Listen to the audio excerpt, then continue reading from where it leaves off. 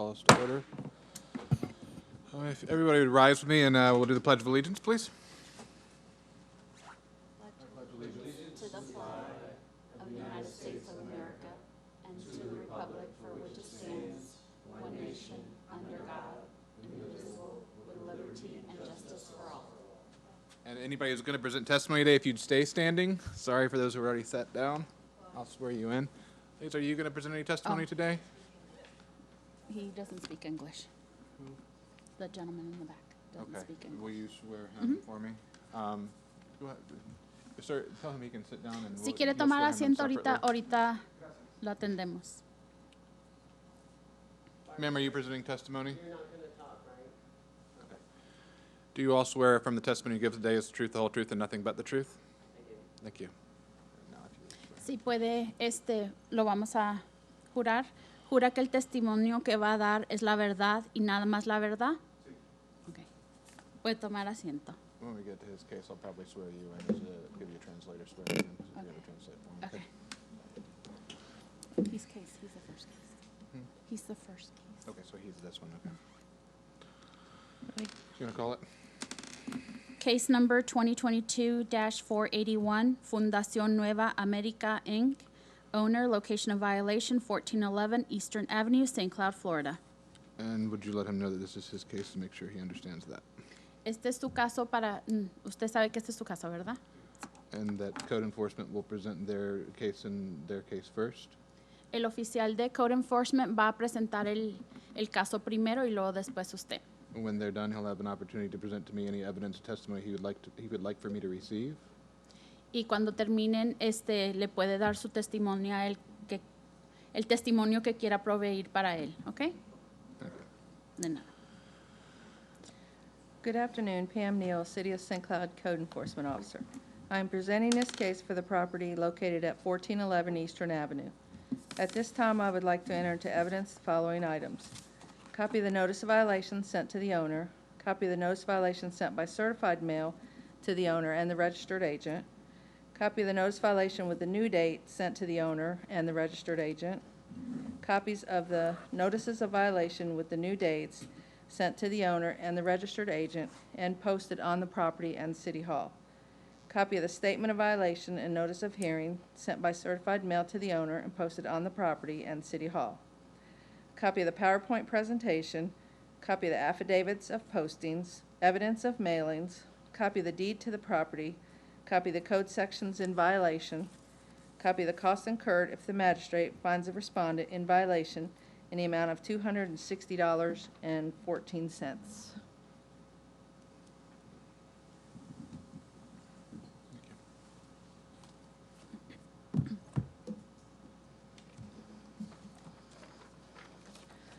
On March 18th, 2022,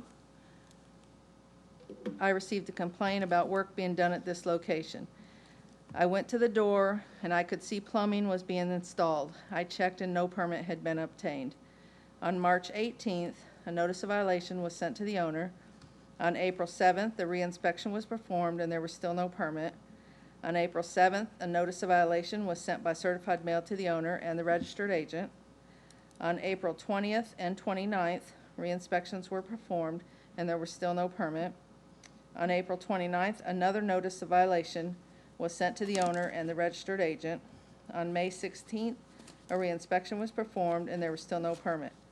On May 16th and September 13th, notice of violations were sent to the owner and the registered agent and posted on the property and City Hall. Affidavits of postings were completed.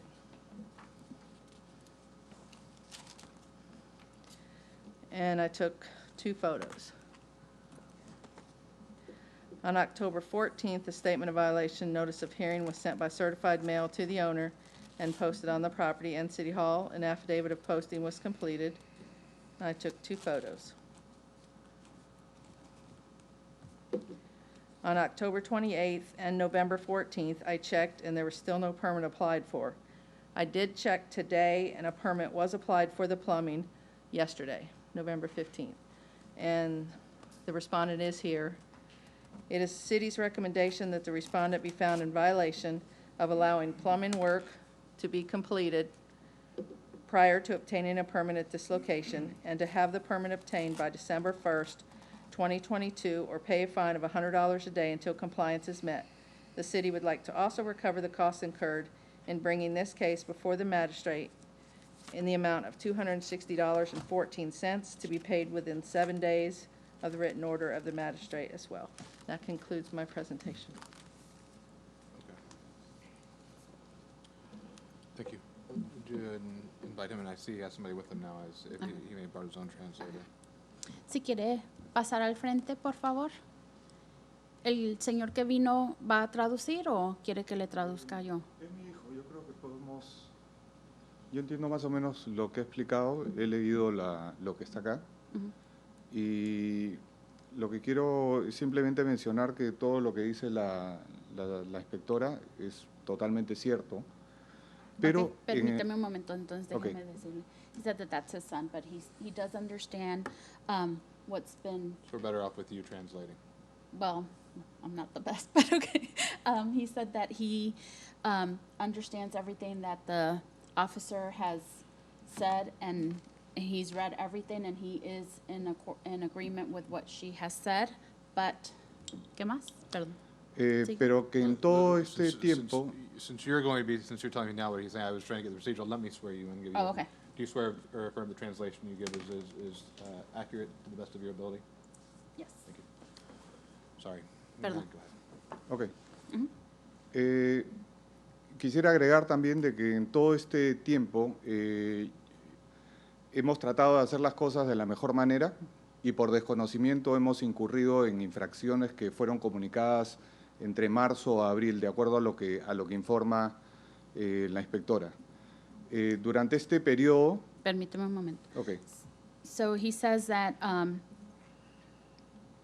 that he has tried to do everything that was required of him, but he started back between March and April. ¿Qué más dijo? Perdón. Durante todo este tiempo,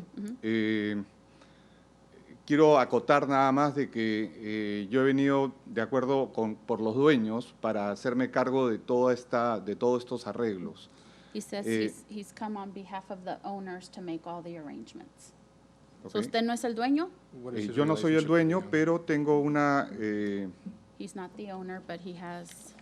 What is his relationship to the owner? ¿Qué es la relación del dueño de la propiedad? permítame Sí, entregarlo. pero ¿qué es su relación con el dueño de la propiedad? Somos conocidos, amigos, y Friends. yo soy residente en Estados Unidos. Acquaintances, Estoy acá and he's a desde- resident of the United States, and he's here. Vivo desde enero en Estados Unidos y desconozco el procedimiento para este tipo de trabajos. He says he's been here since January in the States, and he's not very familiar with the proceedings of these types of works. Lamentablemente me he topado durante todo este tiempo con gente, no solo uno, sino hasta 3 o 4 contratistas que finalmente me han engañado, me han estafado, permíteme he un tratado...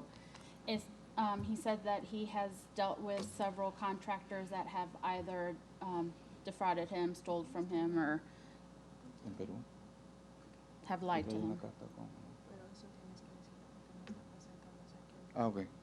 El dueño no está presente, lo que me indican, el dueño no está presente porque él es dueño de una fundación y está justo haciéndose unas atenciones médicas. Él tenía toda la intención de venir, pero está en Perú porque tiene un problema agudo de salud de la vista. He says that the owner had all the intentions of being here, but he's currently in Peru having a procedure done on his eyesight. Was plumbing work performed on the property? He said he was in agreement with everything, but I just want to cover the specifics. Was plumbing work performed on the property? Que si hicieron arreglos de plomería en la propiedad. Recién lo estamos realizando, recién hemos contratado a un plomero, plumbing, licenciado, ya se entregaron los papeles, tengo el número del permiso. He said that they recently contracted a plumber to do the work, and This is the permit that they have And pulled. is this the contractor that applied for the permit? Este es el plomero que contrataron, es el que hizo el permiso para la plomería. El que acaba de actualizarlo, sí. Yes, recently, yes. Is he aware of any hardship in the owner paying the administrative costs sought, which is ¿Usted tiene $260.14? conocimiento si el dueño tendría un problema en poder pagar los 260.14 centavos que son los costos administrativos del No, caso? los podemos pagar, no hay mayor inconveniente, los They're podemos able pagar. to pay them. They have no Does he have hardship. anything else that he would like to present to me? Tell him I understand what he's presented, I appreciate him being here, and ask if he has anything else that he'd like me to hear. Dice que agradece lo que haya venido aquí y que entiende la información que dio, que si tiene algo más que darle a él, información que darle. Queremos solamente reforzar el tema de que queremos hacer las cosas debidamente. Lamentablemente no ha dependido el 100% de nosotros porque nosotros finalmente contratamos gente para que se haga y muchas de estas personas no han obrado de la mejor manera. Por eso es que hemos tenido que contratar 1, 2, 3 personas. Al final de cuentas hemos perdido todo este tiempo, pero entendemos que es el trabajo de ustedes y queremos hacer las cosas de la mejor manera. Ya tenemos casi todo presentado, todo lo que está exigiendo la ciudad y esperamos que esto ya no conlleve a mayores problemas en adelante. He says he just wants to reinforce that they've tried to do everything to the best of their knowledge, but unfortunately, it's been more of the contractor issues, having to hire 3 different people because they haven't done the work that they were supposed to do. But he's hoping, he understands the point of code enforcement and what they're having to do, but he's hoping that this won't go beyond this. Does he know or have any idea when the owner will be back from Peru? ¿Usted tiene conocimiento de cuándo regresa el dueño de Perú? Yo espero que después del tratamiento, no sabe si lo van a operar o no, entonces va a depender de eso, pero no tengo una fecha exacta para informarles. He doesn't have an exact time frame because it all depends on whether he needs surgery or not. Anything else from the city? Code enforcement? Okay. Based on the evidence testimony presented, I'll say this for everybody, and then I'll say it slowly for you to translate so you can make sure it's communicated fairly to him. I am going to find in favor of the city, find that the respondent is in violation for performing plumbing work without a permit. The cure to that violation will be for the respondent to obtain a permit, which it sounds like has now been applied for because the owner is out of the country and we're in the holidays and things just happen. I'm going to give him until the end of January, unless you can give me some reason why I should not. I'm going to do the same thing with the costs, and I'm just going to say January 31st for a compliance date, both to cure the violation and to have the costs paid. And I am going to award the costs in the amount sought by the city in the amount of $260.14. So how much of that do you need me to repeat? Do you think you I have think it? I got most. Okay. Él encontró la violación al favor de la ciudad y les va a dar la fecha de enero 31 para corregir la violación, de Okay. tener el permiso, y que también hagan el pago de 260.14 para el final de enero. Ok. ¿Ok? ¿Es todo? Ella le va a dar mi tarjetita para que me dé una llamada para los siguientes pasos. Muchas gracias. ¿Ok? De nada. Yeah, right here.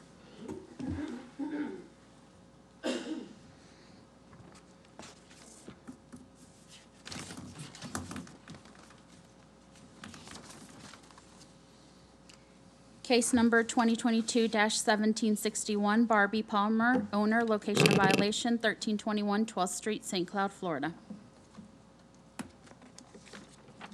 Good afternoon, Melissa Howell, Code Enforcement Officer for the City of St. Cloud. At this time, I would like to enter into evidence the following items: a copy of the notice of violation sent by regular mail, copy of the notice of violation sent by certified mail, copy of the statement of violation and notice of hearing sent by certified mail posted on the property and City Hall, and an affidavit of posting, copy of the PowerPoint presentation, evidence of mailings, the code sections in violation of, copy of the deed to the property, and a copy of the costs incurred if the magistrate finds the respondent in violation in the amount of $220.64. The respondent is here and has been provided copies of everything that I'm submitting to you.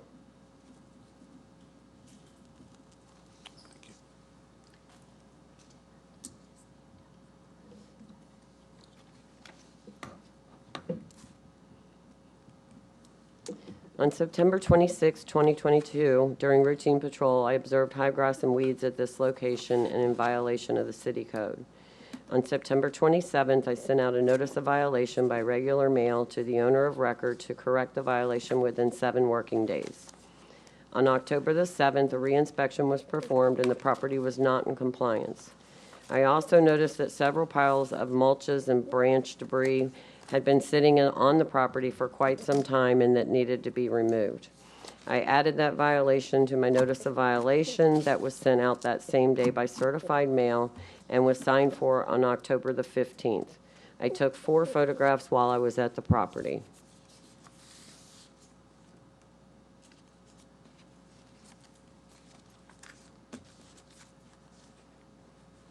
On October 26th, while on vacation, Officer Neal did a reinspection for me and the property was not in compliance. Officer Neal took 8 photos showing non-compliance. What am I looking at in those piles? Is that just lawn debris, brush? Lawn debris, Vegetative palm matter. tree branches, mulch. That's why I kind of said tree debris because I wasn't. On November the 1st, I inspected the property again, and the property was not in compliance. That same day, I sent out a statement of violation and notice of hearing by certified mail. I posted the property in City Hall, did an affidavit of posting, and took 11 photos showing non-compliance.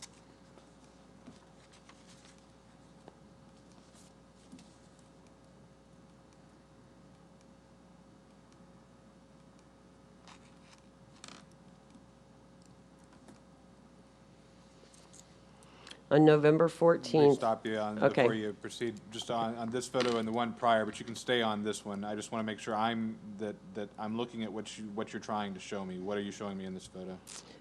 well, that's tree debris and high grass and, High grass, I'm seeing okay, high grass in front of the sidewalk, behind the sidewalk, high grass. correct. I see the piles in the distant background. Right. I It's a see- corner I lot. see sticks here. Yeah. That's why I wanted to stop on this. Are you saying that the handful of sticks in front of this tree in the foreground are part of the violation, or is that? No, because, Okay. no, I think Okay. that was just tree branches that Okay. fell. So it was pretty much the high grass on that part. Do you want to go back to the other No, one? no, it was the same question on the other. Okay. It was the last 2 in the series. It was the Okay. same question. So on November 14th, I checked the property one last time before the magistrate and took 6 photos showing non-compliance.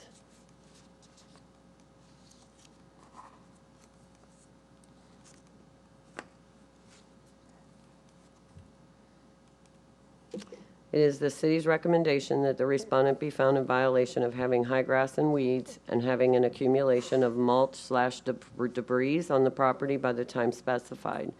The city would like to give the respondent until November 30th, 2022 to bring the property into compliance or pay a fine in the amount of $100 a day until compliance is met.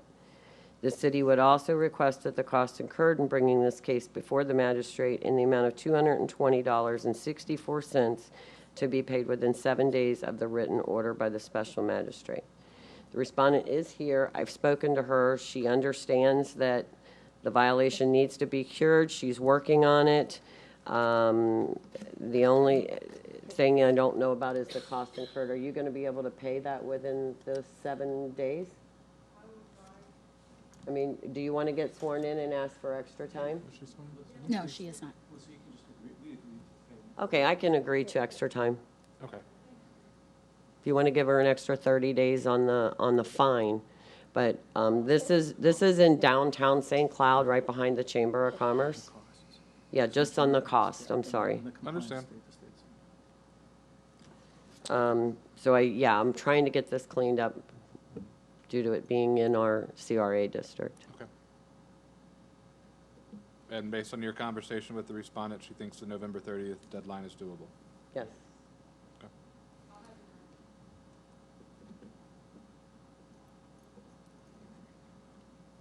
Okay, based on the evidence testimony received, I'll find in favor of the city, find that the respondent is in violation for having high grass and weeds, and also for having accumulation of vegetative matter on the subject property. Order the respondent to cure those violations by November 30th, 2022. If respondent fails to cure the violations by that date, a fine in the amount of $100 per day shall accrue until compliance is met. We'll also order the respondent to pay the administrative costs incurred by the city, which costs in the amount of $220.64. We'll order those costs to be paid within 30 days of the date of my written order. Thank you, sir. Case number 2022-1666, Fernando Homes, PA, owner, location of violation 4601 Neptune Road, St. Cloud, Florida.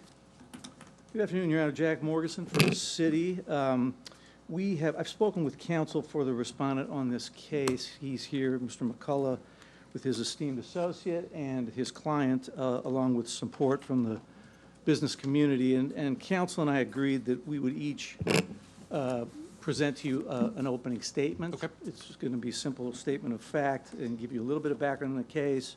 I'm going to withhold any legal arguments and or analysis and so forth, or anticipation of points that may be presented by respondent. But Okay. this case was initiated at the end of August of this year, and it cites as the violation Section 319.6, specifically subsection 13. That section, Land Development Code, arises out of the ordinance which was adopted and entered in July, mid-July, by City Council. And this is a sign violation case. And specifically, the operative provisions of the code and really the factual position of the respondent and the city, there are no factual disputes, as you will see. There's no factual dispute. The signage in this case, testimony evidence presented by Officer House, is going to show that the signage is attached to a vehicle which is routinely parked on the subject property, and that's in violation of subsection 13, specifically subsection B of 13, which reads, signs attached to or placed on any vehicle are allowed.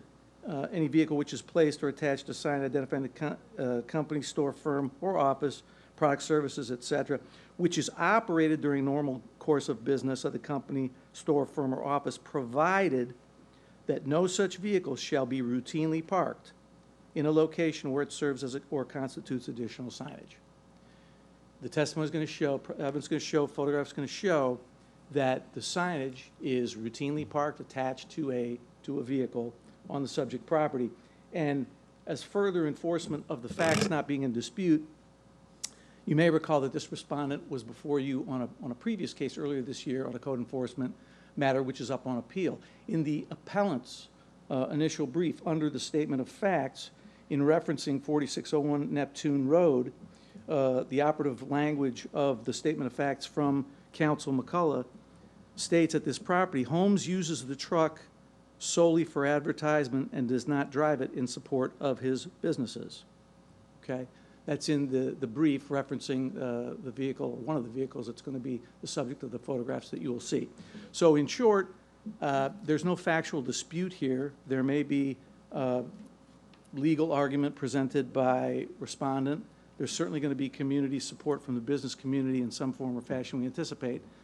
But we think that the testimony and evidence is going to be clear that the code section itself is in violation now. The case was initiated well after the adoption of the ordinance and land development code that's at issue. And so we think it's fairly straightforward. We're just seeking compliance and working diligently to attain that, certainly with this respondent and the rest of the community as able. All right? Thank you. Good to see you again, Your Good to Honor. see you. And I'd like to introduce Mr. Holmes. Mr. Holmes, would you stand? Who has been before you before in the matter that's on appeal. And I was surprised that I'm being quoted from my brief. But also Wendy Cummings is here, and she's a similarly situated business person. Okay. The brand new. Sorry, counsel, if you would give your name for the clerk. Oh, my name is E. Timothy McCullough. I thought I'd become notorious by now. Thank you. Thank you. So, the notice of violation was issued September of 2022. And it was based on a brand-new ordinance that was enacted in July of this year. And that ordinance takes away an existing right of my client. As of the time of that ordinance, Mr. Holmes had an absolute right to have his trucks with their advertising, which he does use in the course of his business in various different respects, but he also uses it for advertising, to be parked on his paved lot. And that was something that had been admitted by the attorney for the town to Mr. Holmes's previous attorney. And it's something that was recognized in the last proceedings and something that is, was a matter of law. There was no objection to having a wrapped vehicle with advertising on paved parking. What's on appeal is the issue of whether or not under an existing statute that requires paved parking, that Mr. Holmes could be cited for parking his wrapped vehicles on a grass strip. But in recognition that, for whatever reason, they're objecting to Mr. Holmes's particular use of his paved parking to park his trucks that have the advertising and wrap, which is something that is ubiquitous in this community. And we'll have just voluminous evidence on this matter. It's an irony that as I sat in Mr. Holmes's office, I could look across the street and see pickup trucks parked in grass strips and panel trucks and pickup trucks parked in parking lots that belonged to businesses that existed across the street from him and routinely parked there that had not been cited. And almost every business in this area does exactly this sort of thing. But regardless, the current statute is ambiguous because it states that if the vehicle is used in the course of business. Now, arguably, routinely using the vehicle in the course of business could include advertisement, because advertisement is part of business. Let's assume that it's not, just for the sake of argument. That's one of the exceptions. But then it's then in a run-on sentence that's separated with a semicolon, it says, provided that this exception won't apply if the vehicle adds additional signage to the location. So it's almost impossible not to add additional signage. So in effect, this proviso makes the exception meaningless. Your Honor, if I could, we agreed upon an opening statement. Mine was fact-based. Counsel's now engaging in legal analysis and parsing language incorrectly, I might add. It's an opening statement. We have testimony evidence to present. And It's an opening statement. You're all setting the floor. I'm going to allow it. You're all setting the stage for me. I'm not making any decisions on the opening statements. I'm waiting to hear the facts. But each of you are going to introduce the case in your own way, so I'm going to go ahead and allow it. An opening statement isn't required to be fact-based, and there can be a legal argument in an opening statement. It's supposed to be a simple and concise statement of fact. Both, please. I understand. You both talk to me. You don't have, you can take a break from talking to each other during the hearing. You both talk to me, please. I understand, Your Honor. I'm not used to getting my opening statement interrupted by opposing counsel. But, so there's an ambiguity within the newly enacted statute. But this newly enacted statute takes away an existing right, and therefore, it can't be applied retroactively. It's a substantive right that my client possessed to park his vehicles existing the way they do, with the wraps, with the advertising, in his parking lot, and this statute takes away that right. And as this court well knows, in Florida, you can't have a retroactive statute that takes away a substantive right. Do you have Can deal with the- citation of legal authority to that? I do, and I'll be glad to provide it to the court. If you before the would, hearing. because substantive rights are taken away all the time in this state. It's where Burt J. Harris actions come from. It's where takings actions come from. Well, substantive rights are taken away all the time in this state, but they're not supposed to be taken away retroactively, Your Honor.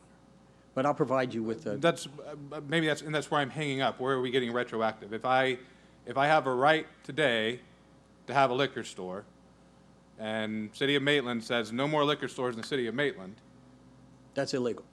That's unconstitutional. or it's- am I entitled to reimbursement? Well, you could sue as a taking, as an illegal taking under the Fourth Amendment and under the cognate part of the Florida Constitution. However, it's also something that would be objectionable because it shouldn't be applied to you retroactively.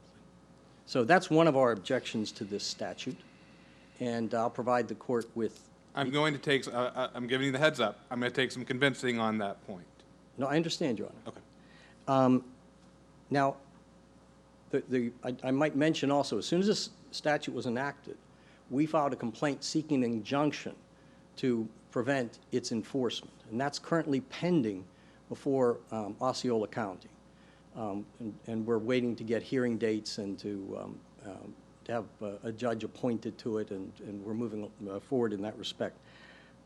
Normally, you would wait for the court to rule, but my client wanted to move ahead today and create a record on this matter, which might assist the court in the event that you didn't rule in his favor, although we're not anticipating that.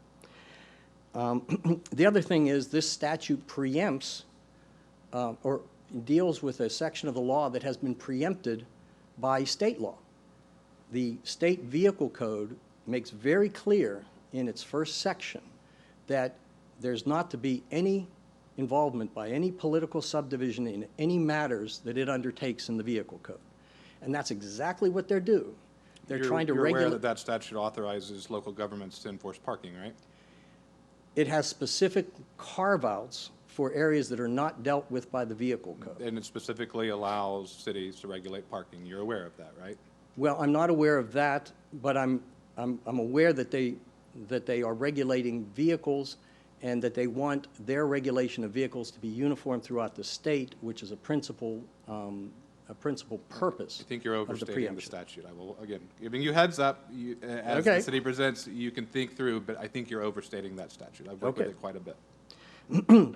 Now, in addition to which, there's no valid purpose that is served by this statute that would be sufficient to overcome my client's right to free expression. In the preamble to this statute, the town states that it's trying to protect the health of the community. Well, there is absolutely no danger presented to the community by a wrap truck being parked in a parking lot. None whatsoever. And it certainly isn't distinct from the legal advertising that is very similar that appears on the buildings. So there's that aspect of it. And in addition, the other, only other objective that is supposedly served by this statute is aesthetic value. There's absolutely no difference between the messages that appear on this truck and what appears on all the permitted buildings throughout this area and all the other trucks that are being used in this community. There's no purpose that is served. Without a purpose, there's no justification for the interference with my client's free speech rights. And I think that's a very established principle. It's established before the U.S. Supreme Court established it, and our Florida state follows the precedent of the U.S. Supreme Court. I'm happy to get those cases for Your Honor. Now, something that the court needs to realize is my client's trucks are not, they're used for his business, not only for advertising, but he also uses it to move and a few other things. They're registered, they're fully compliant with state law, and they're fully capable of being on the roadway. So he has maintained his insurances, his registrations, and he uses them for the purposes of promoting his business as well as effectuating business purposes. So that's something that's important to realize. And this, the inability to park in his own parking lot, interferes with his business and effectively nullifies his compliance with state law and his attempts to keep everything just right for the purpose of using these trucks. Primarily, the only way around the exception, the exception to the exception of subsection 13 is to have a garage in which you can hide your truck or screening your truck. And the whole purpose of that is to keep people from seeing the message on the truck. There's no legitimate state interest in doing that, especially in this case where it's simply promoting his business the way everybody else promotes their business. So you have an equal protection concern as well. He's being singled out, although I granted they have certain discretion, but he's being singled out, and he's doing the same thing that every other business in this area practically is doing in terms of parking their wrapped vehicles, their vehicles with advertisement. Something else to consider, this statute is so broadly worded, you may want to ask yourself, well, what if a religious message appeared on this truck? Jesus saves, I'm a Christian plumber. What if a political message appeared on the truck? Vote for President Biden, something like that. Then you'd have not only the requirement that you have intermediate scrutiny that's served by a legitimate purpose of the state, you'd have heightened scrutiny. And so you have an overly broad statute that's interfering with those important speech rights as well. Is part of your case today that there's a content-based restriction going on here? That's exactly what's going on. And we'll be able to prove that, Your Honor. They're looking at the content of the truck. They're looking at what's on the truck. They're looking at the person that owns the truck. They're not just trying to objectively enforce this. If they did, we can show the court that they'd have to cite almost every business in this area, including some very large national chains. And Ms. Cummings is being subject to the same sort of threats, and her business would be placed in great jeopardy if she wasn't able to park her work truck with its messages on it in front of her business. So we're going to offer evidence that this was an improperly enacted statute. It's being applied retroactive. It's content-based. It doesn't have a legitimate purpose, and therefore it's objectionable for all the reasons that I've stated. Thank you, Your Honor.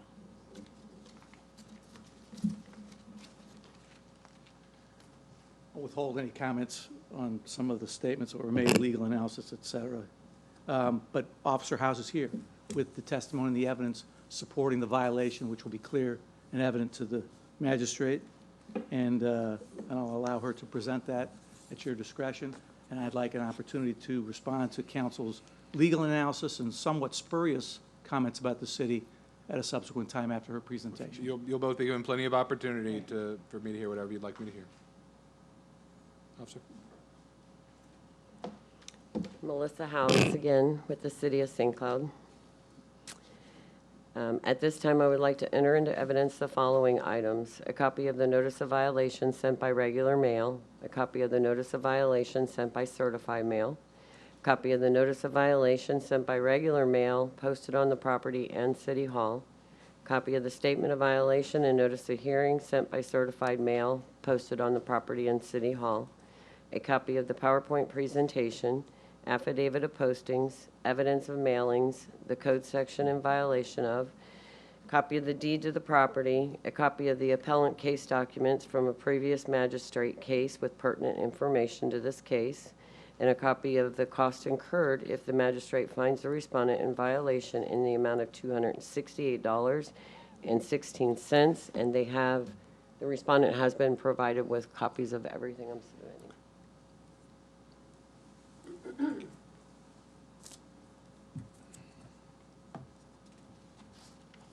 I apologize, my allergies have been terrible lately, so. On July 14th, 2022, a new ordinance was signed by the mayor, which is specific to this case in the Land Development Code, Section 3.19.6, specifically subsection 13B. More than 30 days after adopting this ordinance, I noticed the vehicles with signage that were being routinely parked at this location. On August 29th, during routine patrol, I observed several vehicles to include 2 box trucks, 2 trailer signs, and a Ford F-150 pickup truck, all having signage attached to the vehicles being parked at this location and serving as constituting additional signage for the business at this location. Photos were taken on August 29th, 31st, September 2nd, and September 13th. A total of 20 photographs were taken. Do you want me to describe any of this or just go through it? So you have a huge box truck right there. You have a car that's wrapped. I didn't even put that in here on this one. And then he has what looks like a makeshift little dollhouse or something that he has on a trailer. And then from this photograph from the road, you can see that there's 2 box trucks, the car, and the, I don't know what you call it, little house.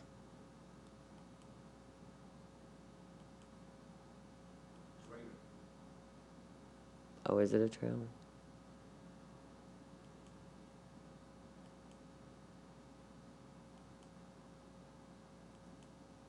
And that is actually a trailer sign. There is nothing that you would use that for other than advertising.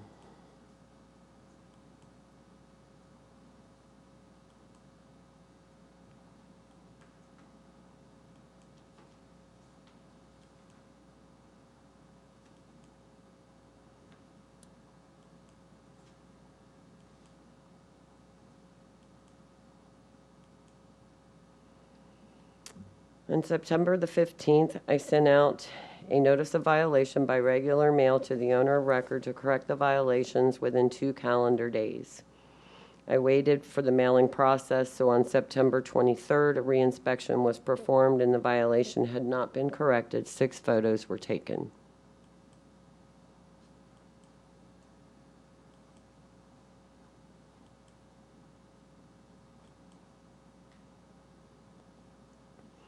On September the 26th, a notice of violation was sent by certified mail to the owner of record.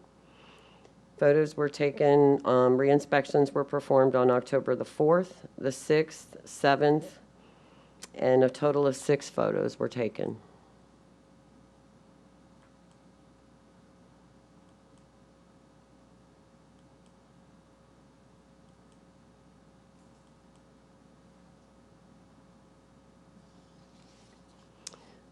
On October the 7th, I checked the status of the certified mailing on the post office website. It showed the mailing was being returned unclaimed. So on October the 10th, I sent out a notice of violation by regular mail. I posted the property in City Hall, did an affidavit of posting, and took 7 photographs.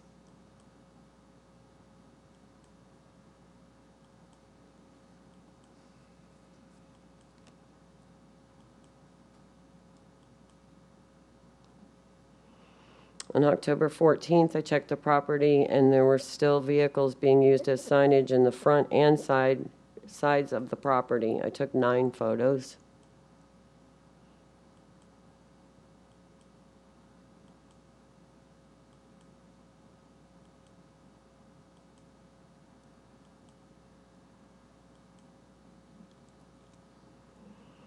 On October 19th and again on October 21st, I checked and took 3 photos each day.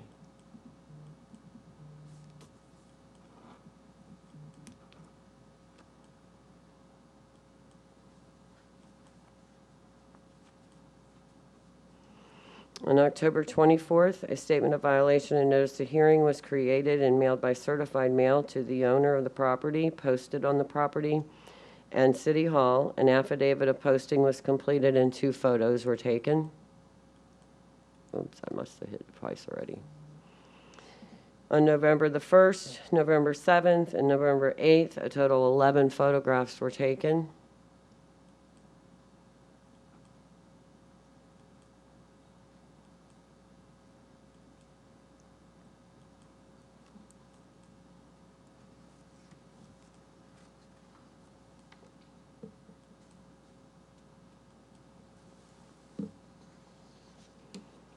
On November 12th and 13th, I was in town on the days that I was off, and I verified that the vehicles were still parked on the property.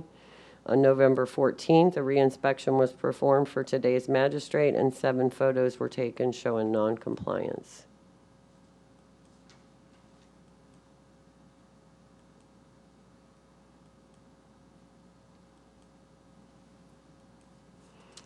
I am also entering into evidence the appellant case documents from another magistrate case that specifically states with counsel's own words that the vehicles are being used as signage and not used in the daily business. I would also like to reiterate that there are numerous tenants in the rear of his property that are all required a certain amount of parking restrictions, that they have to have so much parking. I would need to check into how many parking spots that he's actually taking up with all of these vehicles to see that he's complying with that. Not part of the case. to do Right, that. okay, exactly. You want to ask questions? I just would like to elicit some testimony from Officer. I will. I'll give you the opportunity, and then I'll give counsel the opportunity to cross-examine. So it is the city's recommendation that the respondent be found in violation of routinely parking numerous vehicles at this location being used as additional signage for the business. The city would like to give the respondent until November the 30th, 2022 to correct the violation or pay a fine in the amount of $100 a day until compliance is met. The city would also request that the cost incurred in bringing this case before the magistrate in the amount of $268.16 be paid within 7 days of the written order. And that concludes my presentation. Yes, sir. Officer House, Yes, sir. you've been working on this case for how long? Since when? On this particular This case? case, yes. Yeah, since August. Since August of this year? Mm-hmm. And how many times have you viewed the property, either when photographing the property, driving by it during work, or other times between August and as we talk here today? Approximately, estimate. How many times? I mean, a daily, probably. You go by it on a daily basis? Yeah. Okay.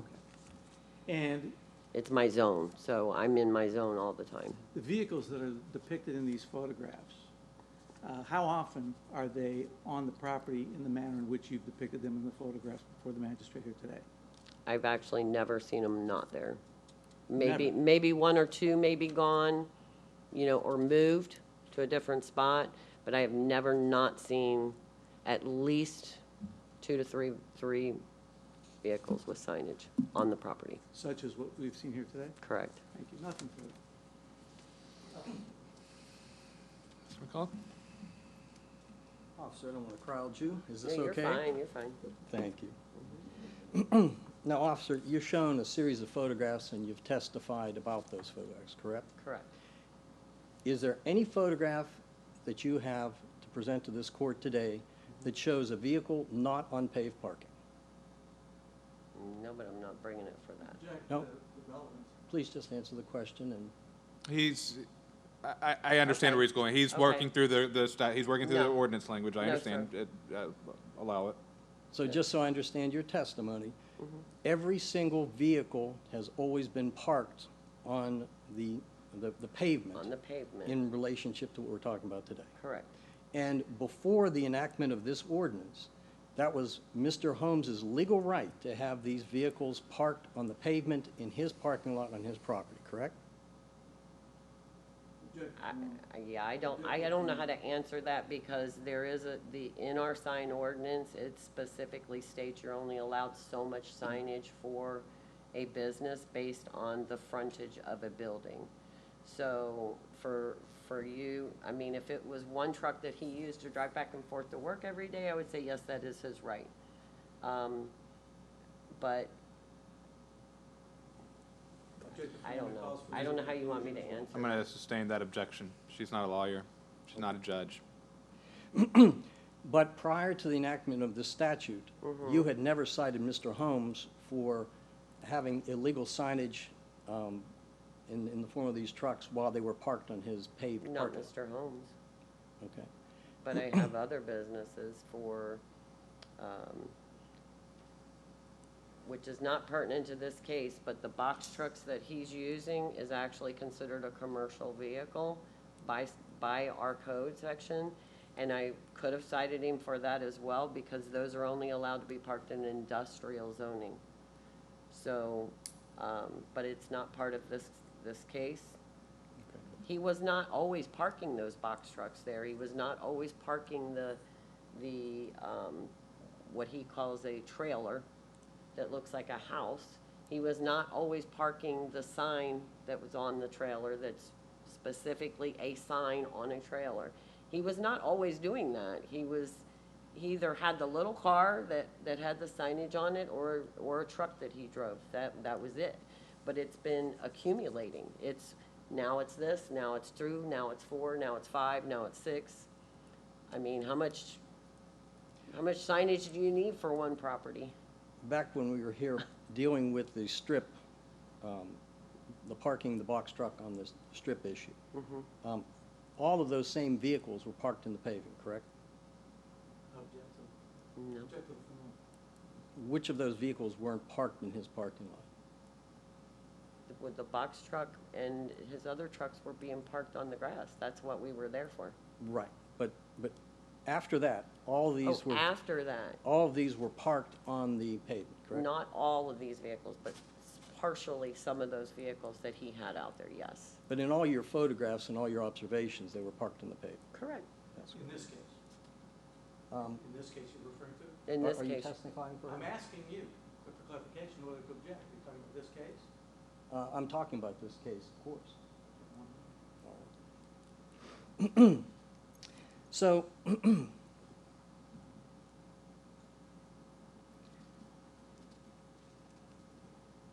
you've cited him in your statement of facts. You've indicated that he's using additional signage on his property, correct? And the other thing you've indicated is that he didn't get a permit, or he didn't have a permit that provided him to have the amount of signage that he has. saying our signage ordinance requires a certain amount of signage per location. But you also mentioned something about a permit, correct? Correct. Okay, but isn't it true that vehicles are exempt from the requirement for a permit? If you're using a vehicle as signage, then that signage would be considered part of the signage you're allowed for a business location. So you're looking at the vehicle not just as a vehicle, but as something that contains a message, correct? Yeah, Okay, that's what a sign is, something that contains a message, correct? correct. Okay, so you're looking at the content of what's on that vehicle and saying that's advertisement, that's against our statute, correct? I'm going to sustain the objection. I'm sorry. It's all right. And maybe to just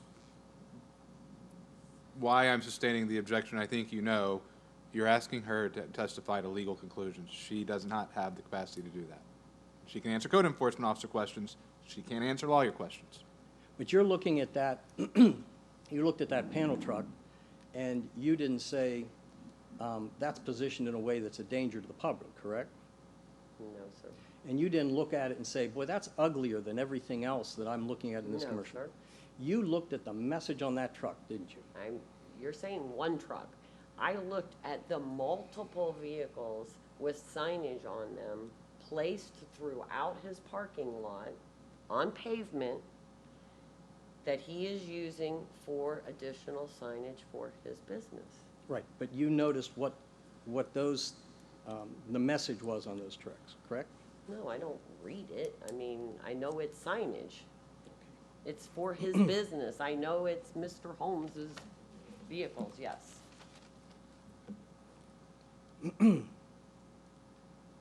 Now, the preamble to this amendment that was just enacted in, I believe, July of this year, states that there are two reasons for its enactment, two I'm sorry, justifications. Mr. McCullough, before you go down this line, does anybody have a copy of the actual ordinance, not the language of it, but the ordinance itself, so I can keep up? It's in the Yeah, evidence. that's what I'm looking for. Thank you. Go ahead, I'm sorry. And I might mention, that hasn't been officially added to the ordinances, so. Understood, it takes some time, I understand that. Yeah, so we had to get that from council and also from the clerk directly.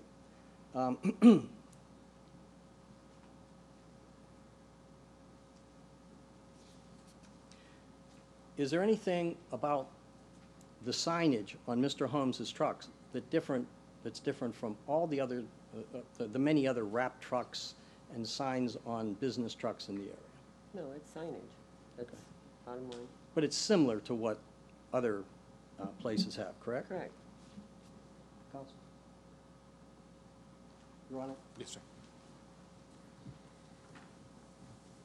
Thank you.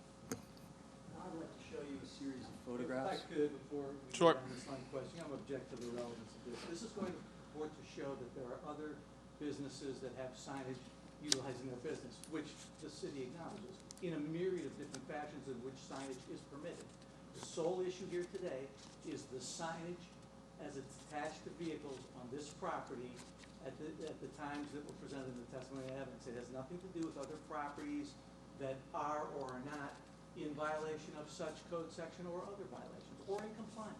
It is simply, with this case, and only since, as was testified, the end of August, to go through the entirety of the city's signage, okay, to draw some relevance to whether this particular respondent should be allowed to operate his vehicle signs in violation of code, I think is far afield, Your Honor. Well, Your Honor, if I may respond.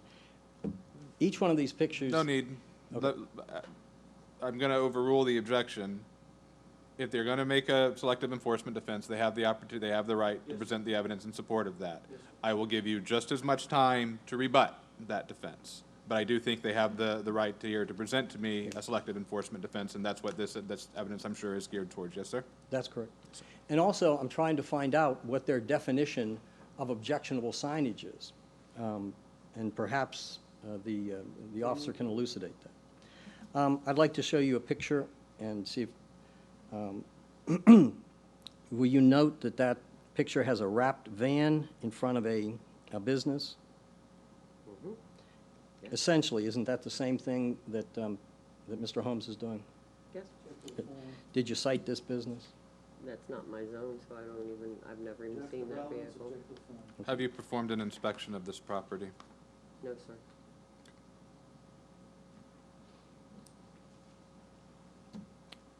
But if I were to represent to you that that is a business located in St. Cloud, and you saw that vehicle, would that be in violation of the statute?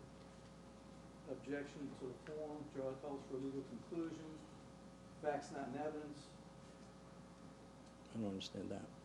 We don't know. We have no idea what these vehicles necessarily, what these businesses are, what their use is, their hours of use, their operation, their times on and not on the property. The statute that's at issue is that the vehicles that have signs in violation are routinely parked in violation of code. It says you can use a sign on a vehicle in operation, in normal operation of use under section B, but not routinely parked, as has been presented by Officer House for days and weeks on end. These pictures, Your Talk to Honor, me. These pictures are, yes, sir, these are businesses that have vehicles that leave the premises and go and do and deliver and carry out business. Okay, here's what I'm going to say on the pictures. I think that point is well made, that if they have not inspected the properties, there's a lot that goes into, there's a lot of math and moving parts that goes into these inspections. So I will allow the question, have you inspected this property, or have you cited this property? Would you cite this property? I do think is an unfair question to ask of this code enforcement officer, because until she performs an inspection, I can show her a picture of a lot of things, say, would you cite this? And more often than not, she's probably gonna say, I don't know, I would need to go to the property and see the full circumstances. So I think the would you cite is, I'm gonna sustain the objection to would you cite, have you cited, I will allow. Have you cited this particular business for having this truck parked on its parking lot? No. And I'm going to offer these as an exhibit en masse, if that's not objection. Accepted. Do you recognize these trucks as Penske trucks that are parked in front of a Home Depot store? I think I've seen them before, yes. Are you aware that those trucks are there on a routine basis, every single night? Yes. Okay, have you cited Home Depot for having those trucks on the parking lot? Nope, they have a business license to rent those vehicles. And why is that a distinction that prevents them from getting cited? Because they're not on the main highway, for one thing. They would need to be sitting on the roadway, being used as signage, and they have a business tax receipt that shows that they have vehicles for rent, they have equipment for rent, they have multiple equipment that's for rent on their home property. But you'll admit that those aren't excuses that appear in the statute, correct?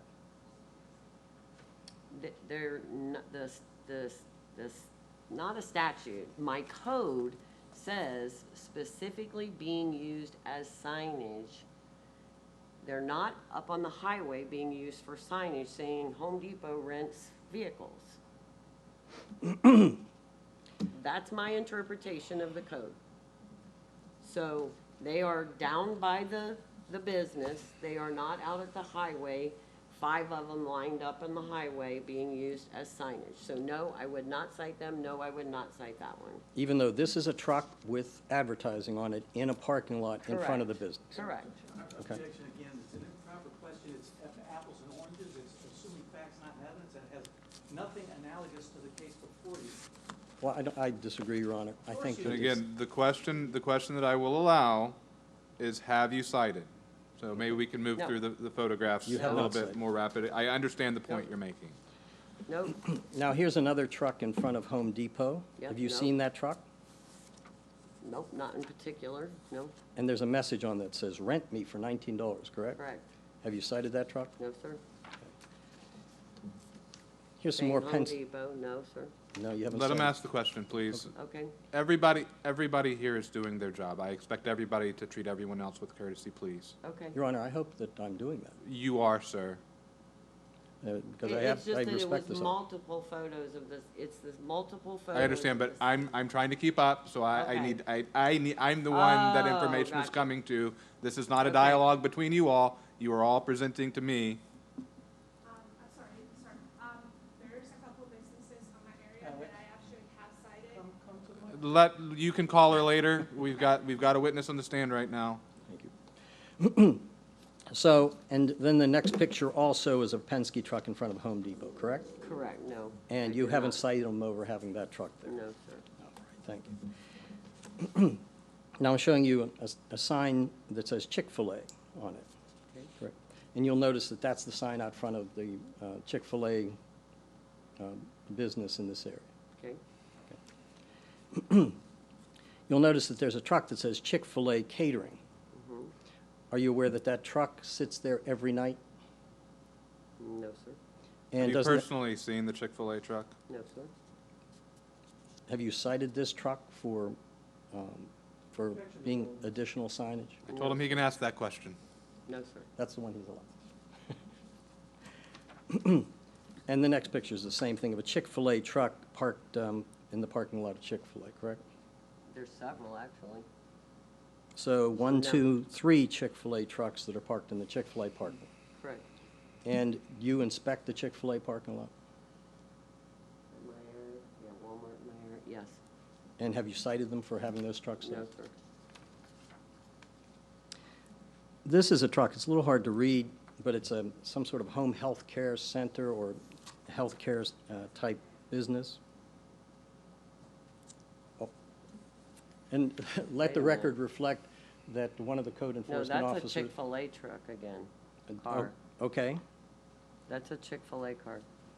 All right, if that's a Chick-fil-A, and you haven't cited Chick-fil-A for having that car No, sir. parked in its parking lot. Now, you'll notice that this is a rent-a-center. Is that in your area? No, sir. That's not. Have you seen this truck parked in that area? No, sir. Are you aware that whether or not any of the code enforcement officers have cited Rent-A-Center for having that truck out in front of its business? No, sir. This is another Rent-A-Center truck, is it not? Yes. Have That you the same cited, parking lot? Yeah. have you cited Rent-A-Center for having that truck? No, that's not my zone. Are you aware of whether or not any of the code enforcement officers? I'm not aware. The next picture is also a Rent-A-Center panel truck, correct? Yes, And it has advertisements for Rent-A-Center, correct? correct. Have you cited them for having that truck parked in their parking lot? No, sir. Are you aware of whether or not anybody in your office has cited them for having panel trucks parked in their parking lot? No, sir. I just have a standing objection. The question is whether they've been cited.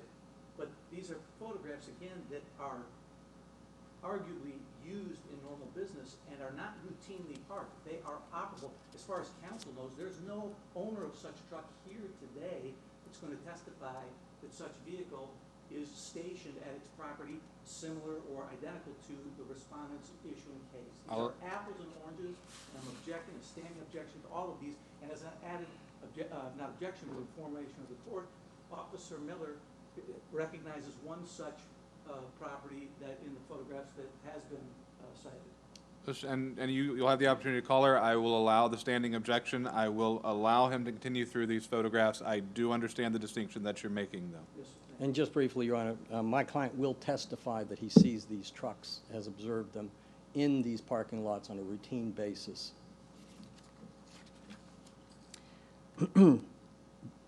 Is this appliances less business in your area?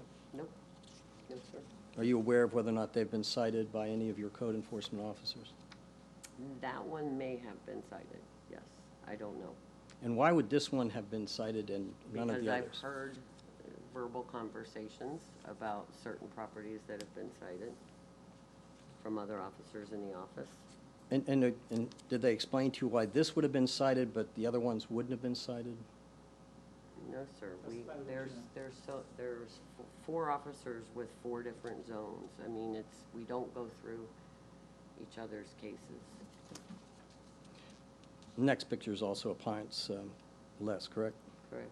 And that's not in your district? No, sir. And you've never seen that truck in that parking lot?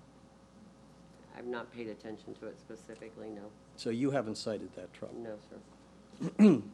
And are you specifically aware of whether or not any of the officers have cited that truck Not positive. or no. that business? I'm not positive on that. Thank you. The next picture is also the same appliances for less truck. 5 Points Furniture and Auction. Are you aware where this business is? Yes. Is that in your district? No, sir. Have you observed this truck parked in this parking lot? No, sir, but we have cited him with having U-Haul trucks before in his business. I've never seen that semi, never. So you believe you've cited him in the past for what, do you know when that citations For were a issued? commercial vehicle being in, not in an industrial area. So but that's not this No. particular sir. ordinance? Okay. Have you seen, is this property in your area? No, sir. Which vehicle are you on? I am on the panel truck that's in front of a house. Blue that's- circle? Yes, exactly. Okay. So you haven't cited that truck? I have not, no. I believe somebody else has. You in believe the that past. truck's Decide been what cited? you know, Okay, no, I have not, what you know. and I do not know. Thank you. Have not, do not know, same property. So you'll notice that, and this is a property that I went past on the way here today. This is a property that has a trailer and 2 panel trucks on it, correct? Mm-hmm. And then it has an outline of Iwo Jima, the flag raising at Iwo Jima, and then a star, and then an eagle and the American That's flag. a residential home, it's not a commercial location. Have they been cited for having panel trucks on their property? I don't know, sir. Now, this is I believe, a produce company panel truck. Is that in your area? I can't tell what business that is. I'm having trouble reading myself. Maybe it's on the next one. I don't know. So, and the next one is the same panel truck, correct? Yes. And you don't know of whether or No, not that's been I don't- cited? No, I do not know. Okay. Are you aware of this business, Bearcat Insurance? Yes, I am. Okay, and you'll notice there's a panel truck that's been parked there. Yes. And have you noticed that this panel truck stays there every night? It's not there every night. Officer Miller has a case on that and has shared information on that. Is it being prosecuted under the statute we're talking about today? Yes, sir.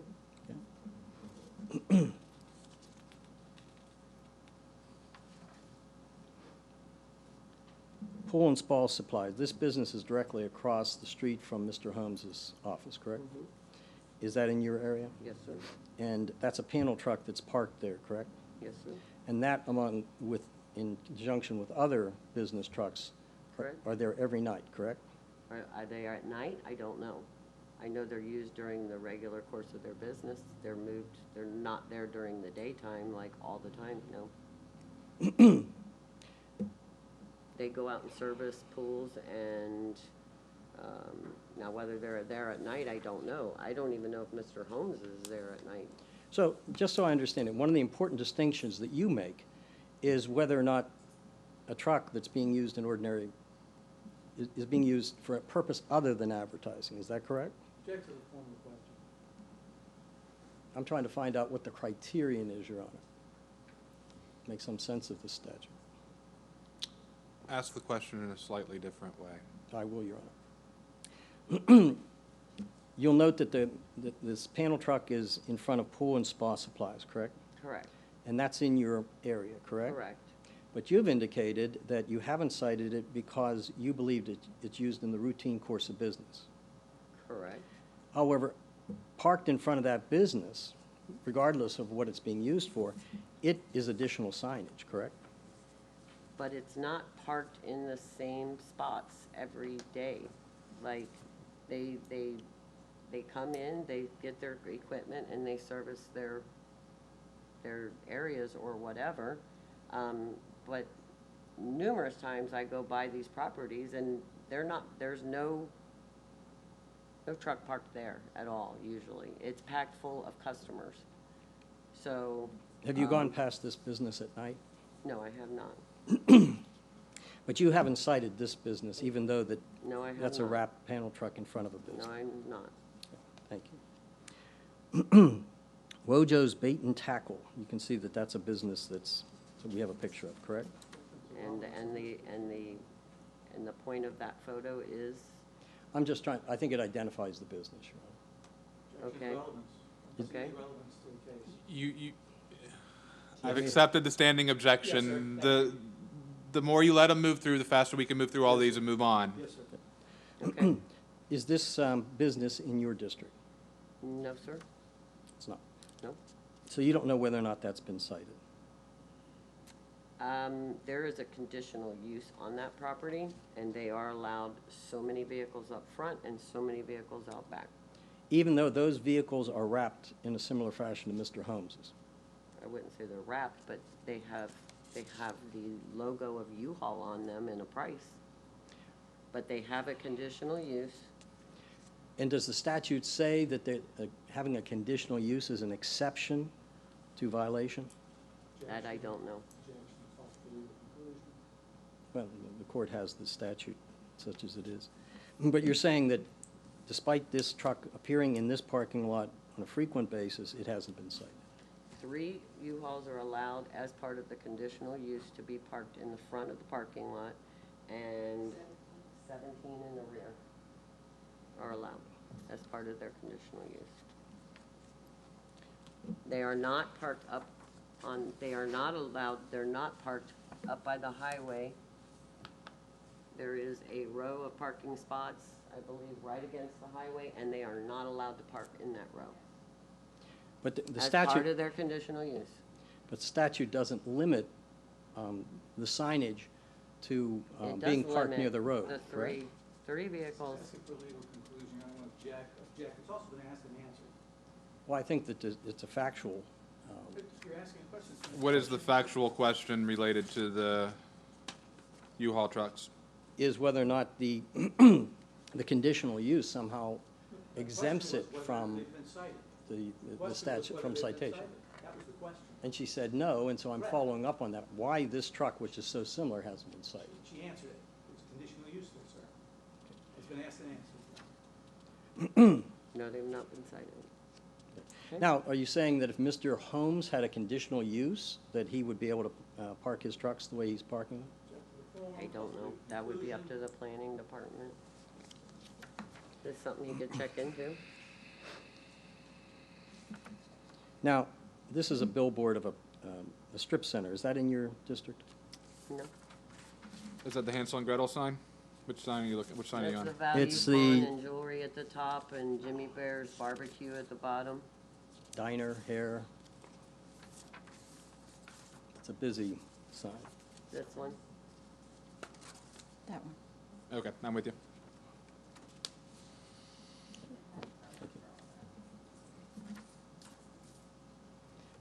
But that's signage that is promoting a business, correct?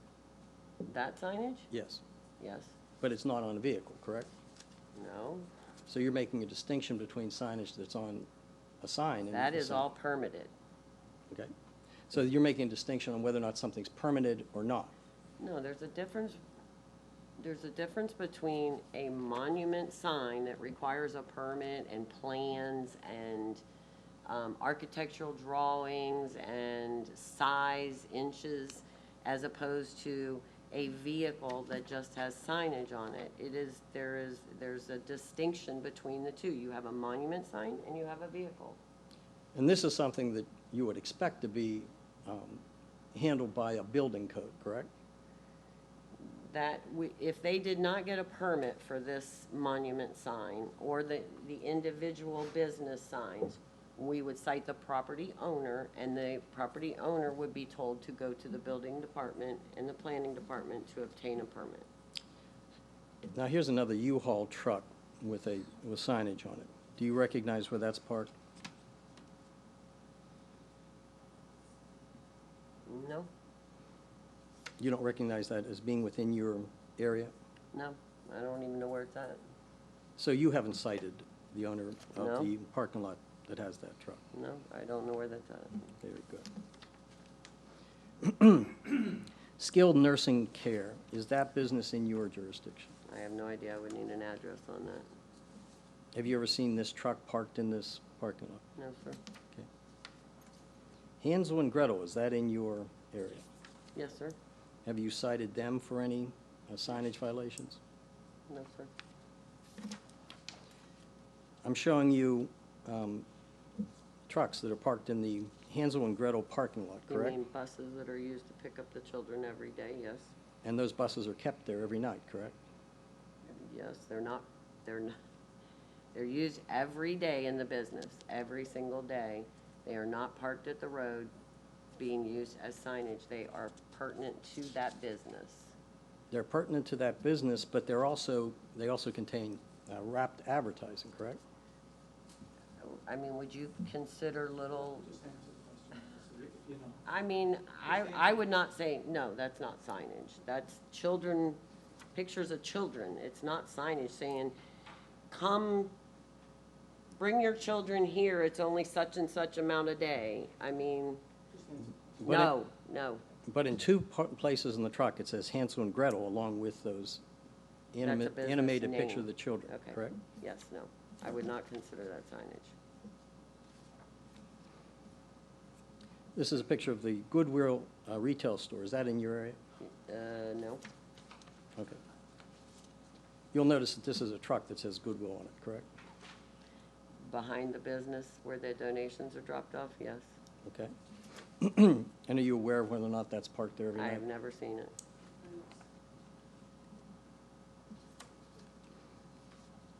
You'll notice that's a sign that says eXp Realty, correct? Correct? Okay. Is eXp Realty in your area? No, sir? You'll notice a wrapped a truck that says eXp Realty. Yes, sir? Have you cited that truck for being in violation of No, the sir. ordinance? Well, thank you for going through that exhaustive You're welcome. process. Well, Is I'm not quite Mr. finished. McCullough through? Yeah, he may still have more questions on cross.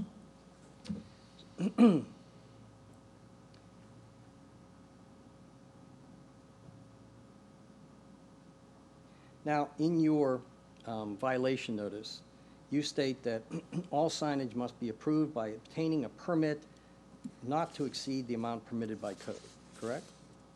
I'd have to look at my notice. Would you please do that?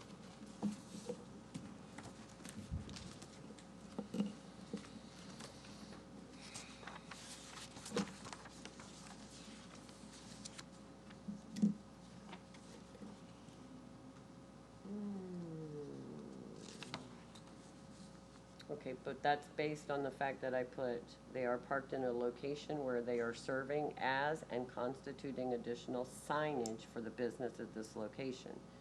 All signage, if he's gonna use it for signage, must be approved by obtaining a permit not to exceed the amount permitted by code. But doesn't section 3.19.6 sub 13 doesn't mention permitting as being an exception, does it? That's for legal analysis. Well, she knows the statute, and that's what she does on a daily basis. Yeah, that's what I'm saying. Based on the fact that if he's going to use them as signage, not move, and he's using them as signage, then he would need to obtain a permit for that. Let me see if I can, because I'm hearing something, and I think I understand what I'm hearing. Okay, So I'm going to ask the question and tell me if what I'm understanding is what you're saying. okay. So what you're saying is, if you want to have a fixed sign, like a monument sign, like a elevated sign, billboard, whatever other kind of signs you might allow as fixed signage, Correct, that happens to be made, let's say it were an old truck with the engine torn out and no wheels on it. Correct. You could come in and get a permit for that sign as a fixed sign. correct. A vehicle sign that has an engine and wheels and is used to go back and forth here and there is a vehicle sign, does not require a permit. Correct. I understand the issue. Okay, thank you, Rob.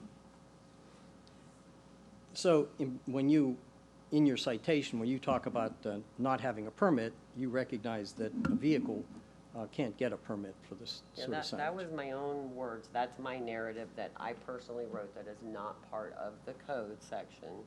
And we have like standard comments that sometimes we use for permitting or whatever it is. And, you know, a lot of times I will throw that in there that, you know, again, we have a trailer, a sign on the back of a trailer. If he wants to use that as permanent signage, because the two trailers that he has, the one in the back has not moved. It has stayed in the same location. I can go back through the photos and show you for quite some time. So if he wants to use that as signage, as a fixed signage, not a vehicle sign, then he would need to go in and get a permit. Understood. I just wanted a clarification of what was in your statement of violation.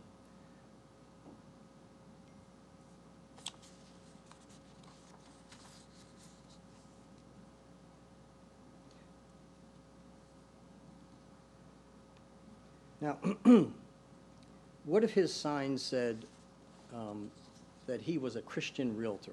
Would that make a difference to you on whether or not you cited him? Objection. I'm not even gonna answer that because that was something I would seek guidance from my director on before I would ever, you know, cite Calls something. for facts not in evidence, suggests facts not in evidence, spurious. Let me ask a question and move us past this, because again, I understand the point that's being made, and I understand what the city's position is going to be. And this is not, none of today should be an exercise in gamesmanship or gotcha. Not that I think that's what you're playing, but this question, I think, moves us in that direction of gotcha, and trying to get her to say something that in an appeal, if you lose, or an appeal, if they lose, somebody's gonna use against the other one, and it's just not necessary. Did you issue this citation because of the content of the message on that sign, on No, those sir. trucks? No, sir. That's the question you're asking, right? In a simple form? I asked him the question. I think that the content is important, but I'm asking whether or not the nature of the content would play a role in whether or not. What do you mean by the nature of the content? Of whether it was political, whether it was religious. Content is content from my perspective in this case. All right. If you're not using the content as part of the violation, so it doesn't matter to me whether it's commercial speech or non-commercial speech in this case. We are talking about commercial speech.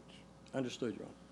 So, but you did look at the sign and determine that it was advertisement, correct? Yes, an answer, Your Honor. I'm going Yes. to object. This is duplicative. It just continues to Well, we're hammer talking, the same point.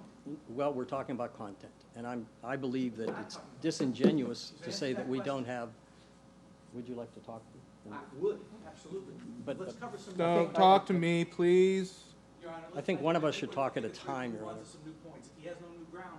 I understand, but I want to give them full and fair opportunity, and you will be given just as much opportunity.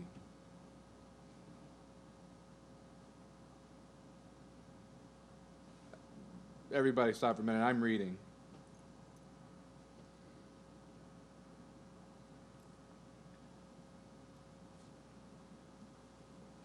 Back to the content question. Explain it to me again. You were starting to, the relevance. The offer of proof is by mere determination that it's advertising means that she is making a judgment based on content. Where in the notice, where does advertising come into play in this, in what's been cited in the case that we have in front of us? Has he been cited for advertising? Yes, we're having Okay, signage. help me understand. Exactly. And I believe she's had to make a determination that it is advertising and not something else. He's not being cited for having a Ford symbol in the front of his truck. It's for having advertising in his business. And yet there have been elaborate distinctions between that and similarly situated signs on other trucks in, And I've parking. seen that evidence. Yes. That's what we've been through.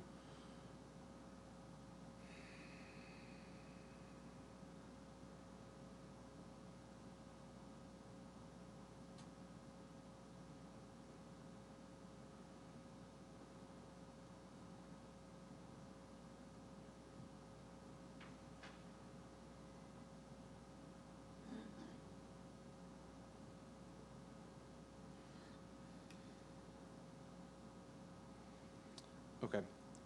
I'm going to sustain the last objection, Yes, sir, thank you. and let me explain why. You've given me, and we took the time to go through a lengthy stack of real vehicles that I'm sure you'll present your client to testify correct. these are in existence in the city of St. Cloud. that's correct. I've allowed us to talk about real vehicles. I'm not going to allow us to start talking about hypothetical vehicles. Okay? Understood, Your Honor. I have no further questions of this witness. Thank you. Officer House, just a couple of clear-ups. In working this case, did the identity of the property owner at any time play any role in your working this case? No, sir. Did the content of the signage in any form or fashion play any role in your working and enforcing the code of this case? No, sir. I have nothing further from Officer House. I would like to call Officer Miller at this time, if I Okay. may, who is, I believe, duly sworn. And if you would, Officer Miller, just state your name for the magistrate and for the record, Alex Miller, and your title.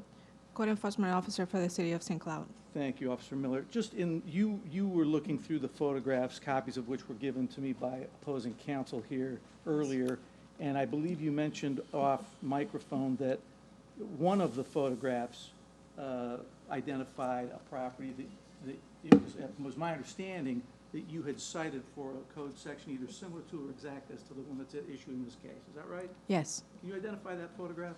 Yes, sir.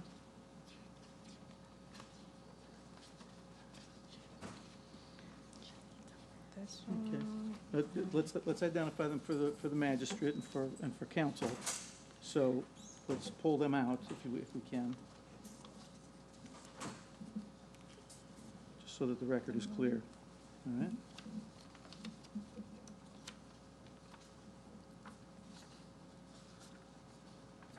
Okay. Okay.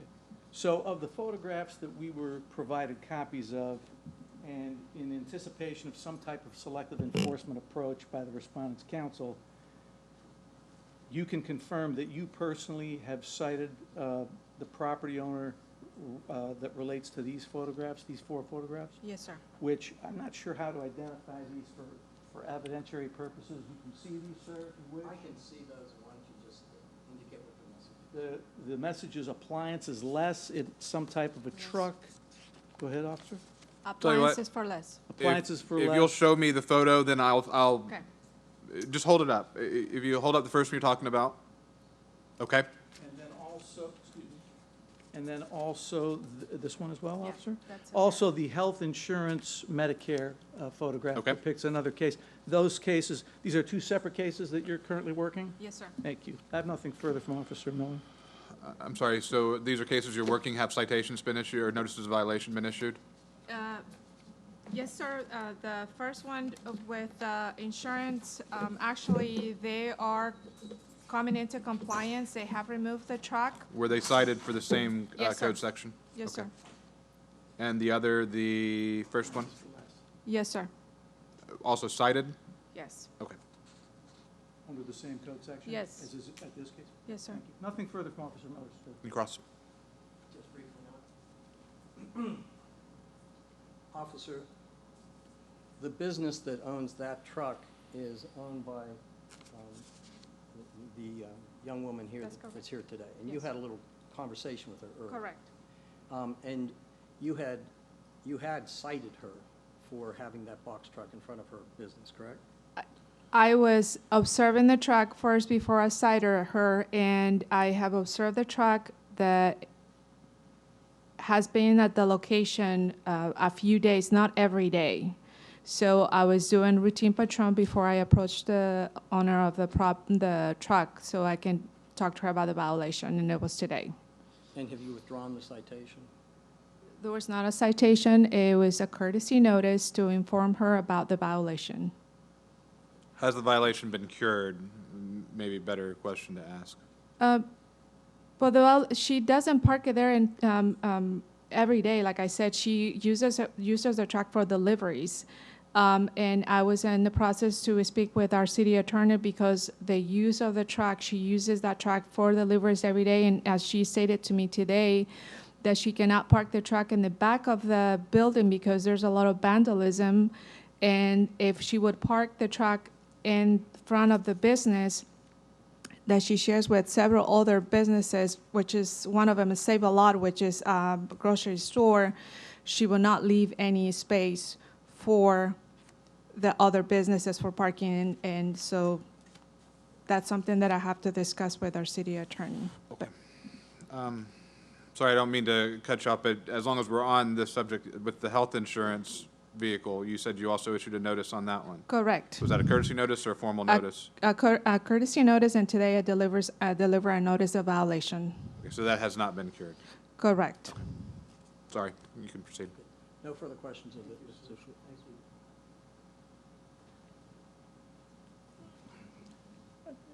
It's obviously your magistrate's pleasure. I would like to address now, by way of legal summation, some points in response to counsel's argument. I'm sure he wants to present testimony. Yes, so and evidence. are you done with your evidence? We don't have anything else, do we? With evidence in this case, no, we don't have anything to present further to Further? forward our. Okay. our- Let me allow evidence them to testimony. present witness and evidence, and then we'll get into legal arguments after that. Everybody's okay with that? Thank you. And just for the sake of continuity, I would call Lily Cummins. Okay. And ma'am, were you sworn in earlier? Yes. She was? Yes. My legal name is Wendy Cummings. My don't nickname have is to. Lily Cummings. Thank you. Yes, And Ms. Cummings, what business do you yes, I have the appliance for less in the Silver Lot Plaza. have? And do you have a truck that has advertisement for your business on it? That's correct. I just put it on a month ago. And where do you park that truck? Before I had the box truck, I put, without advertisement, we park on the front. Now, because of all those reasons, parking in the back is not so safe, and in the front, right in front of our building, that's going to take too much space, too much traffic. So now I put on the wrapped advertisement. Now I not being allowed to park in that parking spot is allowed as permitted by the landlord. That's That's your truck? correct. Okay. Now, how long have you been at that business location? Over a year. And when you entered into that lease, were you permitted to park in front of your store with your Yes, park? anywhere in the front of the building of the parking lot. And you never received any notice of violation for parking there until recently, correct? That's today, yes. And was that recent notice of violation based upon the new statute that was enacted in July of this year? Just now, I just received that citation. I just didn't really read through yet. I think, yes, probably it's based on that statute. So you had a right to park in that parking lot before the statute was enacted, correct? That's correct. But now that the statute's been enacted, that right's being taken away from you, correct? Yes. Okay. Now, have you moved the truck from the front of your store? Yeah, that's one thing I do want to clear, based on Officer Miller said. I use it every day, so Monday through Friday, but Saturday, Sunday, we have our delivery guys is off. So we do use that every day. So based on those pictures we had been through, not being cited because they have additional other uses. So I have additional other uses every day. So why I have been cited, I don't understand. That's make me really, really angry by going through that pictures. I think I have been discriminated. Thank you. Your witness. Nothing much, Ms. Cummings, just a quick question. I just want to understand, this is the vehicle, this is your business's That's vehicle. correct. And just want to understand your testimony, that this vehicle, you use this during the normal course of the business during the week? Yes, every day morning to the evening until 6 o'clock. And only Saturday, Sundays, and we don't do deliveries. Okay. And as far as you understand, you're not sure why you were cited for a violation, is that what you said? Yes, I don't understand why. By going through those pictures, I don't even understand more. But this morning, Officer Miller told me I will kind of understand. But now going through those pictures, some business not being cited because they're using for other uses every day. So I do the same thing. Why I get cited for it? I just don't understand. So it's true that you use this truck Monday through Friday, every during day. business hours? Every day morning What- through afternoon. So what are your business hours? We open at 9:30 and close at 6 o'clock. And is it fair to say that the truck is being operated during those hours of Monday? Yes, we took it away and we come back and put it by the street. Oh, so it's gone most of the day? Yes, Monday through Friday, Okay, so it's pretty not much. on the property during the business day? No, yeah. Thank you very much. Nothing further. Thank you, Ms. Cummings. Your Honor, I call Mr. Holmes. Yes, sir.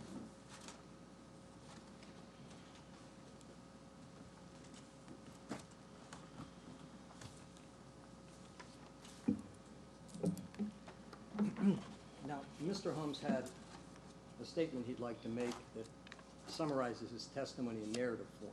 I'd like to ask the opposing counsel for the permission to let him make his statement.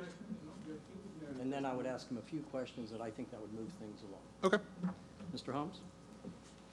Thank you. Good afternoon to everybody. I just want to start saying that my first language is not English, it's Spanish. So I always speak slowly so that I can be clear as I can. I'm a real estate agent, and I'm a construction business. I know we are here today because I was here maybe a month ago. You were here, Your Honor, because my truck was parked on the strip. And they were saying that I need to put on a public parking, which I agree. After 1 month and a half, they changed and amended the ordinance, especially so I can be on violation. I want to read something. When that happened with the truck, I have to hire an attorney because I've been, I'm going to stop real quick. I'm going to go back a little bit more. On 2006, I purchased a sign which I put the permitting, 24 hours, 7 days a week, an animation sign that cost me over $60,000, which the city of St. Cloud approved it. 5.5 years after that, I received a letter that I'm on violation. I was confused. After 5.5 years, I'm on violation. What they did, they changed that amendment that I had to shut down my sign at 9 p.m. From animation, I had to go to slideshows.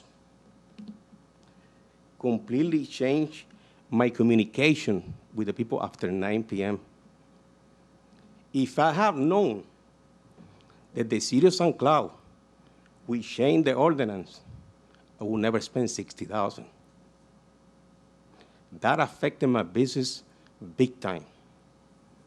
That's why I came with the ideas. You know what? Let me buy my truck, let me wrap it so I can communicate. On April, I received 4 violations. I have my trailer truck, which have a tag connected to my truck. It's a mobile sign. It's not a steady sign. It has a tag. I received 4 violations. I had to spend money and hire another attorney, David Peterson. He could understand that ordinance. He was in communication with the city attorney.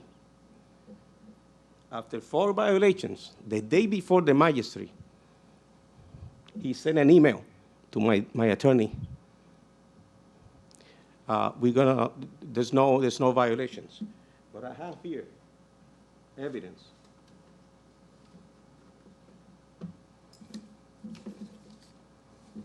An email. It reads as follows. Heads up, the city and our office are working on a revision of the code which may impact the future use of the vehicle and trailer assigned as your client has done in the past. They're doing malicious. And guess what happened? Now I park my truck on the grass. And if I may just stop you there, I move for admission of that as the respondent's second letter exhibit. Exhibit, okay. And the first would be the collection of photos. Yes, sir. Can you get a copy of it? Yeah, at least look at it so I can have it for the record if it's going to be submitted. This is what you're submitting into evidence, just this letter here? An email. This email? Yeah. So what? Hold on, Okay. before you proceed.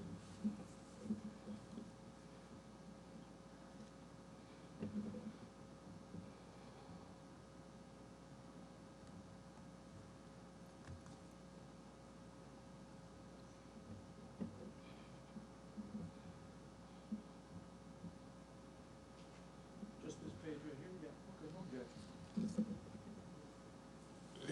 Can you help him submit it? Somebody bring it up to me, please. Just that page, just that one page, and I'm going to keep it for the record so you don't get it back.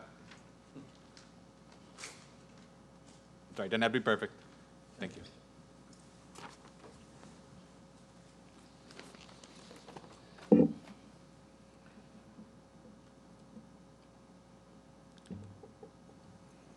So when I heard that, that was so sad to hear that the city that I do so much business in is working to come up with ordinance to go against business owners, such as myself, rather than support the new business owners. Shortly after April, after having my truck parked on the grass, we were here. And it was in favor of the city, that I have to move my truck to the public parking, which I comply. Now, they don't want my trucks in the parking. And the city of St. Cloud, there's many vans, trucks, pickup trucks. We wrap moving advertising in the city of St. Cloud. I am sure by hearing this, you can see how I feel. And I'm being personally targeted and discriminated. I am sure of the exact reason why this is constantly occurring. It could come down to the fact that my advertising on my work trucks offers a service at a heavily discount price. Why? Because I charge less. I do realize that this can upset who are in the same industry as me, as a real estate agent. There's approximately 12,000 agents on the Osceola County, on which one of them is one of the commissioners who work on the city of St. Cloud.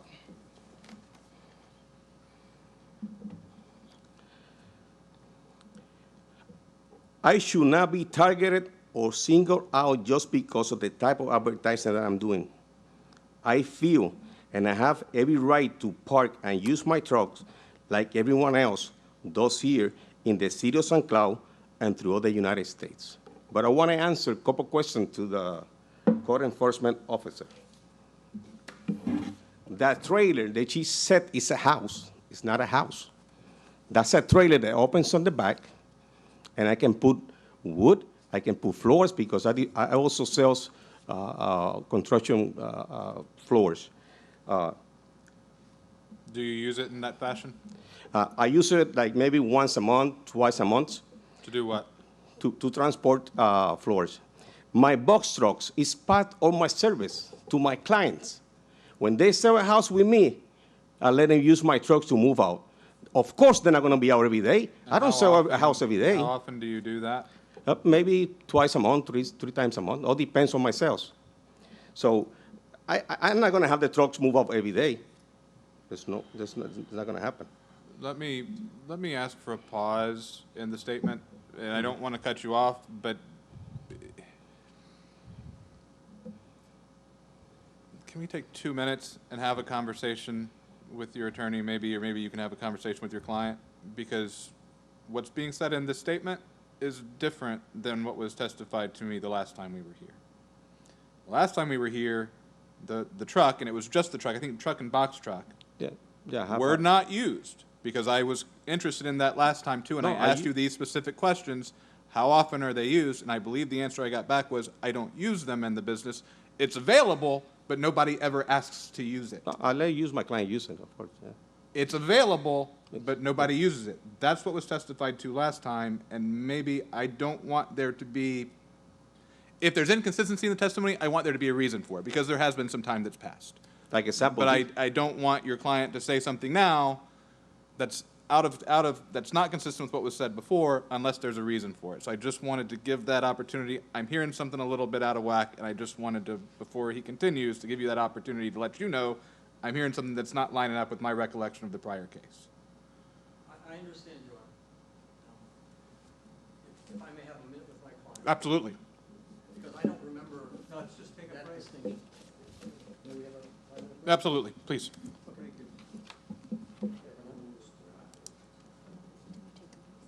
Yes, we're recessed for 5 minutes.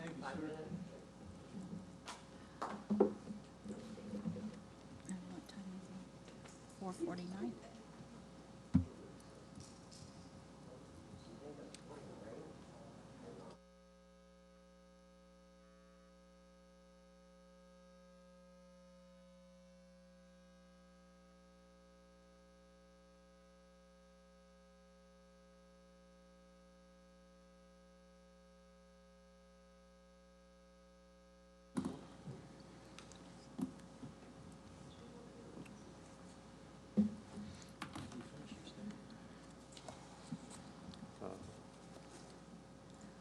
was the last question? Your Honor, if I may ask him a few questions? Yes, sir, absolutely. Very good. Now, when we broke for recess, we were talking about the extent to which you used these vehicles for business, correct? Yes, And the simple fact of the matter is you do use them for business, correct? yes. And an important part of their use is advertising, correct? Advertising. When I started with the box truck, it's because I'm losing a lot of business. I was losing all my clients from 9 p.m. to the next day. My sign, my electronic sign, which was approved, I was using it 24 hours, 7 days a week on animation. That's why I had to reinvent my business. When I started with the trucks, I wasn't using it that often, but now I use them more often because I provide it to my clients. I'd like to show you photographs, which I provided to opposing counsel and also to His Honor. Did you take those photographs? Yes, I did. Why did you take those photographs? Which photographs are we referring to? The ones in the folders that, The ones we've already looked at? that we've already looked at and we've offered into evidence and exhibit. For other properties? Yes, sir. That's correct. Okay. And why did you take those pictures? Well, because I feel that I'm being targeted by the City of St. Cloud Code Enforcement, and I see other businesses that have their cars wrapped for years. Like, example, Pincha Penny been there for over 15 years. Kilserbeck been there for over 20 years. Home Depot been there for a long time. So I said I have to, protect my business. So this. When you this- say protect your business, what do you mean? because I'm losing income. Last year, based on that change, I was losing a lot of income. Since I reinvent myself and started with the trucks, my income increased. Now they want to take it away again. Now, these pictures, for example, the Penske truck pictures, the Penske trucks in front of Home Depot, what does that depict to you? It's advertising. So they're advertising on the trucks, and those trucks stay in that parking lot. 24/7. You can drive by, you can see them every day. Now, they intermittently may rent them, correct? Yes, they rent them also. But they also store them there where it's visible by the public. Yes, And is that the same situation with their Rent Me starting at $19, sort of pseudo pickup truck? yes, And is that the same situation with the other trucks on the next picture? yes, And there's another Penske truck in the next photograph, correct? yes. Now, Chick-fil-A, Before we move off of the Home Depot, who took the photographs? I did. Where were you? Let's just start with the yellow Penske. Where were you when you took that photograph? Front of the parking lot. Were you in the parking lot or in the right-of-way? No, on the parking lot. Where is the right-of-way in relationship to that truck? Right away. I don't. The understand. road. Oh, the road is. Or maybe an easier question for you to answer possibly. Where are you with the camera in relationship to the road? It was behind my back, How far behind your back? maybe 150 feet, something like that. Okay. And same question for the Rent Me. Where are you when you take the picture of the Rent Me?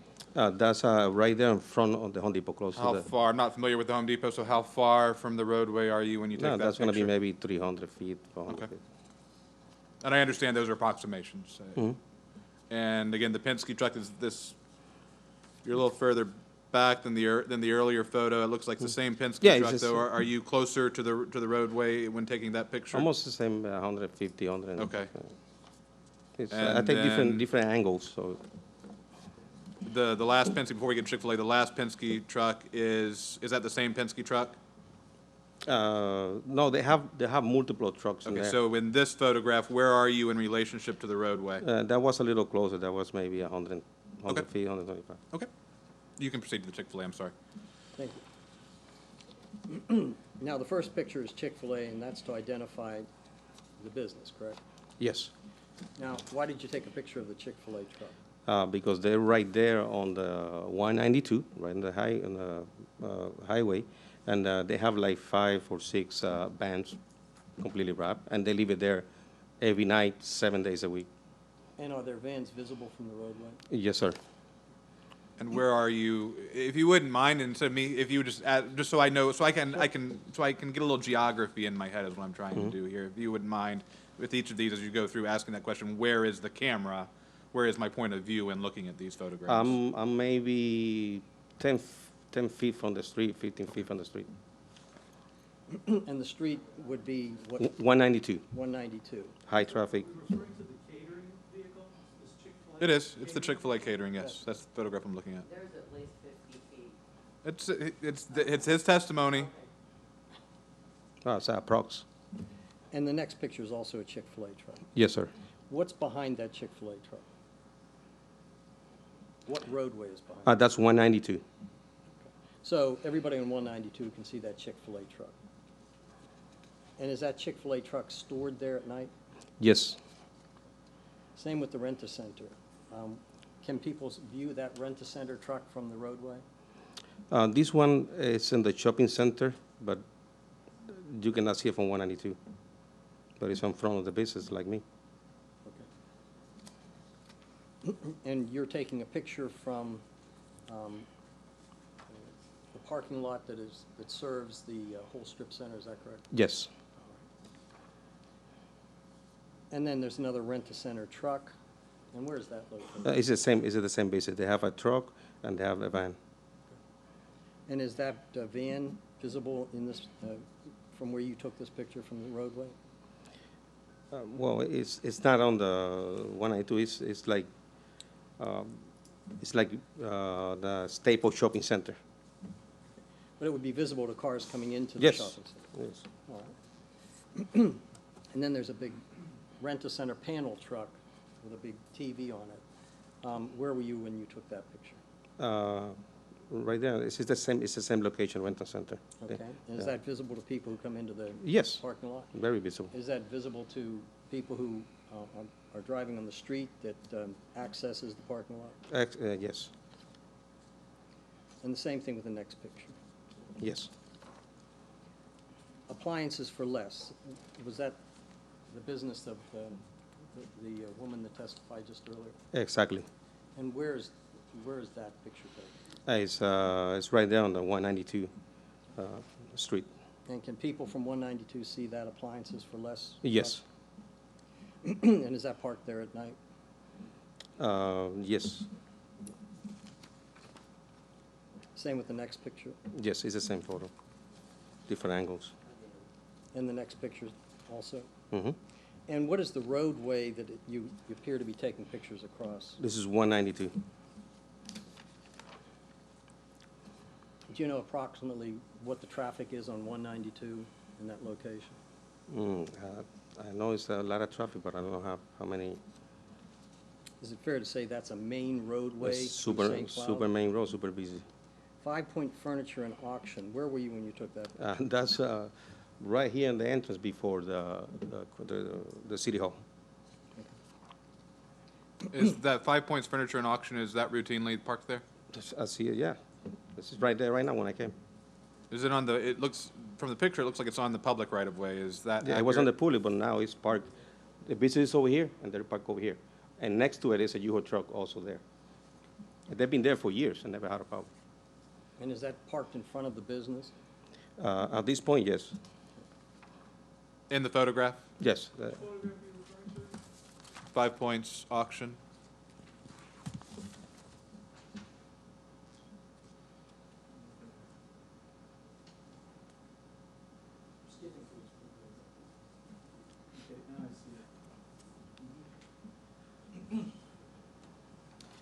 The next picture shows a panel truck with Is a that- blue circle on Yeah, it, that's or oval. Yeah, that's AAA All-Star Painting. And that's before we make a left over here, it's right there on the corner. And he been there for years. And you can see that from the roadway. Oh, yes. And that also has an image of raising the flag at Iwo Jima, correct? It's like a yeah, like a little design of Vietnam or something. And a star with USA above it, Mm-hmm. and also an American Eagle? American Eagle. And can that be seen from the roadway? Oh, yes. This produce truck, where is that located? It's right here in the main entrance. It's a produce meat over here. They've been there for years also. And what roadway can you see that truck from? This street, the main street coming to the city hall. That's New York, right? New York Street. And the It's same a- thing in the next It's picture. the same band. Judge, we can stipulate that he took these pictures, if he'll stipulate that he's not the owner of these businesses and doesn't control nor know specifically about whether the operation of these vehicles was operating during business hours. If he'll stipulate to that, we can stipulate. Well, we're not stipulating to that because his testimony is the contrary. Well, how, great, and. Wait, let me, stop. Let me ask that question. Mr. Holmes, do you have personal knowledge as to whether or not these vehicles in these photographs are used in the ordinary course of these businesses? Well, I just took the photos, but I don't know the operation date or times. I don't know. So you don't know whether or not they're used in the ordinary course of business? I don't know, but I drive by today and I saw them. How frequently do you see these vehicles? And I know there's a lot of vehicles here, but would you say that these vehicles are parked in their spaces with the same regularity that that your vehicles are parked in the spaces that are at issue in the case? This one, they already move it out because they got, they sent in a notice. Okay. So they got scared and they move it out. And the others that you heard the questions earlier, the others where the answer was no or I don't know if a citation has been issued to that property. Are there any of these vehicles, let me try to ask the question in a different way, just to get through the point, because I understand the point that both of you are making, and I think I understand the point, and I do want him to have the opportunity to describe these photographs because he is the taker of the photographs. Is it fair to say that you do not have personal knowledge whether or not which vehicles in this stack of photographs that you've provided are parked with the same regularity as the vehicles that are at issue in your case? I can tell you immediately because Okay. I've run around. Let me go back over here. Home Depot always happened there, okay? The Penske truck always there. Do you know if anybody rents the Home Depot trucks? They rent them, but the big ones, is most of the time they're there. They're not rented very often. No, not very often. Chick-fil-A, they're always there. All right, when you say, let's be precise with our language, when you say always, do you mean always 24/7 or No. always when they're not being used? Well, they're not being used, they're there. Do you know how frequently they're being used? I don't know, but I drive by Home Depot because I buy stuff and I've seen the vans there. I'm sorry, he's the witness and he's testifying. You drive by every day. Every time you drive by, are the vehicles there? Yeah, because I go. Every time. Oh, But you're under oath. Monday to Friday. That's why I want us to be precise with our language. When Monday you to say Friday. every time, I hear every time. Monday to Friday, I drive by there every day.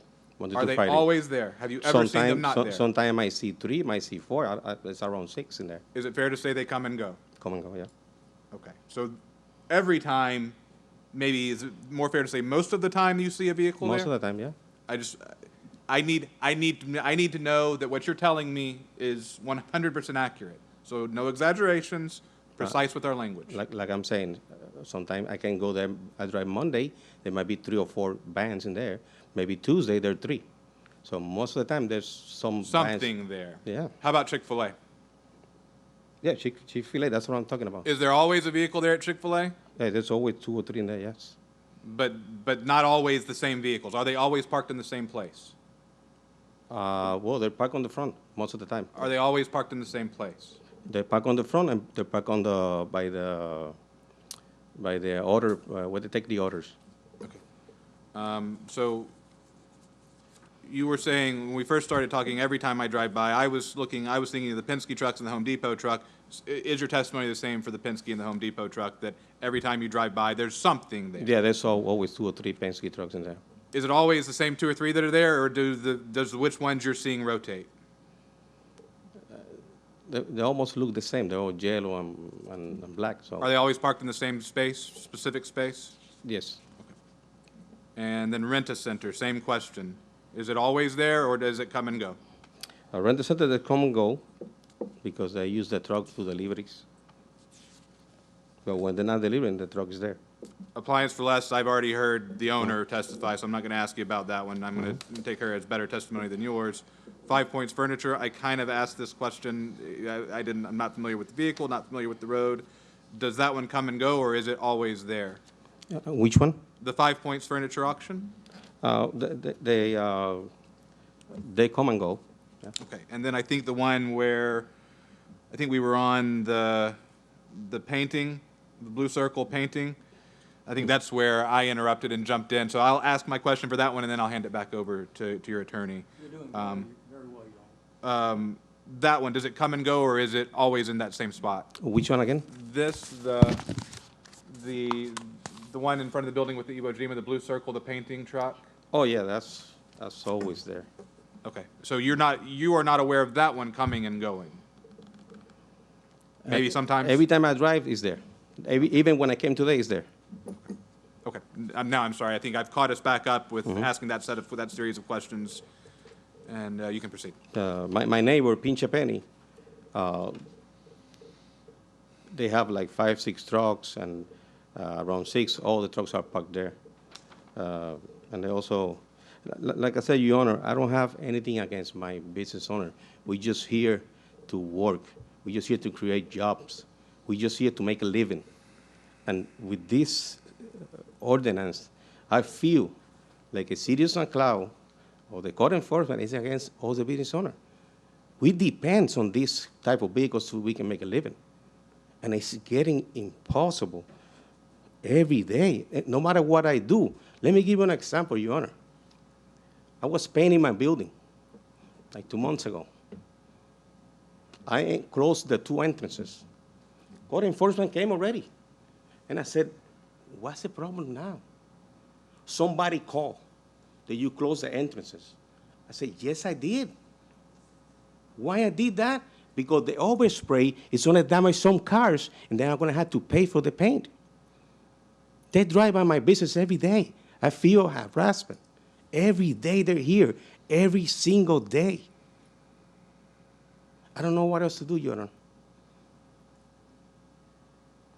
Let's quickly go through these photographs. And this is another picture of the truck with the blue truck with the oval in front of Pool and Spa Supplies. And does that truck come and go? Yeah, they both come and go, but they stay at 6 p.m. They're all there. Okay.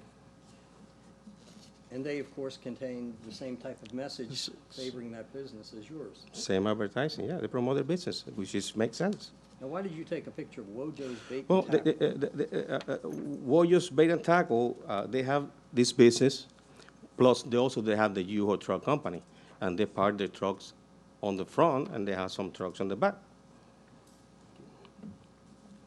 And why did you take a picture of this? No, this is where it's located, that company. Oh, okay, so you're Yeah. just trying to show where Yeah, yeah. Wojo's Bait and Tackle is located. Got it. Now, here's another U-Haul truck, and where is Yeah. that located? Yeah, this is one of the truck of Bait and Tackle where they park on the shopping And that center. has an animation on the side of it similar to yours, Yes, and plus the U-Haul signage. and it has signage of what business it is, and it's indicating that it's lowest cost, correct? Yes. So it's advertising. Skilled nursing care. Where was that truck in relationship to the road when you took it? From the road, from the main road, 192?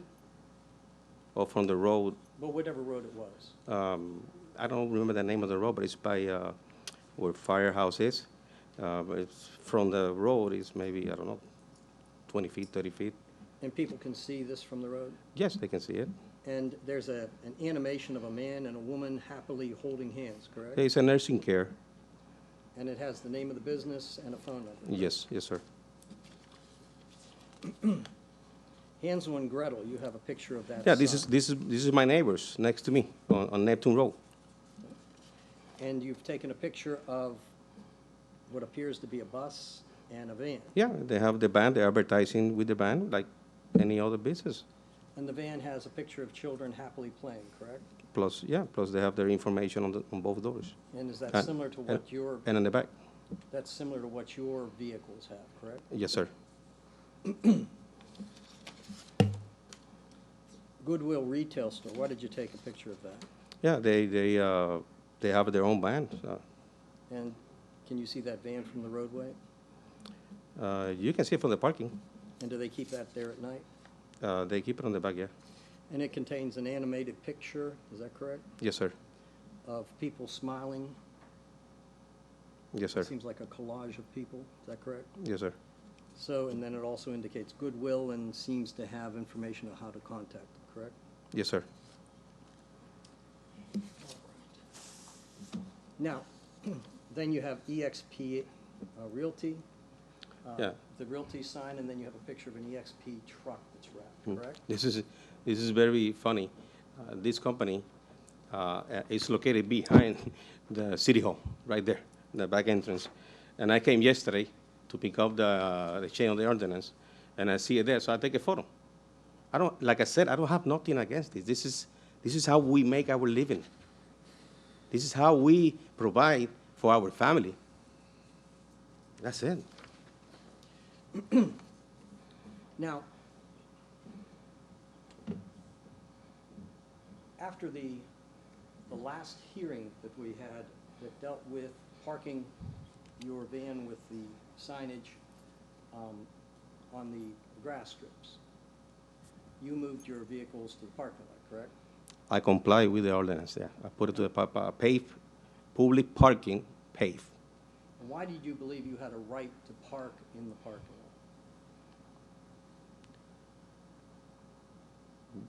Because I own the vehicles, and that's what the magistrate and the court enforcement said, that I had to park my trucks on the public paid parking. That's what I did. And your prior attorney had already received correspondence from the city's attorney that that was legal, correct? That was on the trailer, on the mobile trailer that I have. That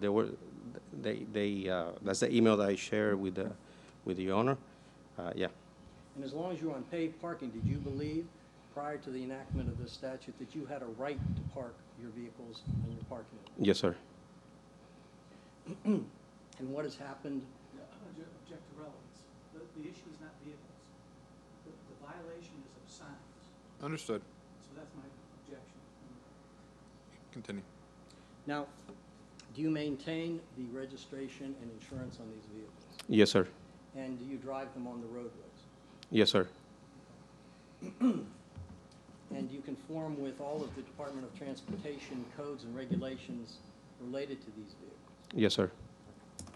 Do you expect to see regulations in a building code concerning vehicles? Don't know.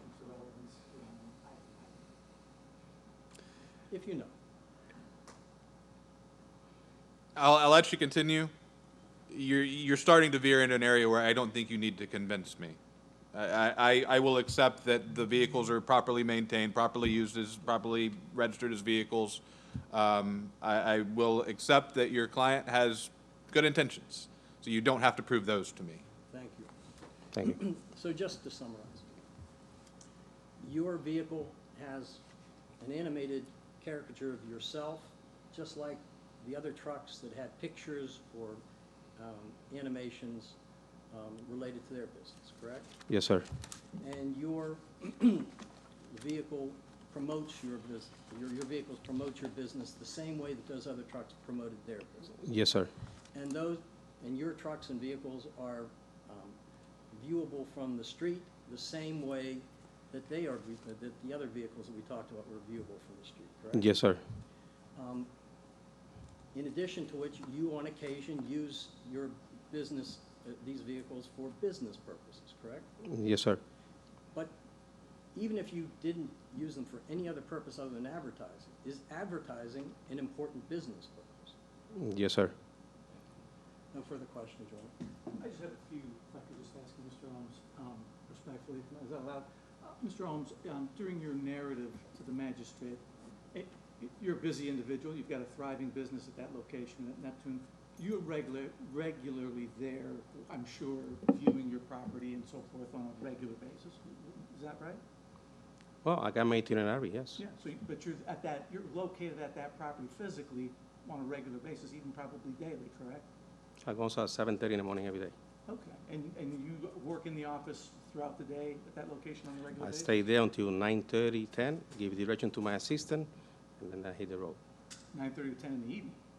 in the mornings. In the mornings, okay, and you hit the road after that and go elsewhere? Yes, sir. Okay, so you're only on your property at 4601 Neptune in the mornings for a couple of hours each day, fair to say?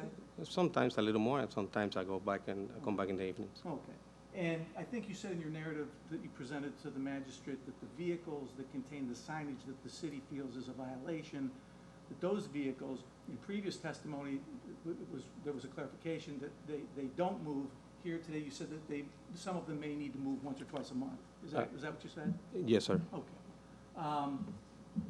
Also, just to follow up, the photographs you took of these other businesses and so forth, it's true, it's fair to say that you're not the owner of those businesses, correct? I'm not. And you're not on a regular basis, routine basis, daily basis, monitoring those properties to know whether those cars are parked there continuously or have moved during the day, I correct? said some of them I drive by because it's my route. Sure, I recognize that you see the vehicles, even some of the same vehicles, when you're driving by. But isn't it fair to say that you're not there at those properties, monitoring those properties to see if those vehicles are operating during the business day on a regular basis? Would that be fair to say? Well, the pictures. one across the street, Pinche Penny, is my neighbor. I can see it from my window There may be every a day. couple- There may be a couple, but there's a lot of photographs, a lot of businesses. Those businesses, for the most part, you're not monitoring them on a regular basis, correct? Well, like I said, Is it on correct? on Yeah, the it's a yes or no.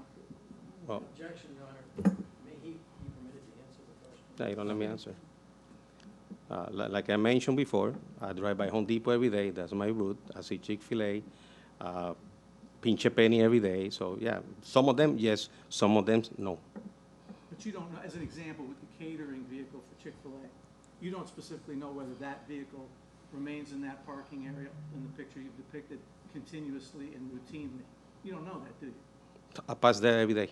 But you don't know that, do you? You're not at that property throughout the day, are you? Of course, I'm not there every day. Oh, so you don't know, correct? I drive by every day. But you don't know what happens to the catering vehicle throughout the day, correct? The point's been made. I understand that he has no control over those other businesses. I understand that. All right.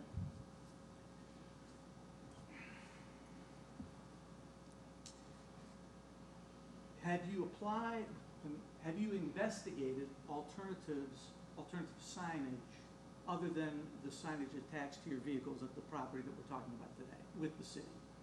By way of either applying for a permit, a different type of sign? Have you made any type of application for a different type of sign?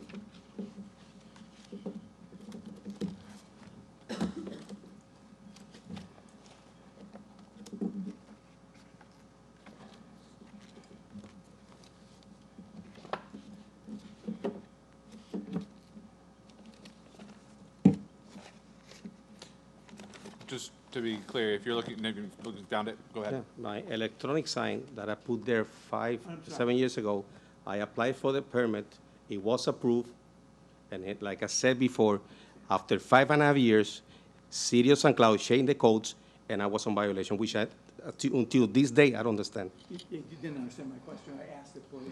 My apologies. The signage that we're talking about here today that's part of this code violation, so attached to the vehicle. Well, based on Now, that, let me ask the question. sir. Okay. Have you, with regard to that signage, have you made application to the city for an alternate form of signage so that even if you couldn't keep the vehicles there, you could allow some type of signage to continue to promote your business? Have you done that? that's a, Yes or no? Have you done that? because I don't need it, that's a mobile sign, it has wheels. It's not a steady sign. But the answer is yes or no. You have not, correct? No, because I don't need it. No. And have you talked to council about that, your council about making applications? Yeah, I talked to David Peterson. Objection about the attorney-client privilege. Sustained. When he asked me about his, That's fine. All right.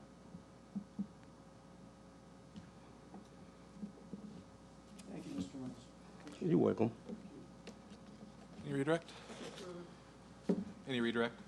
No, Your Honor. I have a couple of questions, and Mr. McCullough, if you would just come up in case you may be able to help. And one, I'm going to try to do this without taking these out of order. I think maybe I can just do it with pulling a couple. This is a photograph taken and introduced earlier, taken 9/2/2022. It shows the box truck that says on one face, save money, sell your home for, give the phone number, 1%. That one. If you would show your client that, please. Mr. Holmes, where is that truck parked in relationship to your property? It's on the front of my parking. The front of your parking lot? I see two white lines kind of trisecting, if we were looking under the truck. Are those the parking lines? Yes. So you've parked that truck across 2 or 3 parking spaces? On that moment, that was like that. Why was it parked that way? I just tried to park it that way. Why? Was the intent to make it more visible from the road? It could be that at a point, but it's not like that anymore. Okay. How frequently do you park it that way? No, I don't do it that anymore. Okay, so now you park it in the parking lines? Mm-hmm. Is the purpose of these trucks to advertising? Is the primary purpose of these trucks advertising?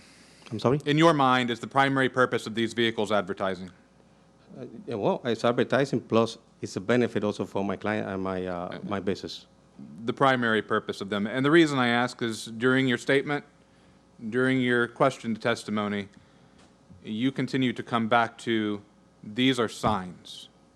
And what I'm hearing you say when you say that, I want to make sure I'm understanding. Because you keep coming back to that. In your own natural, when you're giving your own natural presentation, you're calling them signs. Yeah, well, I understand they're also vehicles. In your mind, is their primary function on that property signage? when I started with the first one, I implemented in my system so I can provide that to my clients. But also I use it for the roofing company that we have. I understand there's an also. Primary function. In your mind, again, the reason I'm asking is because this is in your natural languages. You're just in your flow speaking. You are calling them signs, not vehicles. Well, I don't recall that, but. And that's what happens when we're speaking in our natural language. That's why I want to zero in on this and give you the opportunity. I'm not asking, are they also used for something? Primary function, your intent.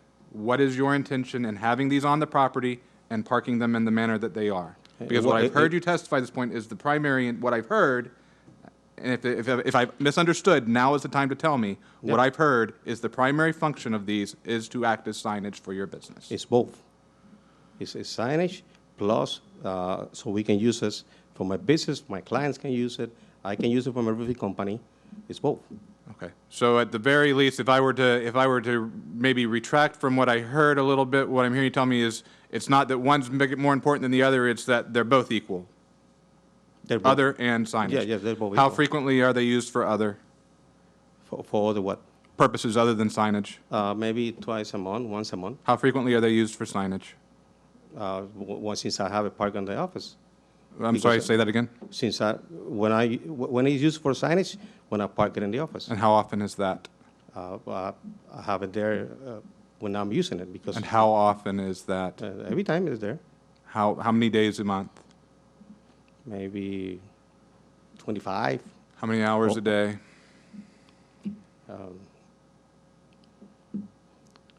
Well, I don't know, 24 hours if I don't use it. Close to full day. Yeah, When they're not because- being used for something yeah. else and Yeah, they're because it's- relatively infrequently used for something else. Yeah. I just wanted to make sure I understood. Okay.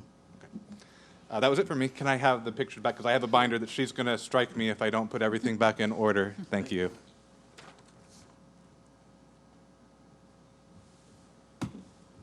Anything else for this witness? Nothing from me, Your Honor. Okay. So are any further witnesses? Okay. Before we get into summations, let me try to set some ground rules. You've both been in front of me twice now. You've been in front of me more than twice. Sure. You know I will be lenient and allow you to go beyond my ground rules, but I'm telling you these because I will let you know where I'm interested and where I'm not. And where I'm not interested on this, unless somebody can make a really good case to me that I have nobody has asked for this yet, but I'm just reading tea leaves and think that I might hear it in summations. Anybody who asks me to find this ordinance on its face, unconstitutional, or constitutional, if it's you making the argument to me, I think that's above my pay grade. I don't think I have that authority or jurisdiction. That's a question that the courts will have to answer. My role here is a trier of fact. So as summations go, to the extent you're able to, keeping legal arguments Yes, sir. in context of the facts Yes, sir. and what I have to determine, which is there competent substantial evidence based on this ordinance to find that there's a violation. Yes, sir. I will not enter an order today finding that it's unconstitutional. I do not think I have that power. And I did emphasize the facial because there may be an as applied, and that's why I allowed all the evidence regarding the the argument of selective enforcement. I am interested in that to both sides. To the extent there are differences, and I will tell you both, I see some differences in configuration.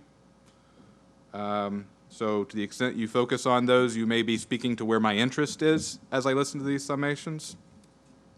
I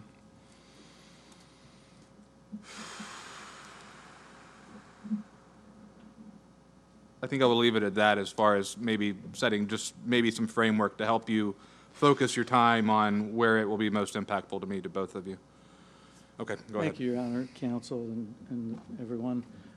In summation, the facts are not in dispute. Just moments ago, you very capably elicited an acknowledgement from the respondent that the signage, which is affixed to vehicles, is routinely parked on this property. That it comports with the language of the ordinance.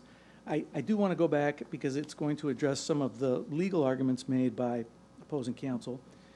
The whereas language of the ordinance, which you now have a copy of it, just the first three, whereas the City Council of City St. Cloud has determined the need to update and revise the city's sign regulations, and whereas the City Council of City St. Cloud finds that certain types of signs create a safety hazard by distracting motorists, pedestrians, and others, and whereas the City Council of City of St. Cloud wishes to preserve the aesthetic beauty and ambience of the City of St. Cloud, et cetera, and so forth, okay? I raised that and pointed out to Your Honor because with this issue of some type of retroactive enforcement, grandfathering argument, what have you, this is a public welfare, community standard approach moving forward with the sign regulation and how such is going to be regulated pursuant to City Council and to the city. And as you well know, code enforcement is simply seeking to enforce the code. Nothing more, nothing less. You heard testimony, very specific testimony from the code officer that the content wasn't even an issue. It was simply that there is signage, albeit attached to vehicle, which triggers the section that we've discussed here today. So the grandfather issue we see is completely irrelevant and inapplicable from the respondent's standpoint. The language, which candidly, Your Honor, a simple, plain reading, but close reading of the language of the code at issue talks about the prohibited signs and so forth. And subsection 13, and I'm going to walk through it because I want to sort of lay out what we've got. The language says signs attached to, placed on any vehicle subject to the following exceptions. So recognizing there are exceptions to signage attached to vehicles. Well, let's work through those exceptions. Sub A, if the vehicle is parked on non-residential private property on an approved paved surface and within confines of a building or some manner which provides for effective screening so as not to allow the sign or signs on the vehicle to be viewed from any public street. Okay, that we can move to the side. That's not really what's going on here. So we move to B, which we would assert, the city takes position, this is where we get into what the violation stems from. Any vehicle upon which is placed or attached a sign, which we've already confirmed from respondent himself under oath, is attached to the vehicle, identifying company, store, firm, or office, or its principal products or services, if such vehicle is one which is operated during the normal course of business of the company, store, firm, or office. Okay, that so far is an exception, which would be allowing the signs to the vehicle, provided, however, that no such vehicle shall be routinely parked in a location where it serves as or constitutes additional signage. So the operative language there clearly is the routinely parked. The vast majority of photographs that were presented by respondent, capably photographed, are of, you heard Ms. Cummings in her testimony, that she received a courtesy notice for a violation, which she clarified, hey, I use this vehicle during business Monday through Friday, I use it. And so my understanding is, that is not a violation, okay? If code enforcement misappreciates or misapprehends that a vehicle is being used in the normal course of business, that's the very basis for a courtesy notice, is because it's to hash out or suss out whether the vehicles that contain the signage are being operated during normal course of business, okay? We know that the vehicles here on this property are not being used in such capacity. 25 days a month, 24 hours a day, that would certainly, in my estimation, constitute routinely parking. The definition of routinely parking is a sequence which is regularly adhered to, a fixed pattern. That's routine. That's clearly what's going on. And in fact, as I alluded to in the opening statement, the language of Mr. McCullough's appellant's brief on another case identifies this property and identifies one of the trucks in the statement of facts that he presents to the circuit court, and his exact language. And I'm quoting, Holmes uses the truck solely for advertisement and does not drive it in support of his business. That says it right in his appellate brief. That's been filed in the county court of the Ninth Judicial Circuit for Osceola County. So coupled with the respondent's testimony, we pretty much clearly show that the signage affixed to these vehicles is routinely parked and in direct violation of this code. There's not a content issue. That was clarified, but not even clarified, that was clearly identified in Officer House's testimony. She doesn't even look at what it's written. She just knows it's a sign. That's readily apparent to anyone, just a common sense view of the vehicles that contain the signage. Nothing more, nothing less. As to the selective enforcement issue, first of all, this is a new code provision, relatively new. We're in the 3, maybe 4 months now, with, of course, the human limitations of staffing. The examples of selective enforcement lining up analogous to this case tonight are, first of all, I don't have personal knowledge of each of those photographs, where they are, what they represent, but it's plain view of many of those vehicles, as you can readily determine. These are delivery vehicles, vehicles such as what Ms. Cummings had testified to when she said, hey, this is appliances for less. I use this Monday through Friday. It's in and out of my area. A catering vehicle, a Chick-fil-A, they're using signage that's not even vehicle signage as part of their exhibit to show selective enforcement. This is not a selective enforcement case. And you even heard the testimony of Officer Miller. There's other cases that have been initiated, albeit under this new provision. So I understand from the testimony of Mr. Ohms, who I've only encountered on 2 occasions, our prior code enforcement case and here today, never encountered the gentleman before those encounters. I understand that he believes that there's some history with him and the city. I can't speak to that. I have been the assistant city attorney for the city of St. Cloud going back to 1997, and I've never encountered Mr. Ohms under any capacity other than the case earlier this year and here today. I've never heard his name uttered, and I reviewed my law partner's email from last year, and it seems fairly neutral that he's giving advisement to prior counsel for Mr. Ohms that, hey, the code may be changing, just an alert to you. My reading of that, candidly, is that it was a respectful alert, again, seeking compliance, which is consistent with this city and with this staff and code enforcement.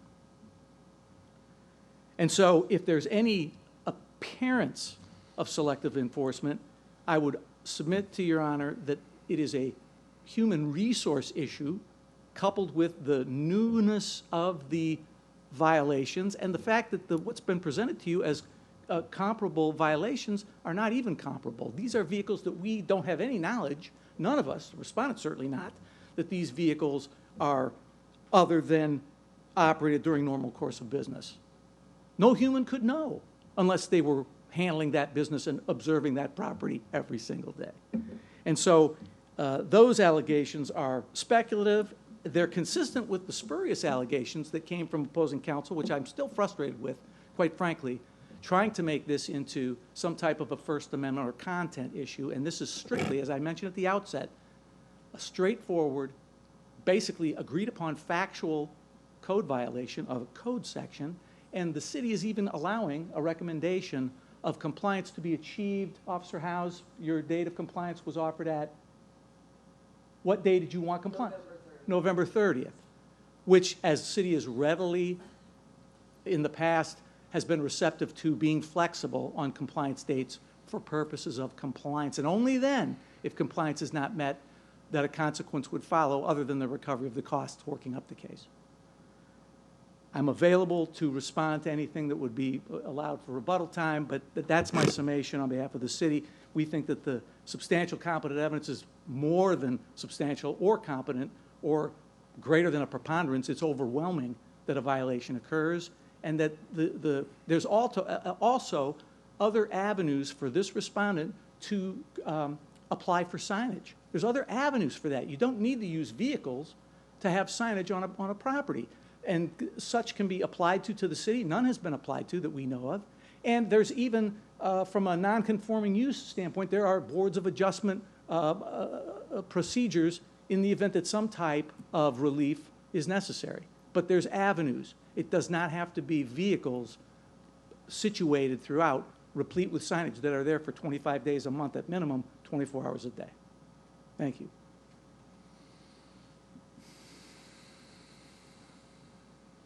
Your Honor, thank you for your patience. I think you'd make a wonderful Supreme Court justice, and Flattery will get you nowhere. well, that was a big part of my my hope. The simple fact of the matter is that the town changed the rules of the game as it was being played. My client had a right to keep those trucks the way they were and to use them the way that he wanted to on his property until they changed the ordinance. And after they changed the ordinance, they took away that right. They deprived him of that. And it's unfair. I mean, I think it's unconstitutional. But it's distinctly unfair because you take, for example, the woman who testified here. She enters into a lease with the anticipation that she can park her truck in that parking lot in front of her business, and that's something she negotiates. Then this law, this ordinance comes along and takes that away from her. Same thing with my client. He thinks, he structures his whole business, his advertising, his signage around his belief in the laws that apply to him that permit him to have his trucks with their signage. He spends a lot of money on that signage, wrapping those trucks. He keeps those trucks in perfect working order, and he wants to promote his business with those trucks, and he puts them on the paved parking because that's what he was allowed to do, and then this ordinance comes along and takes that away from him.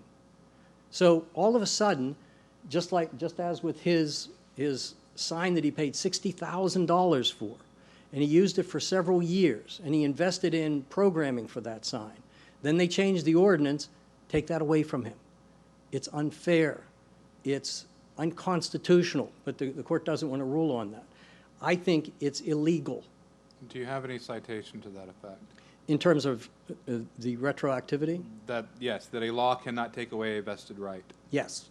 And if the court will allow me, I will send it to the court. I don't have it with me today, but I have it. And I will tell the court it is my understanding of the law that... Well, let me interject with my understanding of the law, because I don't think you're going... If the answer is, I'll send you a law later, I don't think it's going to convince me. And there's a part of me, and by no means am I making light of the argument, I respect the argument, there's a part of me that wishes your argument was right. I've done local government law for 20 years this year, and I've been involved in several takings and Burt J. Harris cases. If your explanation of the law was accurate, a local government can never take away a right. I could sit up at the dais when I'm advising a council or a commission and say, sorry, you can't adopt this law. and I would have spent a few years of my life in, less in litigation. But they can. What the constitutional right is, if a vested right is taken away from you, then you may be entitled to compensation. If I may draw this distinction, eminent domain operates that way. And in order to have... An inverse condemnation is what happens when you do it first, when you do it backwards. That's right. But in order to have inverse condemnation, you have to have special proceedings. You have to have special hearings. No, that's eminent domain. Inverse condemnation is when we passed a law that took away a right that I had, when the government took away a right that I had, and then I sue them for inverse condemnation, and if I win, they pay me the value of that right they took away. But they had the right to take away the right. They just have to compensate me for it. But, Your Honor, these aren't inverse condemnation. Right now, Mr. But what I'm telling you is it could be. Huh? It could. That's why I'm not saying whether it is or isn't. Don't know where the merits fall on that. But the fact that inverse condemnation exists and there's a very deep and detailed bank of case law on it, the fact that we have the Burt J. Harris statute in this case, which is all about investment-backed expectations and vested rights, those exist because the government can take away an existing right. If they it follow, just has to do it with due process. If they follow the proper procedures and they have the proper justification. And when they don't, the court doesn't say you get to do what you wanted to do. The court says you took this away, you have to pay them. Well, that's if they initiated those type of proceedings, which they have not. All they did was pass an ordinance, and that ordinance took away a right that he had. Understood. And now he doesn't have I understand it. and respect the argument, and I'm not going to argue with you, but I am trying to explain why you're not going to convince me on this point. Well, that I do not agree that a government cannot take away a vested right. Even if this was a vested right, I do not believe that the government can never take away a vested right. It happens every day in this state. It is my understanding of the law, and I have case law to support this, that retroactive application of law can only occur if specifically there is notice that the lawmaker intends to retroactive application, and I think the case law that you're referencing would be on contractual relationships. I can't remember the first two words, but interference with a contractual relationship. And where we did hear from the other property owner talking about the lease. And maybe somebody might gain traction with the court when it's interference with a contractual relationship. I don't know if it would get there on those facts, but here we don't have a contractual relationship. Well, there's no question there's an application there, but just the retroactive application of law can only occur if the proper procedures are followed, and that's stated in the law, and it is voted in that way after approval by the public. That didn't occur here. Heard and understood. And then the other... I disagree. The other aspect of it is that if it's procedural in nature, I'm familiar with that case law. I actually just handled a case dealing with it actually in a condominium association context. But yes, I think I may have looked at some of the same cases that you are going to send me tomorrow. I do not think they're on point here. Well, I believe they are, and understood. And they're in a brief that I have that I don't have with me today, but Understood. that I filed with the court in the injunction proceedings that are pending. So we believe that, as I said, they've changed the rules of the game as it's being played. Fair. They've taken away a right that they shouldn't have had, that he should have. But I think what this court's most interested in is look at the statute, okay?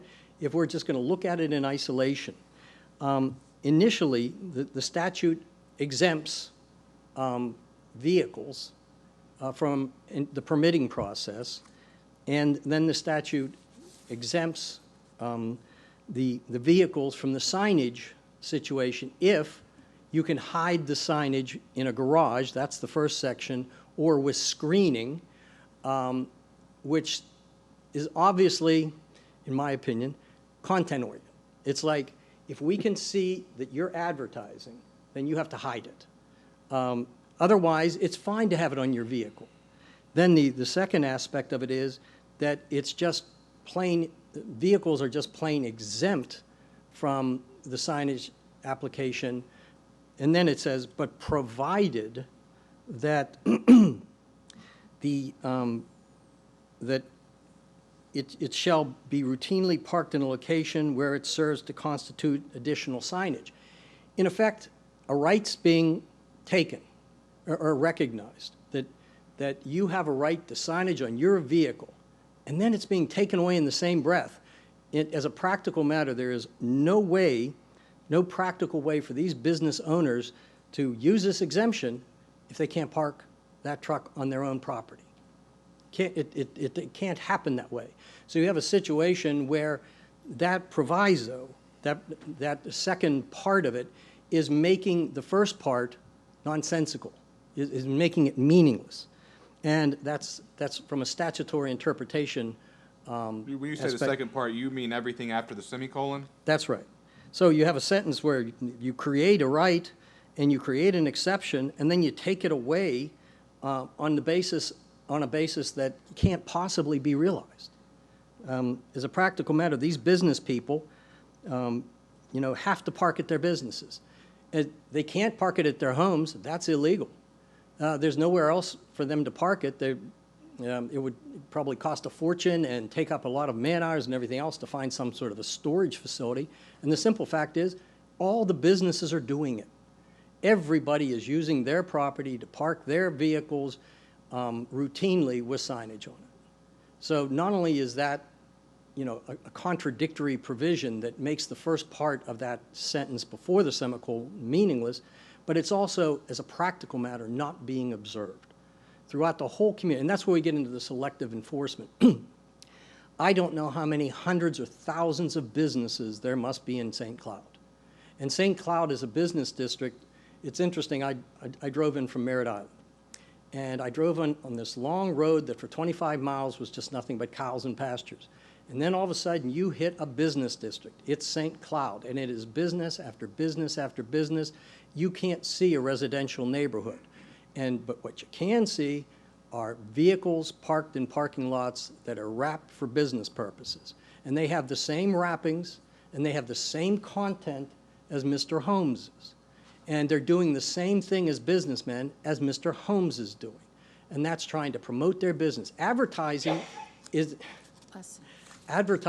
an important business function. When you try to differentiate use of a truck for business purposes, and then you try to say, well, that's somehow differentiated from advertising, I think that is an impractical understanding of business. Without advertising, without trying to develop business, you don't have business.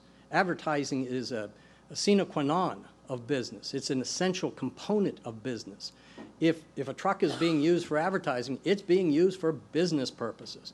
And that's what every truck that's parked in front of Home Depot, Pinch a Penny, U-Haul, Chick-fil-A, even on Sundays when they're not open, is doing. They're advertising because that's a critical component of their business, and you can't separate it from other functions.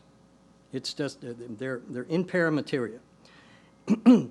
So I think just looking at the language, you have to say, does this make any sense if we interpret it that way? And I submit to this court that it doesn't.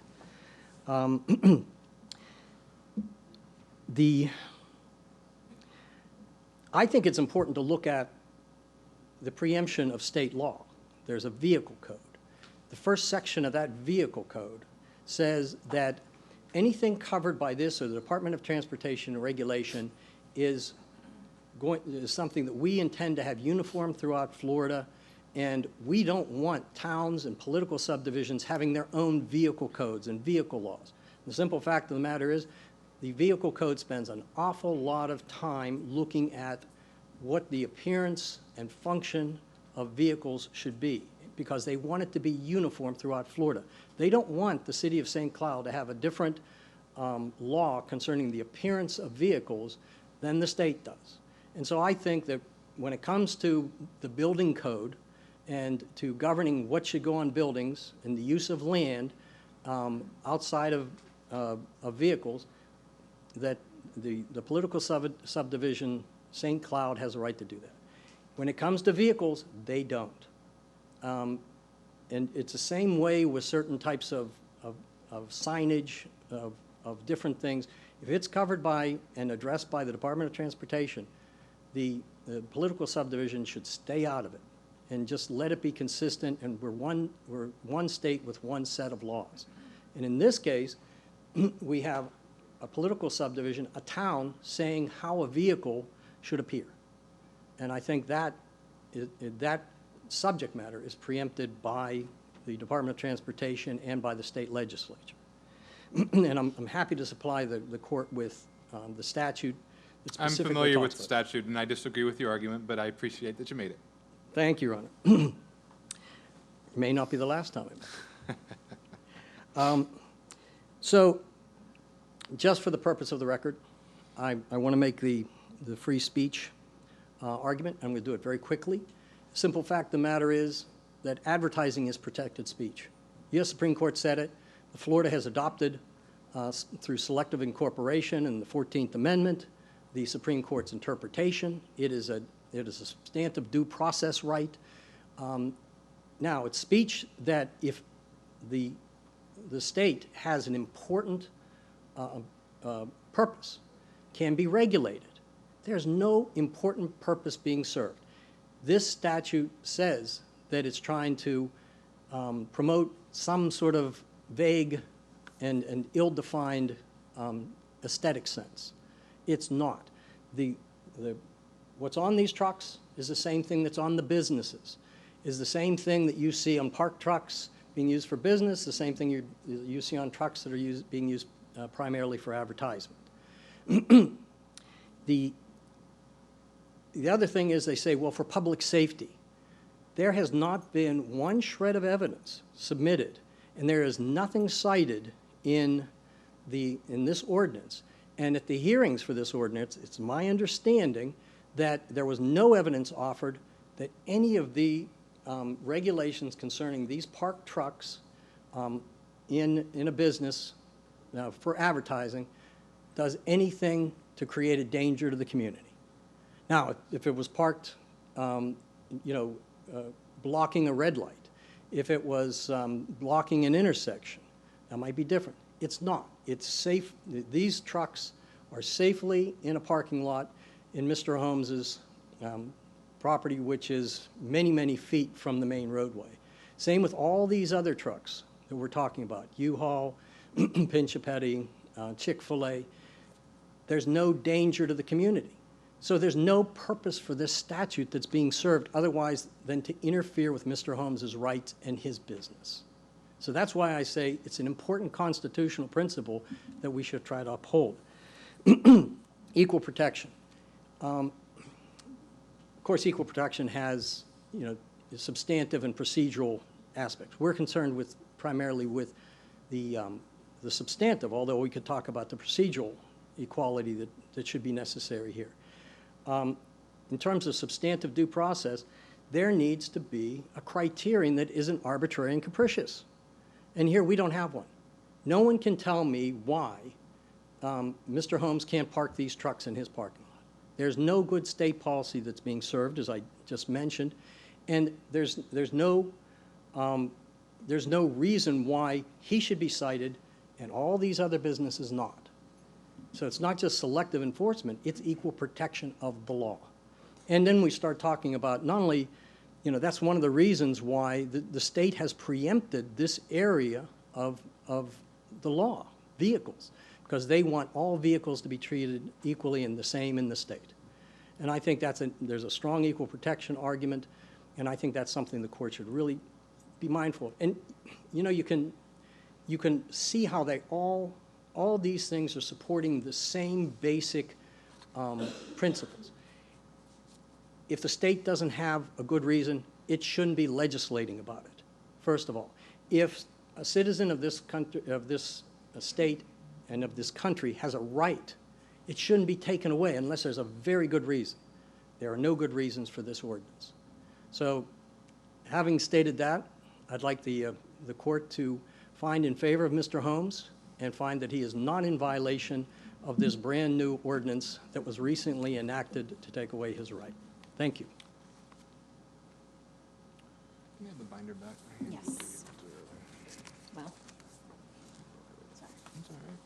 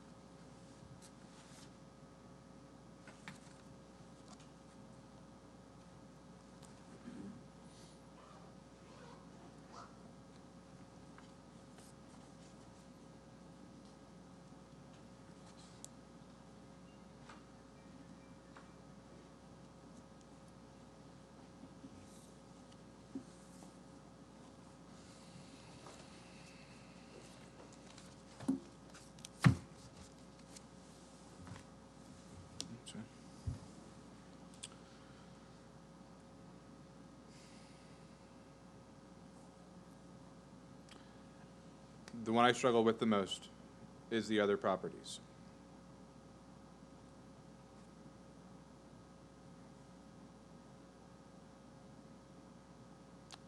I'm going to go through, for my own benefit, mostly, but for yours, so that you can hear and maybe understand my thought process, particularly as this probably moves on further from me.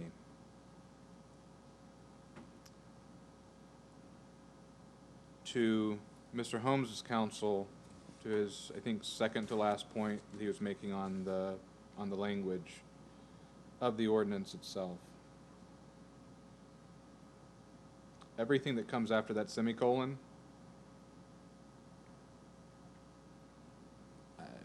I don't know why the Home Depot truck, the Penske van,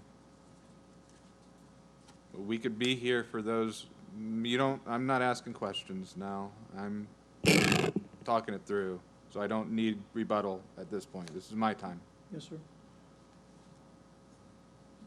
I don't know why those don't warrant citation. Because if you, nope, not asking questions, not asking for rebuttal, not. I didn't understand which one.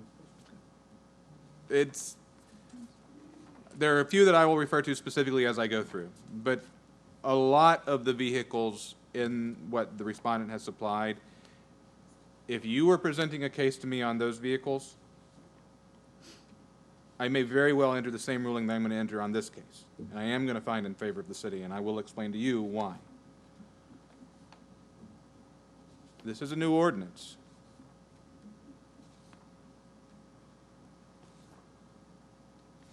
It should be enforced fully and equally. I expect the city will do that. And I don't see, I'm not asking for somebody to make the case because we're here in a specific set of facts, and I will tie those into my ruling. I don't see on the face of this ordinance what's the difference between the truck in Lowe's, the truck at Rent-A-Center, because they are, the graphics are on those vehicles for one reason, to get people's attention. Say, hey, this is the business that we do, this is what we sell, rent this truck. It is signage. There's nothing in this ordinance that says within a certain number of feet from right-of-way, visible from right-of-way. I guess you kind of do cover that in A. So I think this ordinance is broader than you've thought it through so far.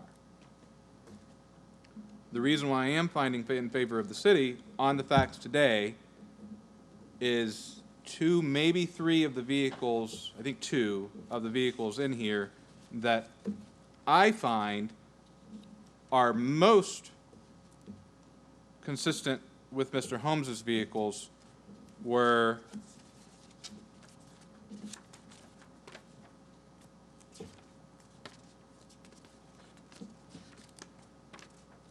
Appliance for Less,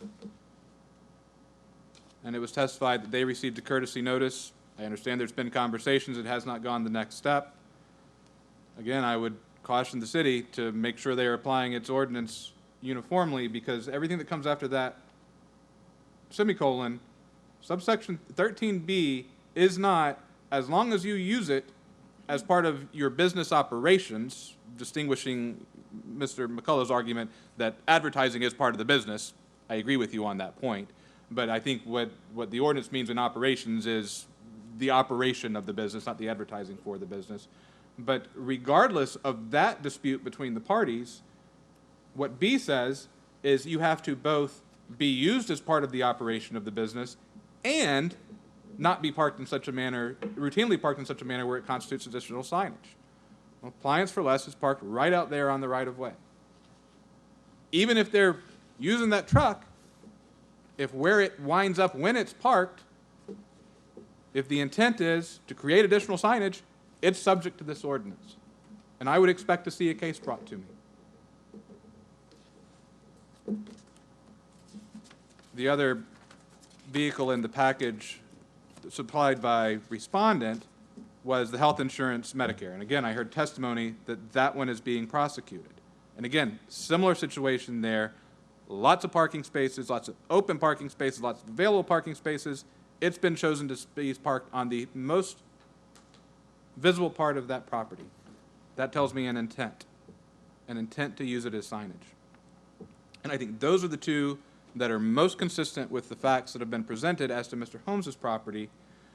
And in that case, I have the admission, express testimony that yes, this is there for the advertising. It was the case in chief. The case in chief was he should be able to advertise. And while I respect the argument, I think as this ordinance is applied to that with that intention as context, yes, that brings it right into the second part of 13B. So whether or not I find that the advertising is part of the business operation, if it is, then I still arrive at everything after the semicolon where he's telling me, yes, I'm parking it the way that I'm parking it so that it can operate as signage for my business. And for that reason, I am finding that it does meet what the code defines as the violation and is therefore a violation.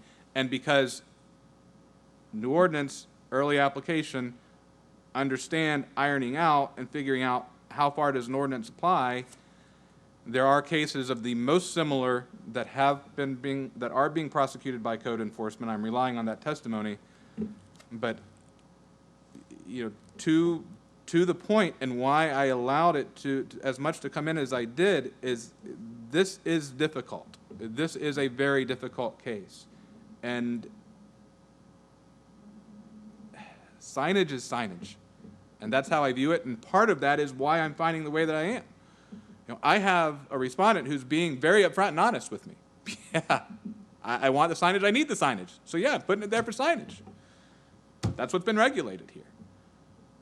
But Rent-A-Center has Rent-A-Center on their trucks because they want people to see the Rent-A-Center name. It's signage on that truck. And I don't think you can split that hair. And if you are truly sincere, if the city is sincere about this ordinance, I expect these other cases are going to be coming before me too.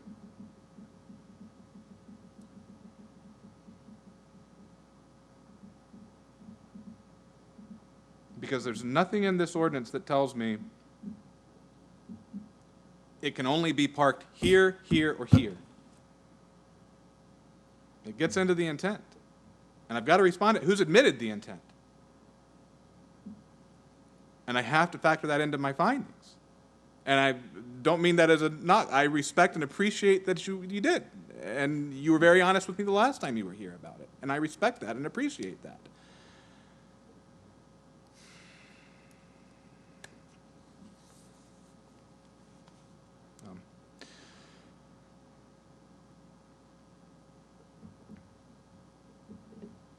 So I am finding in favor of the city. I am finding that the vehicles and trailer parked on the subject property, I find that they are being routinely parked in a location where it is served and constitutes additional signage.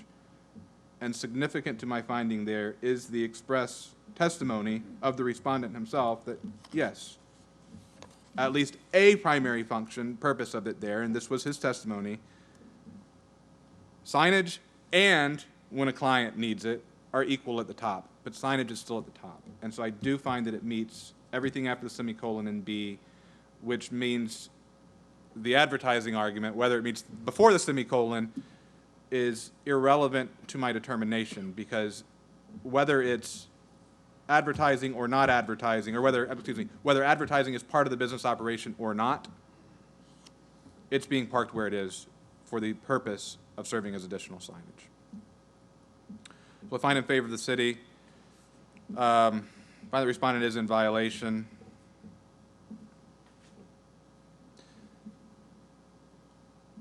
One more part, and it is just part of where I'm distinguishing some of the photographs here, other than the two that I've specifically referenced, and why I asked some of the questions that I did. Unlike, and this might be where the city draws the line, but my point being the code does not. The Penske van is not parked right up on the roadway. It's parked somewhere, looks like middle interior of the property. Rent Me, the rentable flatbed, is right up against the building. Mr. Holmes, there's lots of parking spaces. only one area, based on the pictures I've seen and again the testimony, only one area is being used, and that's the most high-profile visibility. So I do find that that does distinguish some of these cases, at least in the evidence that's presented today from both sides, and why I'm not relying on the Chick-fil-A, the Home Depot, to say, yes, there's selective enforcement. But I am telling you, I think at least some of those vehicles could be prosecuted under the same code. And if we're sitting here a year from now, and Mr. Holmes is the only case that I've seen, I'm going to be disappointed. Because I expect the law to be applied uniformly. And if it applies to him, I think very good chance it applies to some of these others. And so I say that both as advisement and as a caution.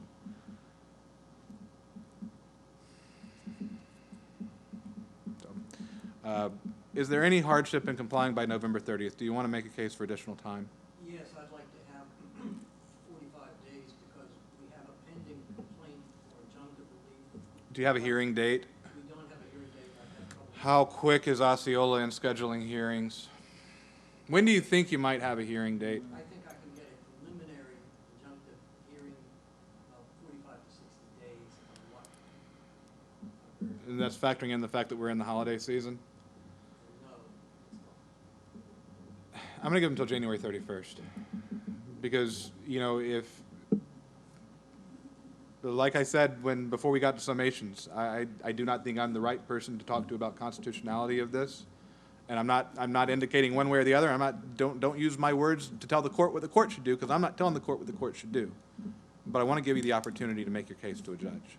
And so I'm going to give until January 31st for them to comply. Does that seem reasonable? I will order the respondent to pay administrative costs, and those are in the amount of $268.16.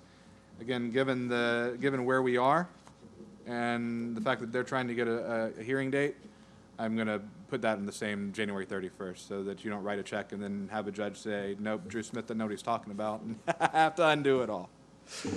So is there anything that I've not covered in my ruling that either party thinks I should or would like me to include? No, sir. Counsel, your client, he's welcome to speak to me. It's up to you if you want him to.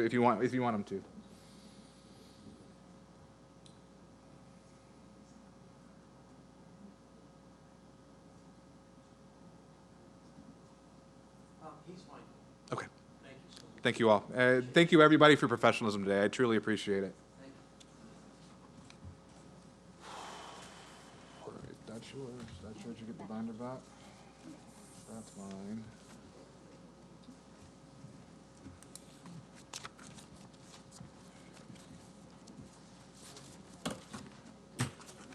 Can I call them now? Or give them a few minutes? See what they're.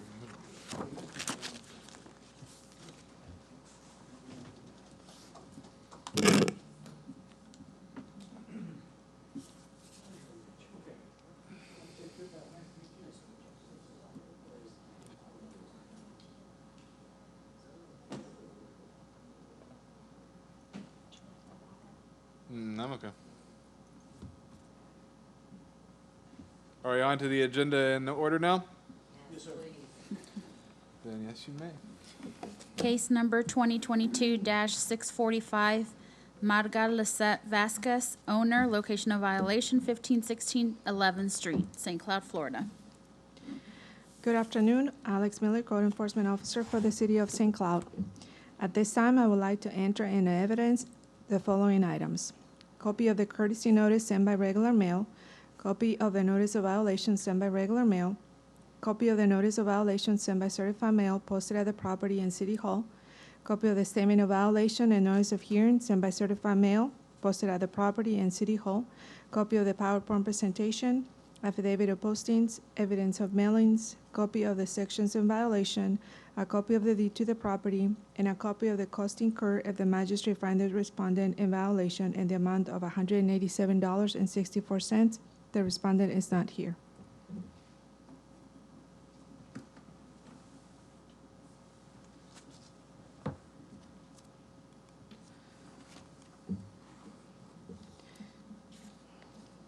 On April 22, 2022, during routine patrol, I observed a porch was being built at this location and there was no permit on record.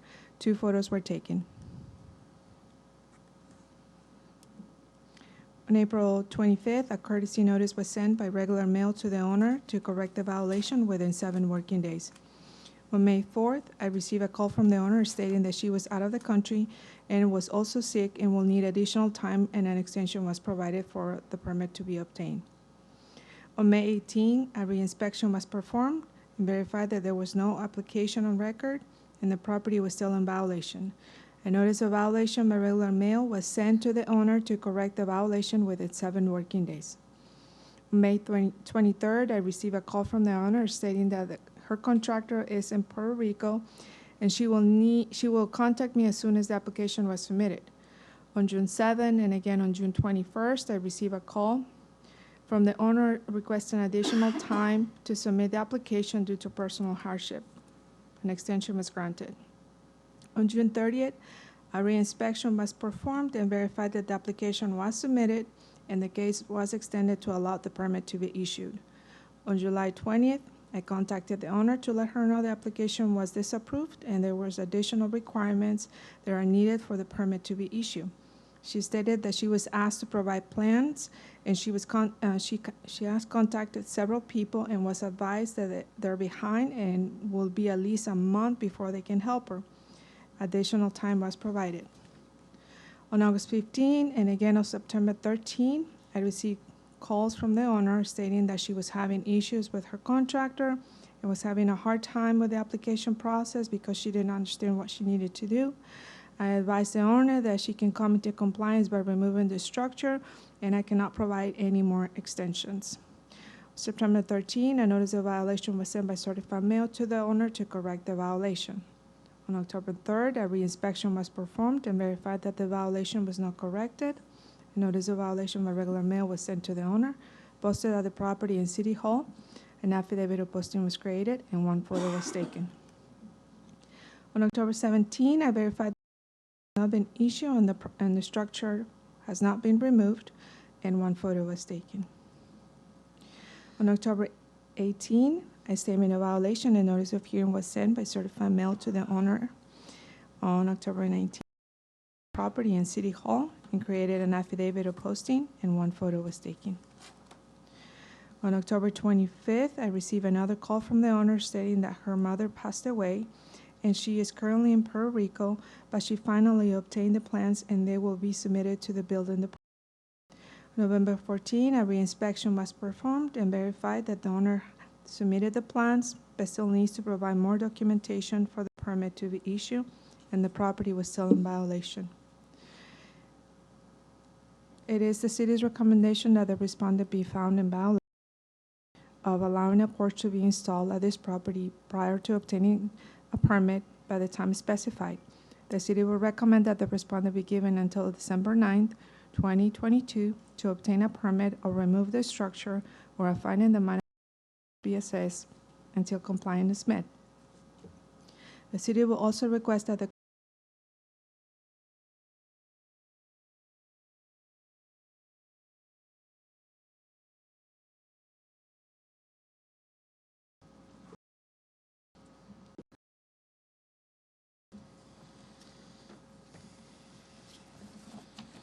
Did you say where she is in the thought? I know she's out of the country. she's back from Puerto Rico, sir. Oh, she is back from Yes, Puerto sir. Rico.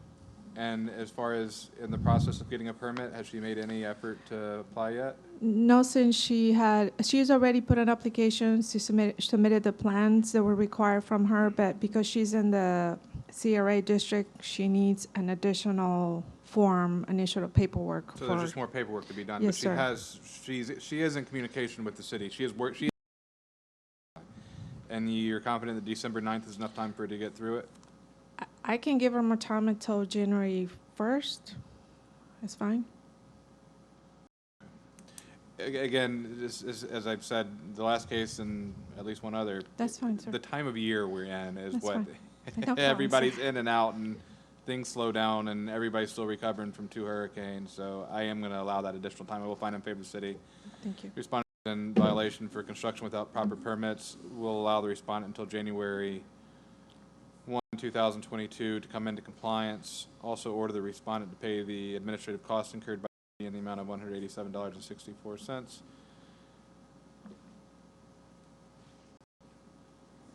And you said she is back in the country now? Yes, okay, so I will just keep the 7 days for my written order requested. Before we move on to the next case, assume everybody has taken care of everything they need to? Is there anybody who has somewhere they have to be or somebody they have to take care of that needs to move a case up? Okay. Case number 2022-1105, Progress Residential Borrower 14 LLC, owner, location of violation, 121 Daigle Dog Drive, St. Cloud, Florida. Alex Miller, Code Enforcement Officer for the City of St. Cloud. At this time, I would like to enter into evidence the following items: copy of the courtesy notice sent by regular mail, copy of the notice of violation sent by regular mail, copy of the notice of violation by certified mail, posted at the property in City Hall, copy of the statement of violation and notice of hearing sent by certified mail, posted at the property in City Hall, copy of the PowerPoint presentation, affidavit of postings, evidence of mailings, of the section of the deed to the property, and a copy of the cost incurred if the magistrate finds the respondent in violation in the amount of $251.58, and the respondent is not here.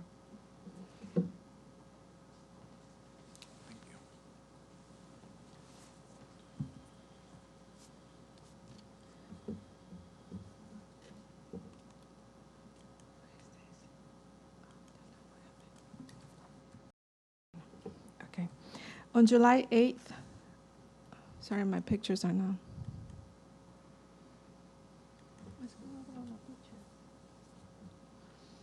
Okay. On July 8, 2022, during routine patrol, I observed a white truck without a current registration tag. It was expired of January 22, parked in the driveway at this location, and 2 photos were taken. I'm sorry, I'm having issues with my PowerPoint presentation. If you need it for you, that's fine. Remember, I have Okay. a binder, so I can That's follow fine. along. Okay. On July 11th, a courtesy notice was sent to the tenant by regular mail to correct the violation within 10 working days. On July 25th, a reinspection was performed and verified that the truck was not turned around, and I could not verify compliance, and 1 photo was taken. On July 27th, a notice of violation was sent to the owner, agent, and a copy was provided to the tenant by regular mail to correct the violation. On August 15, a reinspection was performed and observed that the white truck was still turned around, and there was another vehicle, a blue sedan, without current registration tag, expired of September 20th. Both vehicles were parked in the driveway of this location. While taking pictures, I was able to speak with one of the tenants who stated that they did not have money to renew the tags and requested an extension to correct the violations. 2 photos were taken. Oh, sorry. On September 8, a reinspection was performed and observed that the blue sedan was not parked on the street, and tried to contact the tenants, but I was not able to do so. I verified that the truck was still had an expired tag, and a red tag was placed on the blue sedan, asking to be removed from the street within 48 hours. And the property was still in violations, and 4 photos were taken. On September 12, I verified that the blue sedan was removed from the property. A notice of violation was sent to the owner, agent by certified mail to correct the violation. Posted the property in City Hall, an affidavit of posting was created, and 1 photo was taken. On October 3rd, I received a call from the management company inquiring about another property's violation. I was able to explain the violation going on at this property, and I was advised that that is not the property they're in charge of, and somebody will contact me, and nobody contacted me back about this issue. On October 7, a reinspection was performed and verified that the property was still in violation, and 1 photo was taken. On October 10, a statement of violation and notice of hearing was sent to the owner and agent, posted the property in City Hall, An affidavit of posting was created and one photo was taken. On November 14, a reinspection was performed and verified that the property was still in violation and one photo was taken. Today, the tenant was here and provided me with a copy of the registration, so I'm going to put the property in compliance. And that's the registration that's in the binder. Yes, sir. Yes. So it is the city's recommendation that the respondent be found in violation of having an abandoned vehicle at this location by the time specified. And the city will also request that the costs incurred in bringing this case before the magistrate in the amount of $251.58 to be paid within 7 days of the notarized special magistrate. Thank you, sir. So ordered. Huh? So ordered. Thank you. Case number 2022-1316, Progress Orlando LLC owner, Progress Residential Borrower 21 LLC owner, location of violation 5637 Blowing Wind Place, St. Cloud, Florida. Good evening, April Bennett, Code Enforcement Officer, City of St. Cloud, presenting for 5637 Blowing Wind Place. This one is going to be, I'm going to try to blow through this one, but I was supposed to bring this one to the magistrate binder? last.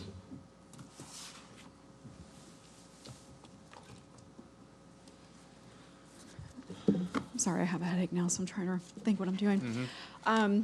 This one was supposed to come to the magistrate last month, but they changed their name. I found it when I was doing the write-up for this one to bring it to the magistrate that they had done a name change, so I had to repost the property and postpone everything until this month. So some of the stuff at the beginning is irrelevant to where I'm at now, but What was the date of the renoticed notice of violation?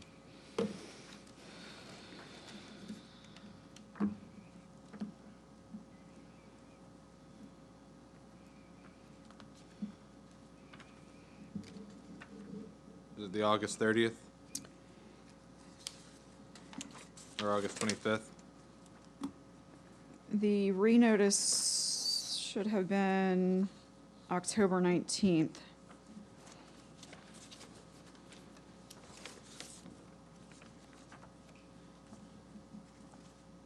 Yeah, I had an affidavit to bring it for October that went out September 14th, and then another one went out October 19th. The statement of violation notice of hearing, is that what you're referring to? No, the notice of violation. Which notice of violation? It was the notice, which notice of violation is the one that they're currently noticed under?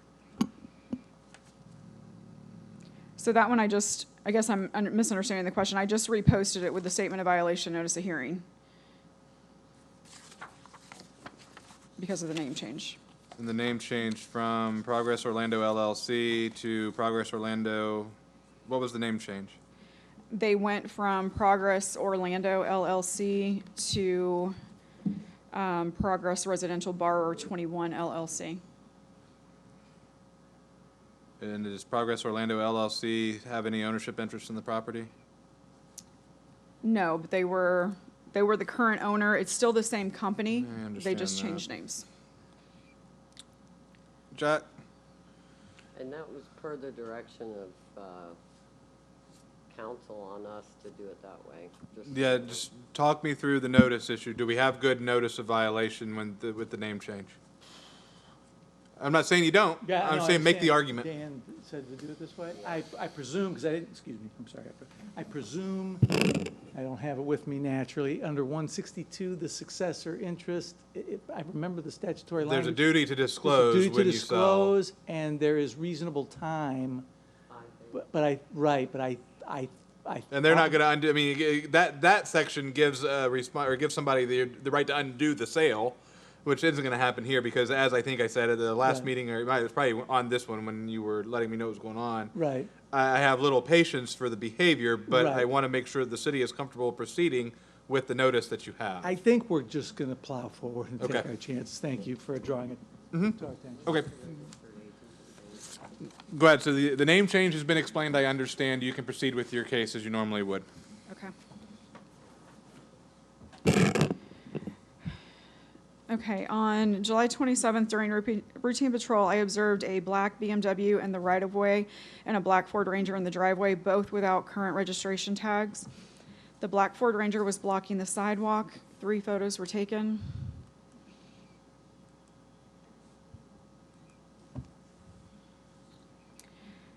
On July 28th, while doing my research for this case, I noticed that it was a rental property. I was able to confirm that there was not an active landlord license. I sent out a courtesy notice by regular mail to the owner of record and to the tenant. On August 10th, a reinspection was performed, and the abandoned vehicle and the right-of-way obstruction violations were corrected. I was able to confirm that the landlord license was still not obtained.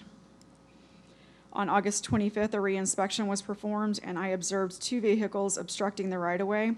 A white Ford a white Ford Super Duty F-250 parked in the right-of-way without a current registration tag. I red tagged the Ford and sent out a notice of violation by April, certified. can I stop you for 1 second? I want to make sure so this case involves unregistered vehicle or landlord license? So it was going to be, when I was going to present last month, it was going to be the obstruction of right-of-way and the landlord Is it license. still? So it's just the landlord license now because the right-of-way Okay, was, so you don't have to go through the vehicles with me then, you can skip that. I told her to. Okay, you can skip it, it's not part of the relief you're seeking, you can skip through it. Okay, okay, so, I'm sorry. that's okay. No, it's okay. No, we just thought we needed to create what Nope, brought me I there. understand, you've given me Okay. you had good reason to be out there on the property, I understand how you got to be on the property in the first place, I get it. Let me see where I'm at. I'm sorry. Give me a second.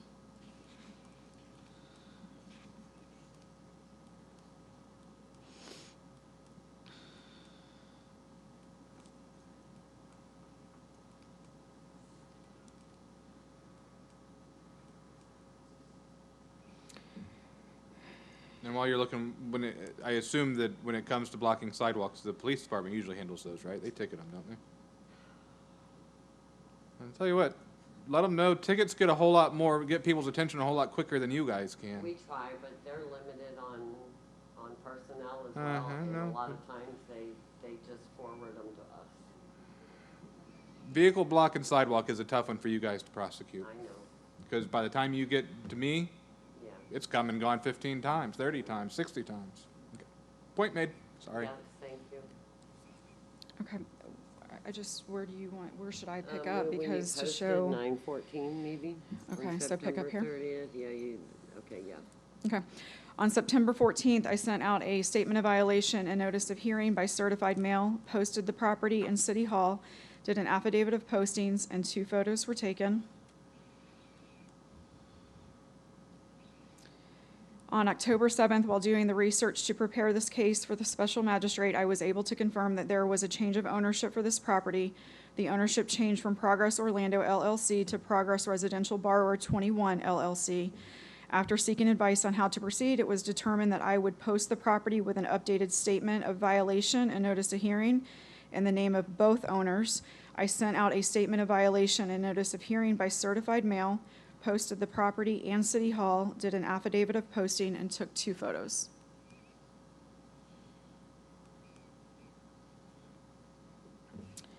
On 11/14, a reinspection was completed and the landlord license has not been obtained for this property. It is the city's recommendation the respondent be found in violation of not obtaining a landlord license for this location by the time specified. The city would recommend the respondent be given until December 5th to obtain the proper license, or a fine in the amount of $100 a day to be assessed until compliance is met. The city would also request the cost incurred in bringing this case before the magistrate in the amount of $308.42 to be paid within 7 days of the written order by the special magistrate. And that concludes my case. No, we'll find in favor of the city, find the respondent is in violation of failure to obtain a landlord license, order the respondent to obtain that license by December 5th, 2022. If not brought into compliance, fine of $100 per day will be assessed until compliance is met. Also, order the respondent to pay the administrative costs incurred by the city in the amount of $308.42, which amount will be due within 7 days of the date of my written order. Thank you. Case number 2022-1427, Richard C. Jensen, owner, location of violation, 801 Maryland Avenue, St. Cloud, Florida. Good evening, April Bennett, Code Enforcement Officer for the City of St. Cloud. At this time, I'd like to enter into evidence the following items: copy of the courtesy notice sent by regular mail, copy of the notice of violation sent by regular mail, copy of the notice of violation sent by certified mail, copy of the statement of violation and notice of hearing sent by certified mail, posted at the property and City Hall, copy of the PowerPoint presentation, affidavit of postings, evidence of mailings, code sections in violation of, a copy of the deed to the property, and a copy of the cost incurred if the magistrate finds the respondent in violation in the amount of $232.14.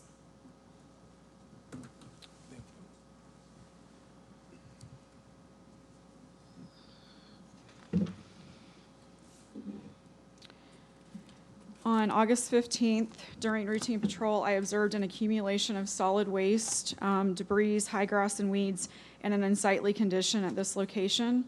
8 photos were taken.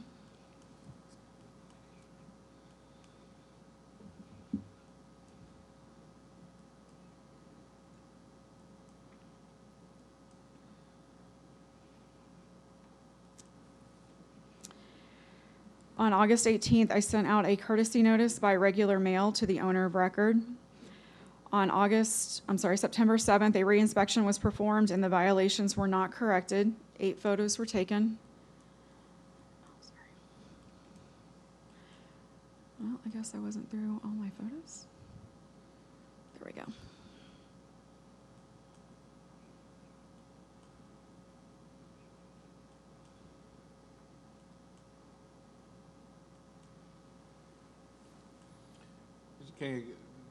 This is a good one to stop on, just on this photograph. I've seen other photographs where the junk and debris was clear.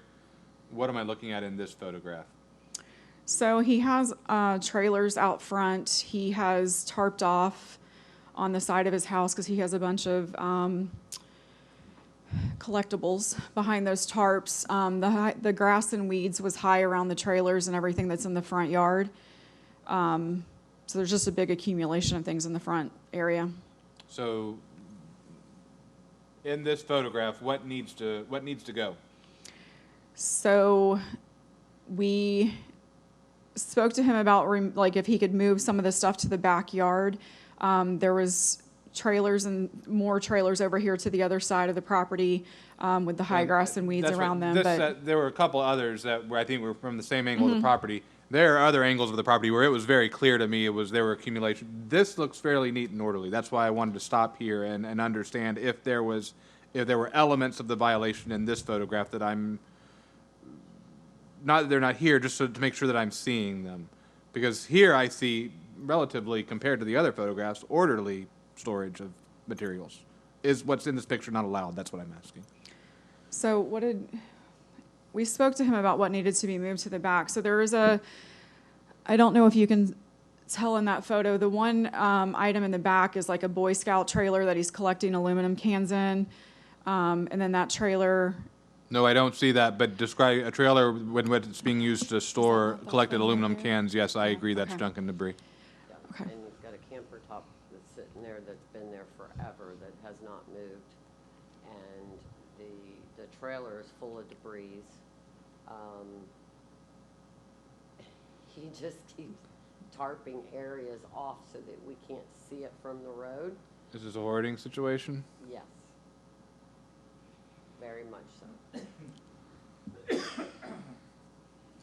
I mean, I had to point out to him that because I went with her on one inspection, and he asked the same thing, and I'm like, he's got timbers that are around, not even around his landscaping, they're just kind of like chopped in here, and they're all rotted and Is there a place on the property where things can be moved to? well, the rear yard is completely full, even though you can't see it from the road, but yes, he says he might be able to squeeze some stuff in, and he's got a huge backyard. How old It is definitely a hoarder. How old is the gentleman? Would you say maybe 60s, 70? yeah. Any family that you're aware of? Nope. Anybody helping them? Anybody to help take care? Nope. Okay. You understand that no matter what I order, it's not gonna help you. Yes. Sorry, you can proceed. Okay. On September 8th, I sent out a notice of violation by regular mail. On September 21st, a reinspection was performed and the violations were not corrected. 8 photos were taken.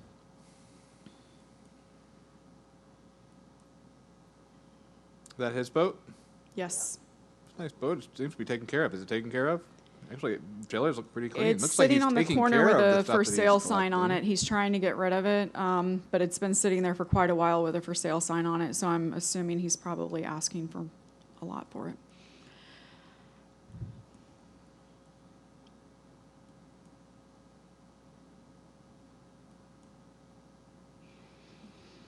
On September 22nd, I sent out a notice of violation by certified mail. The certified mail was received and signed for by the property owner on September 28th. On October 7th, a reinspection was performed and the violations were not corrected. 9 photos were taken.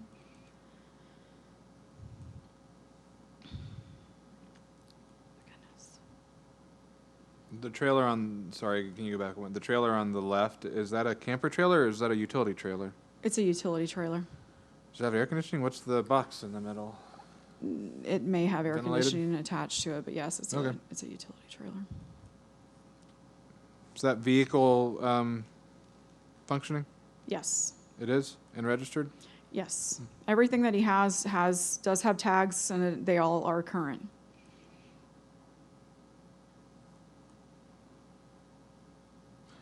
Health-wise, he's healthy enough from your observations? Mental faculties, there no reason why health department would get involved if you called them?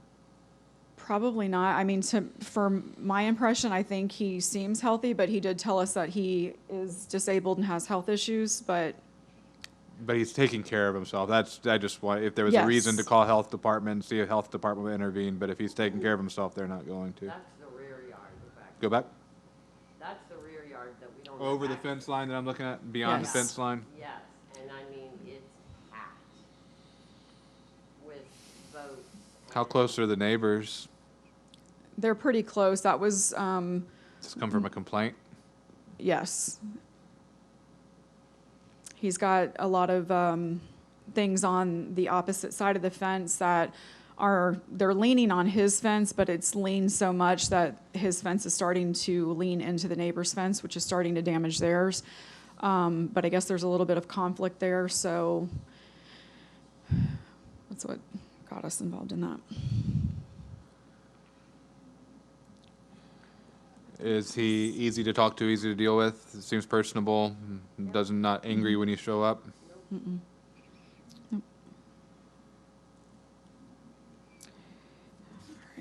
On October 18th, I sent out a statement of violation and notice of hearing by certified mail, posted the property and City Hall.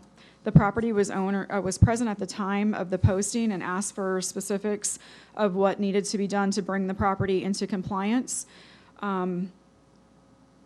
I was unsure how to handle the situation because he thinks all of his stuff are his treasures and he doesn't understand. So I did call Melissa to come over and assist me so she could point out specifics and I could learn from that interaction. She spoke with the property owner and addressed all the areas of concern, and 1 photo was taken. When I post, I don't know what's going on I with know, I photos. think you already passed it. Go back the other way. Did I? Yeah. That was the day we posted it, right? Yeah, it just seems like they're out of sequence. One more back, I think. No, one more. Right there, you posted. Okay. On November 14th, the reinspection was completed, and the property is not in compliance. The property shows some improvement, but not enough to bring it into compliance. 10 photos were taken.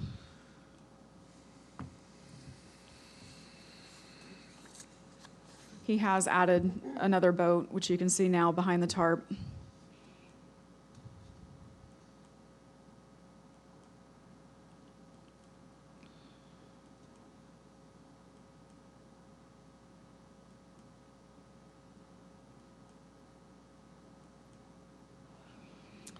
It is the city's recommendation that the respondent be found in violation of having an accumulation of solid waste, high grass and weeds, and unsightly condition at this location and not corrected by the time specified.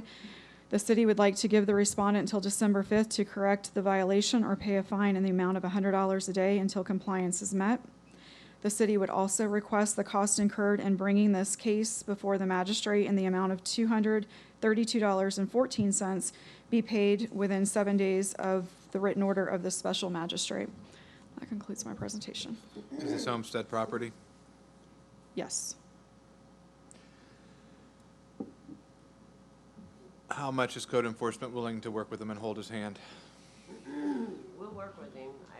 You may even have to work with the 7 days on the cost as well. Well, that's why I'm asking the question. Because if code enforcement wants the order that's asked for, which is complied by December 5th or else, there's no reason for me not to enter that order. Okay. However, it won't help. Okay. What will help, from my experience, I know you guys have your own experience, that's why I kind of asked the questions that I did about how well you were interacting with him and he was interacting back, because it sounds like he fits into one where hand-holding is very effective. It sounds like he is I want desperately to make you happy. I want you desperately for you to leave me alone. I understand that there's a problem here. I'm incapable mentally of fixing it. So if you're willing to go out there and hold his hand a little bit, you might make headway. There's no way he complies with December 5th. Okay. Let's go for after the holidays. Let me keep talking. Okay. I have a different thought. Okay. Instead of giving him a firm compliance date, Okay. one, I did have a follow-up question. Was there any discussion of him coming to today's hearing? No. So we don't know why he chose not to, but it was not pressed upon him that he might want to be here. My suggestion, and if code enforcement, again, if you say, nope, we want the order, give him a firm cutoff date, I'll enter that. I've done these enough, both from Jack's chair and a couple sitting in this one. I know where that turns out. You know, when you say you have to, they dig their heels in. Okay. So my thought is we say, when's our next hearing date? Would be January? January, yes. 18th. Sorry. Well, January 18th, yes. to give a compliance date of early January, fully understanding that he's not going to meet it. But it gives you something to go to him and say, you have to, you have to, you have to. My or else on this one, my thought is to set him up for status hearing on January 18th, you said? Mm-hmm. Set him up for status hearing, because that means he has to come here. And that's the other place where we've had when code enforcement had the manpower and willingness and the relationship to do a little hand-holding, Okay. using if you don't, what's going to happen is you're going to have to appear in front of the magistrate and explain. They don't want to have to do that. And so that's better leverage than dollars are, Okay, in my that's fine. opinion. That's fine. So the order tonight would be a finding, but, A finding and a compliance date. okay. And an expectation that it will be on our agenda for January 18th, because I'm not going to put that in the order. He's not going to bring it in. He's not going to be in full compliance by then. But that lets code enforcement go to him and say, if you don't comply by that, you need to do as much as you can, because you're going to have to go in front of that magistrate and explain to him why you haven't yet. Okay. And I think that's probably going to be better leverage for you to use in a friendly manner. How can we help you? Because you are going to have to go out there and you're going to have to say, this needs to move there. And you have to be very, as you know, it sounds like you've been through this too, you're going to have to be very sparing with the times you say, this has to go. You might get 2 or 3, this has to go. You might get rid of a couple of things. Yeah. If you say all this has to go, heels are going to be dug in and you're going to get nowhere. I agree. Okay. Will the findings set any kind of a financial consequence, or just I'll be a reference it. It will be discussed at the January the hearing. status hearing? Okay. Is that okay with you? I'm happy to put it in there. If you want me to put it in there, I'm trying to get as many traction points as I can with my order, hoping some of these do, because I know money isn't going to be the thing that does it for this person. We can, the status, to address the figure at the status hearing is fine, if we can just have the costs as part of the order. Or if he's into compliance, then we'll just. Does the city have any objection to me using cost as a carrot and say that if he's in full compliance at that January 18th, I will waive those $232.14? That's up to her. If it'll give him incentive, then I'm for it. That's so. that's what I'm looking for. And this is any way of just. Yeah. of helping as much as I can, because most of what we traditionally do is hurtful, and it just gets us nowhere in hoarding, if it's a genuine hoarding case. That sounds good to me. Okay, then that is my order. I will find the violation exists, find the respondent, must cure the violation by, I didn't set a compliance date, No. did I? Do you have a calendar in front of you by chance? What's the first Friday in January? January is the, yes, 6th. Ooh, it's so close. I'll tell you what, I'm gonna say The December 13th? December 31st. I mean, you can actually go ahead and That's a noticing for status. Saturday, December 31st is Saturday? Yeah, What's the price? So December 30th? yeah. I'm gonna say December 30th for compliance. And there will be a status hearing on January 18th, whether he's in compliance or not. And I will put into the order, may or may not resonate with him, but I will put into the order that I do expect him to be here for that January 18th to explain to me what's going on with the property and steps taken to come into compliance. If not into full compliance, how much is left to do. I will order that the costs be paid in the amount of $232.14. I will include in the order that I will consider waiving that if full compliance is met by December 30th. And otherwise, the date for payment of that amount will be discussed and set at the January 18th status hearing. Okay? Did I miss anything that you guys need? Nope. I think you got it. Okay, thank you. Case number 2022-1471, Kevin L. Matos Carabello, owner, Julia C. Matos, owner, location of violation 2381 Missouri Avenue, St. Cloud, Florida. Good evening, April Bennett, Code Enforcement Officer for the City of St. Cloud.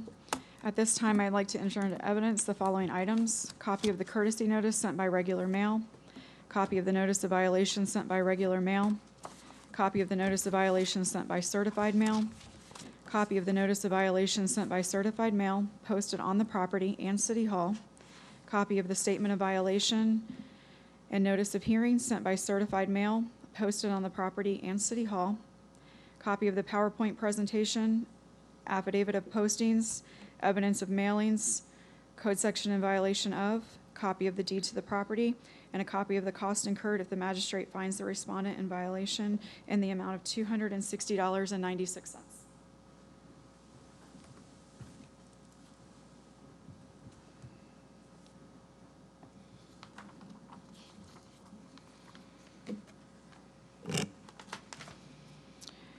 On August 22nd, during routine patrol, I observed an accumulation, an abandoned vehicle, unsightly condition, high grass and weeds at this location, and 5 photos were taken.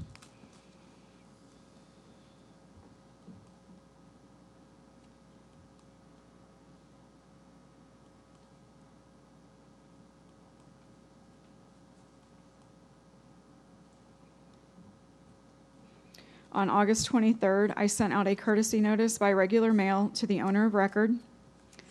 On September 28th, a reinspection was performed and the gray car was removed from the property. However, the other violations were not corrected. 6 photos were taken.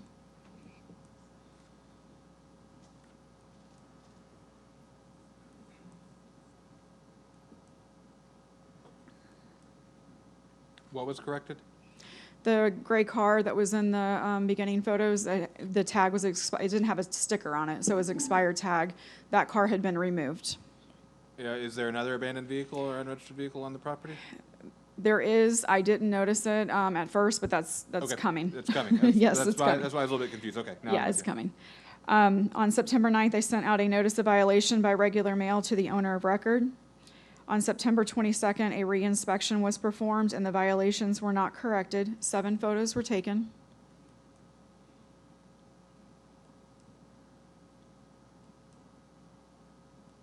So the grass has been mowed in that picture, right?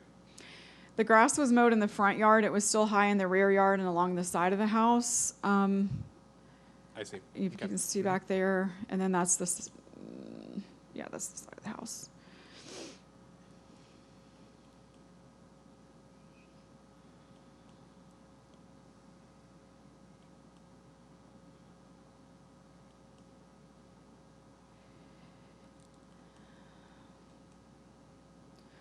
Okay. On September 26, I sent out a notice of violation by certified mail to the owner of record. On October 7th, a reinspection was performed and the violations were not corrected. 7 photos were taken.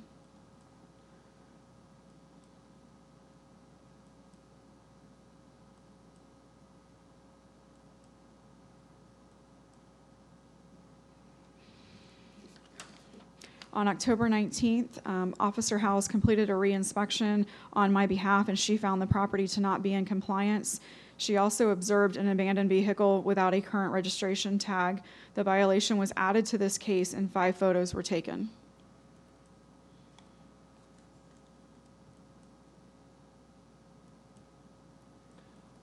So when the Dodge is the new abandoned vehicle, is it? Correct. It was. Expired tag? Yes, it was there. I did not notice that. So there wasn't a new notice of violation issued though, right? No, I just added But it. it was originally, but abandoned vehicle was part of the notice of, the original notice of violation. You were just looking at a different vehicle. Correct. Right, okay. Correct. So you still had good notice because you told them and they didn't fully comply. Correct. Is that the position? Okay. Got it. Thank you.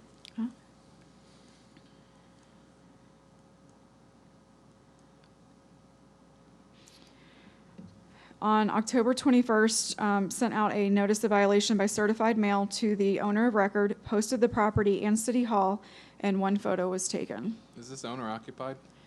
It is owner occupied, however, I believe it's just the wife that's living there now. They're going through a divorce. Okay. And she does have other people roommates, I guess, that have moved in to help her.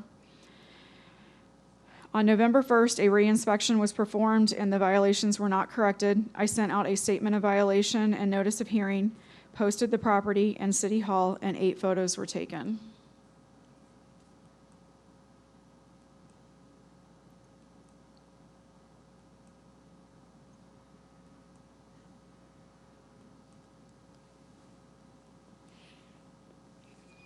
On November 14th, a reinspection was performed and the property is not in compliance. The property does show signs of improvement, but not enough to bring the property into compliance. There are areas of the property that still need to be addressed, and the abandoned vehicle is still without a current registration tag. 7 photos were taken.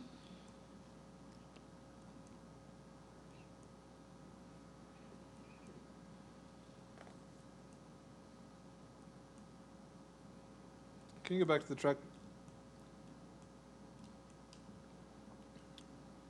Did the stuff in the bed come out of that house or another house? Do you have any idea? I don't have any idea.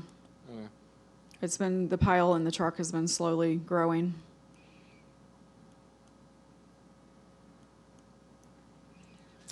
It is the city's recommendation the respondent be found in violation of having high grass and weeds, accumulation, and unsightly condition in an abandoned vehicle at this location and not corrected by the time specified.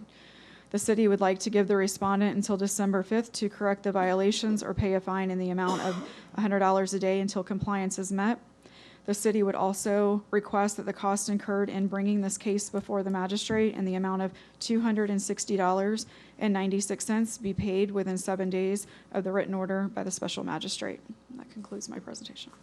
It sounds like you've had some communication with the wife, right?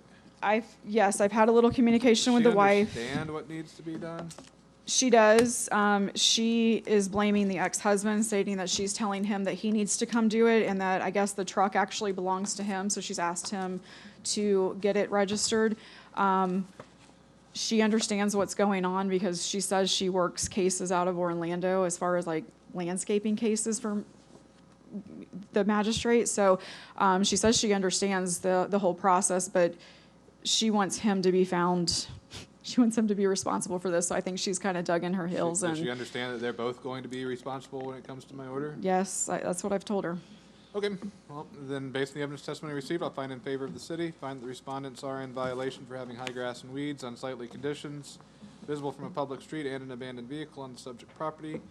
Order the respondents to cure the violations by December 5th, 2022. If not brought in compliance by that date, a fine of $100 per day will run until compliance is met.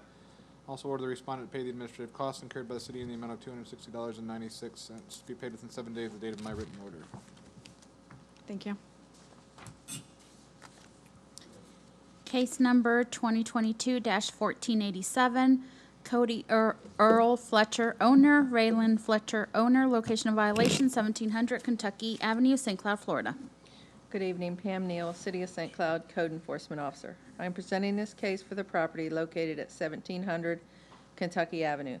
This time, I would like to enter into evidence the following items: copy of the courtesy notice, copy of the notice violation, copy of the notice violation sent by certified mail and posted on the property in City Hall, copy of the statement of violation, notice of hearing sent by certified mail, posted on the property in City Hall, copy of the affidavits of postings, copy of the PowerPoint presentation, evidence of mailings, copy of the deed to the property, copy of the code section in violation, copy of the costs incurred if the special magistrate finds the respondent in violation in the amount of $252.14.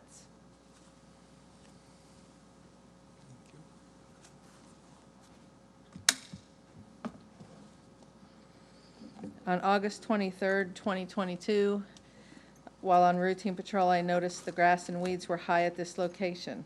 On August 23rd, a courtesy notice was sent to the owner. On September 6th, a reinspection was performed and the grass and weeds were not mowed. On September 7th, a notice violation was sent to the owner. On September 19th, a reinspection was performed and the grass and weeds were not mowed. On September 21st, a notice violation was sent by certified mail to the owner and posted on the property in City Hall. An affidavit of posting was completed and 3 photos were taken.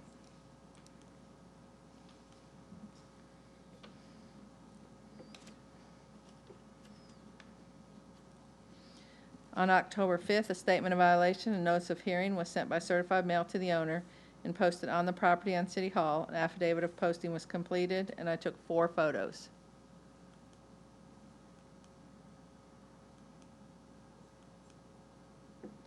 On November 14th, the reinspection was performed, and the property is now in compliance.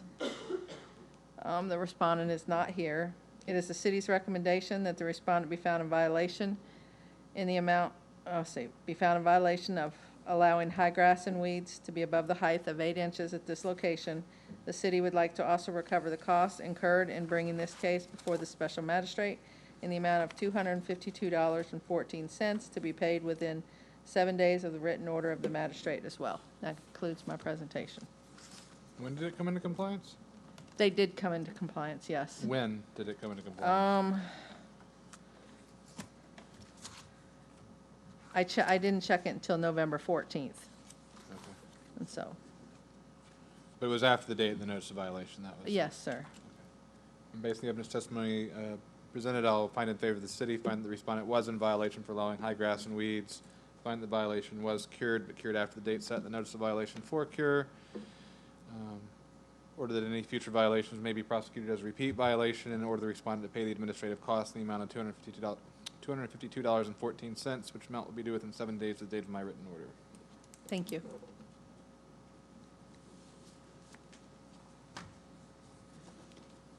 Case number 2022-1498, Jean Mark Charnal, owner, location of violation 1600 Oregon Avenue, St. Cloud, Florida.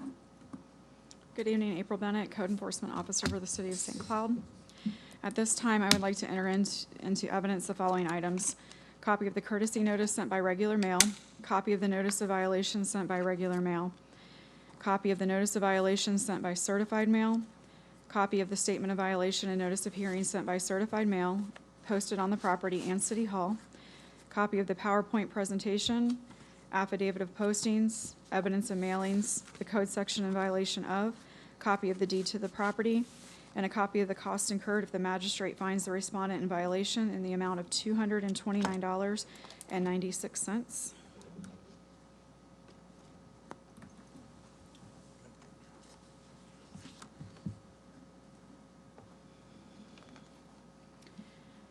On August 23rd, 2022, during routine patrol, I observed an abandoned trailer and high grass and weeds at this location. I took 2 photos.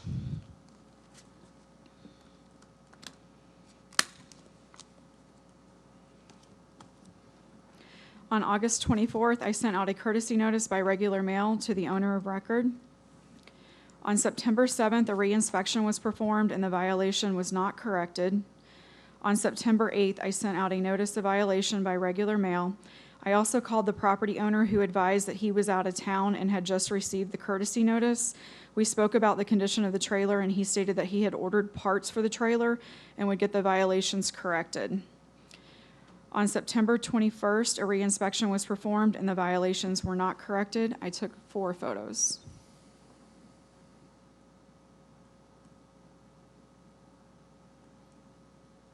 Is the high grass just around the trailer? Yes. Is there any reason? Not that I know of, sir.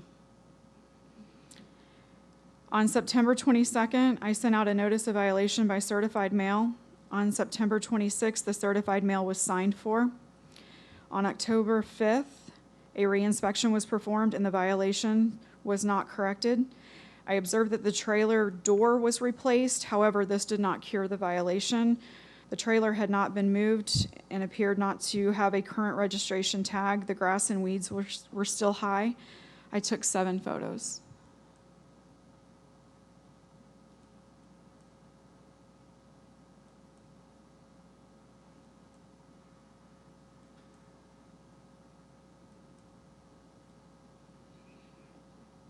On October 17th, a reinspection was performed and the violation was not corrected.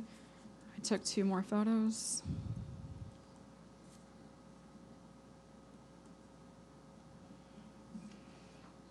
On October 18th, I sent out a statement of violation and notice of hearing by certified mail, posted the property and City Hall, did an affidavit of posting, and took 1 photo. On November 14th, a reinspection was completed and the violations were not corrected. 2 photos were taken. He did trim a little bit out towards the front, but in the rear, it's still not in compliance and it still hasn't been moved.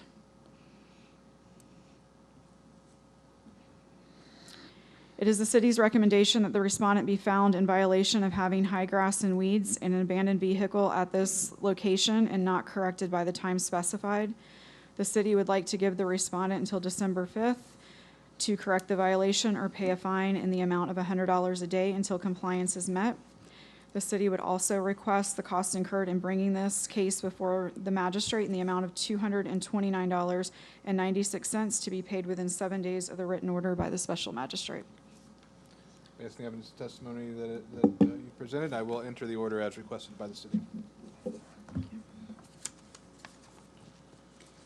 Case number 2022-1516, Luis Samuel Negron Rodriguez, owner, Ana Rosa Torres Padilla, owner, location of violation 5108 Foxtail Fern Way, St. Cloud, Florida.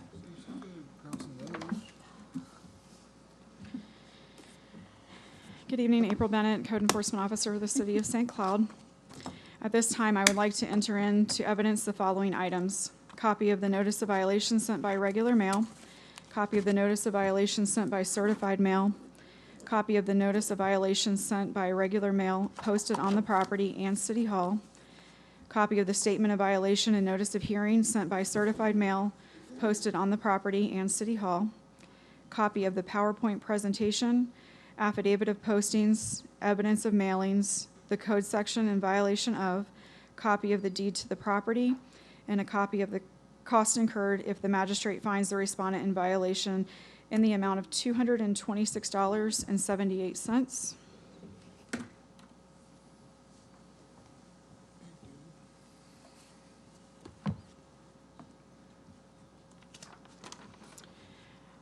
On August 25th, during routine patrol, I observed high grass and weeds at this location. On October 26th, while doing research for this violation, I noticed that there was an abandoned permit for a concrete slab and an expired permit for a canopy. I sent out a notice of violation by regular mail to the owner of record. On September 8th, a reinspection was performed and the property was mowed. However, the other violations were not corrected. I sent out a notice of violation by certified mail to the owner of record. On October 3rd, a reinspection was performed and the violations were still not corrected. I sent out a notice of violation by regular mail, posted the property and City Hall, did an affidavit of posting, and took 2 photos.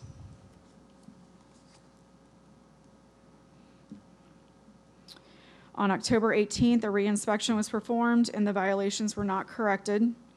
On October 19th, I sent out a statement of violation and notice of hearing by certified mail, posted the property and City Hall, did an affidavit of posting, and took 2 photos.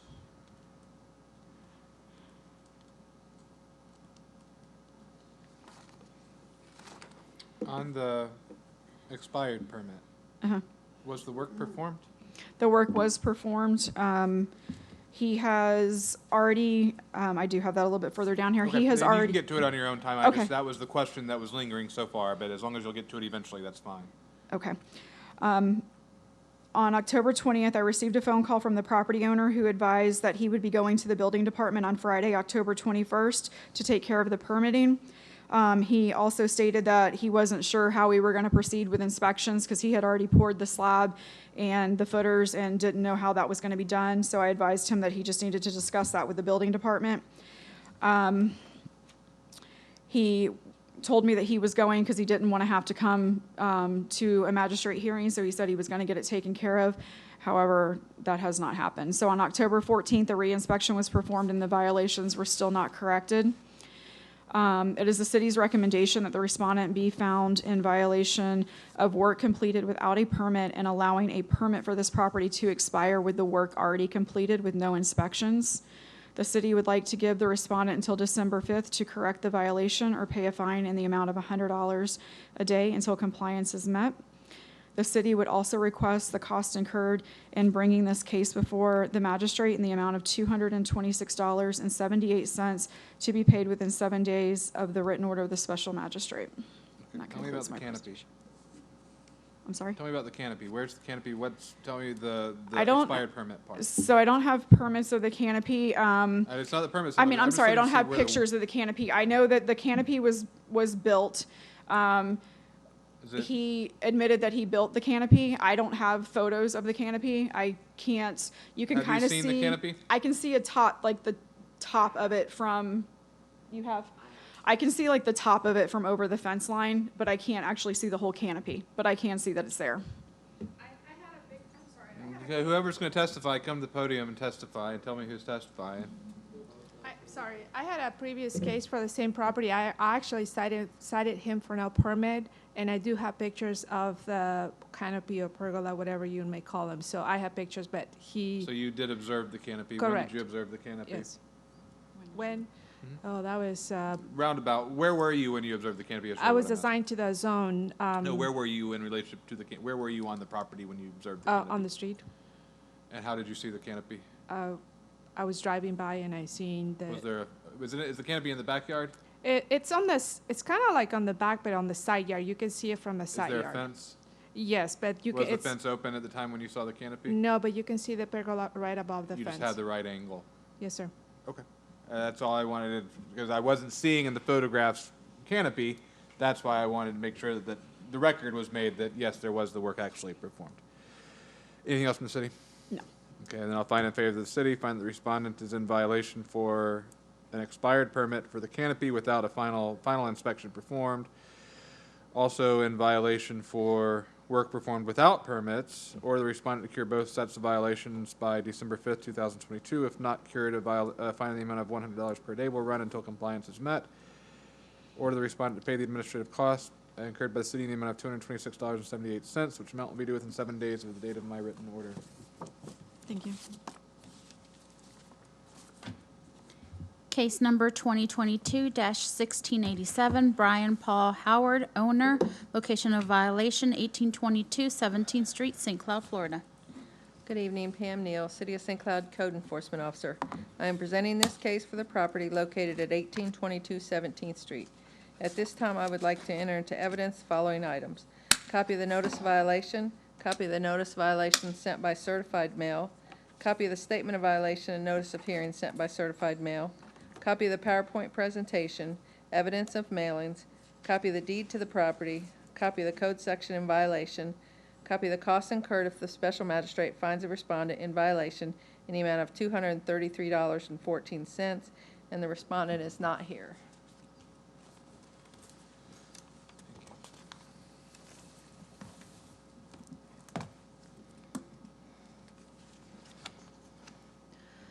On September 14th, 2022, while on routine patrol, I noticed a silver car parked at this location that does not have a current tag attached and is inoperable, and I took 2 photos.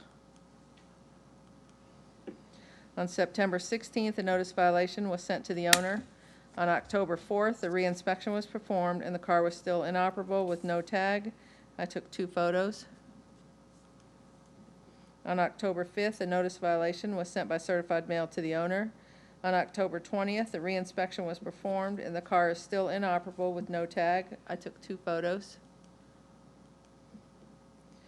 On October 21st, a statement of violation notice of hearing was sent by certified mail to the owner. On November 14th, a reinspection was performed, and the car is still inoperable with no tag. I took 2 more photos. It is the city's recommendation that the respondent be found in violation of allowing an abandoned vehicle at this location and to have a current tag on the vehicle and the vehicle operable by December 1st, 2022, or pay a fine of $100 a day till compliance is met. The city would like to also recover the costs incurred in bringing this case before the magistrate in the amount of $233.14 to be paid within 7 days of the written order of the magistrate as well. That concludes my presentation.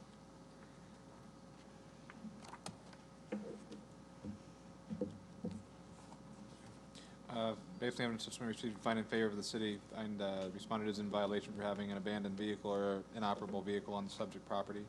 Order the respondent to cure the violation, which could be by having the vehicle operable and properly registered.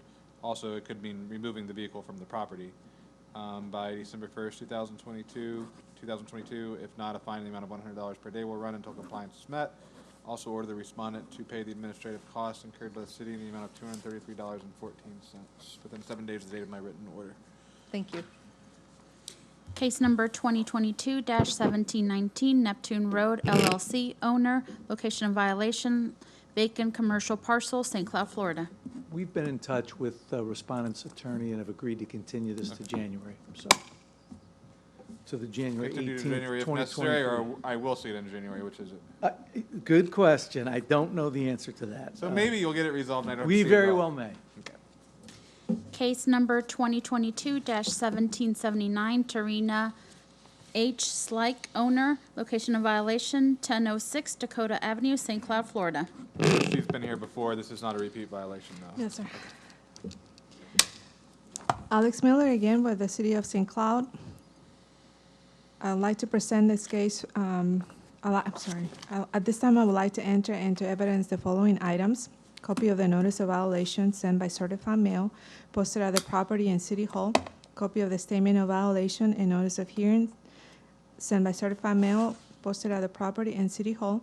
Copy of the PowerPoint presentation, affidavit of postings, evidence of mailings, copy of the code sections in violation, a copy of the deed to the property, and a copy of the cost incurred if the magistrate find the respondent in violation in the amount of $239.64.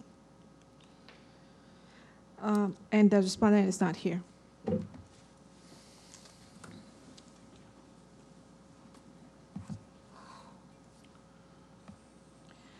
On October 26, 2022, during routine patrol, I observed that there was an accumulation of rubbish or garbage on a trailer, and the exterior property was not being maintained in a clean and sanitary condition. A notice of violation was sent to the neighbor property located at 1010 Dakota Avenue because the accumulation appeared to be on his property.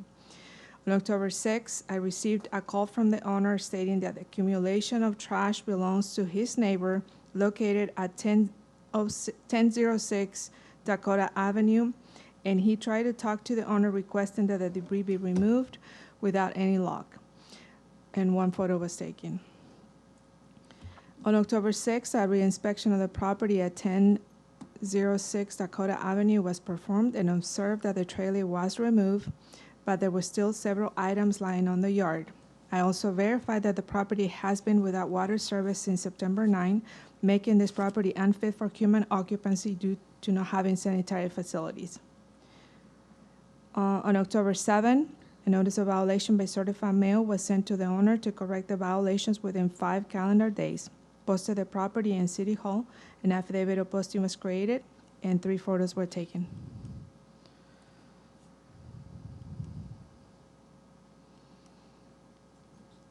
On October 13, a re-inspection was performed and verified that the water services were restored. However, the accumulation of rubbish and garbage was not removed, and the property was still in violation. I tried to make contact with the owner by phone, by email. I also left a business card at the residence requesting that they contact me so we can discuss the violations that they needed to be corrected within 7 working days, and 3 photos were taken. So what they did is they piled the debris on the side of the house, and some of this stuff put on the pile over there. And they have the washer on the other side along with some litter. Cute house, too. On October 24th, a re-inspection was performed and verified that the property was still in violation, and 3 photos were taken. The washer's still there with some trash, accumulation still there, and debris still there. On October 27, a statement of violation and notice of hearing was by certified mail was sent to the owner, posted the property in City Hall, an affidavit of posting was created, and 3 photos were taken. On October 31st, while verifying compliance of another property, I observed that the gate in the rear side of the property was open, showing the accumulation of the debris as well on the back side. 1 photo was taken. On November 14, a re-inspection was performed and verified that the property was still in violation, and 2 photos were taken. It is the city's recommendation that the respondent be found in violation of allowing an accumulation of rubbish, garbage, and not maintaining the exterior property in a clean and sanitary condition by the time specified. The city will recommend that the respondent be given until November 30th to correct the 2022 to correct the violation, or a fine in the amount of $100 a day be assessed until compliance is met.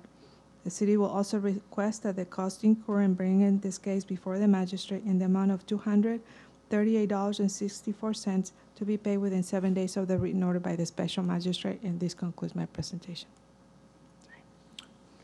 Based on the evidence testimony received, find in favor of the city, find that the respondent is in violation for allowing accumulation of rubbish and garbage, and for not properly maintaining the exterior of the property in a clean and sanitary condition. Order the respondent be allowed until, I'm actually going to say, just to bring it in line with the others, December 5th. December 5th, 2022, that, and since I have a lot of orders to do, it might take me a little bit to get them out. December 5th, to correct the violations. If not, a fine in the amount of $100 per day will run until compliance is met. Also order the respondent to pay administrative costs incurred by the city in the amount of $238.64, which will be due 7 days from the date of my written order. Thank you, sir. Reduction? Well, I know that the officers want me to delay and kind of drag this one out because that we don't have a signed agreement. So there's nothing to consider at this time. The city manager, I think, unless I'm mistaken, city manager had agreed to a number, but we haven't gotten a signed return from the respondent, so there's nothing to present to you. Okay. We thought we did, but we don't, so. Okay. Happy holidays to you, and we'll see you in the new year. One thing I'm going to advise you don't get to talk back to me because they're not here anymore. I am going to include in the order on homes that if there's a delay, or if the earliest hearing date they're able to get is after that January 31, I think I gave them to, that I would consider an extension of that because it's a significant case. Okay. So when you see it, you'll know why it's there. I can talk back like that, can I? I can say, okay. I just can't listen to anything you have to say about the case. I I understand. wanted to give you a heads up. No, about no, no. that. I wouldn't, Say you're gonna be a great judge. I wouldn't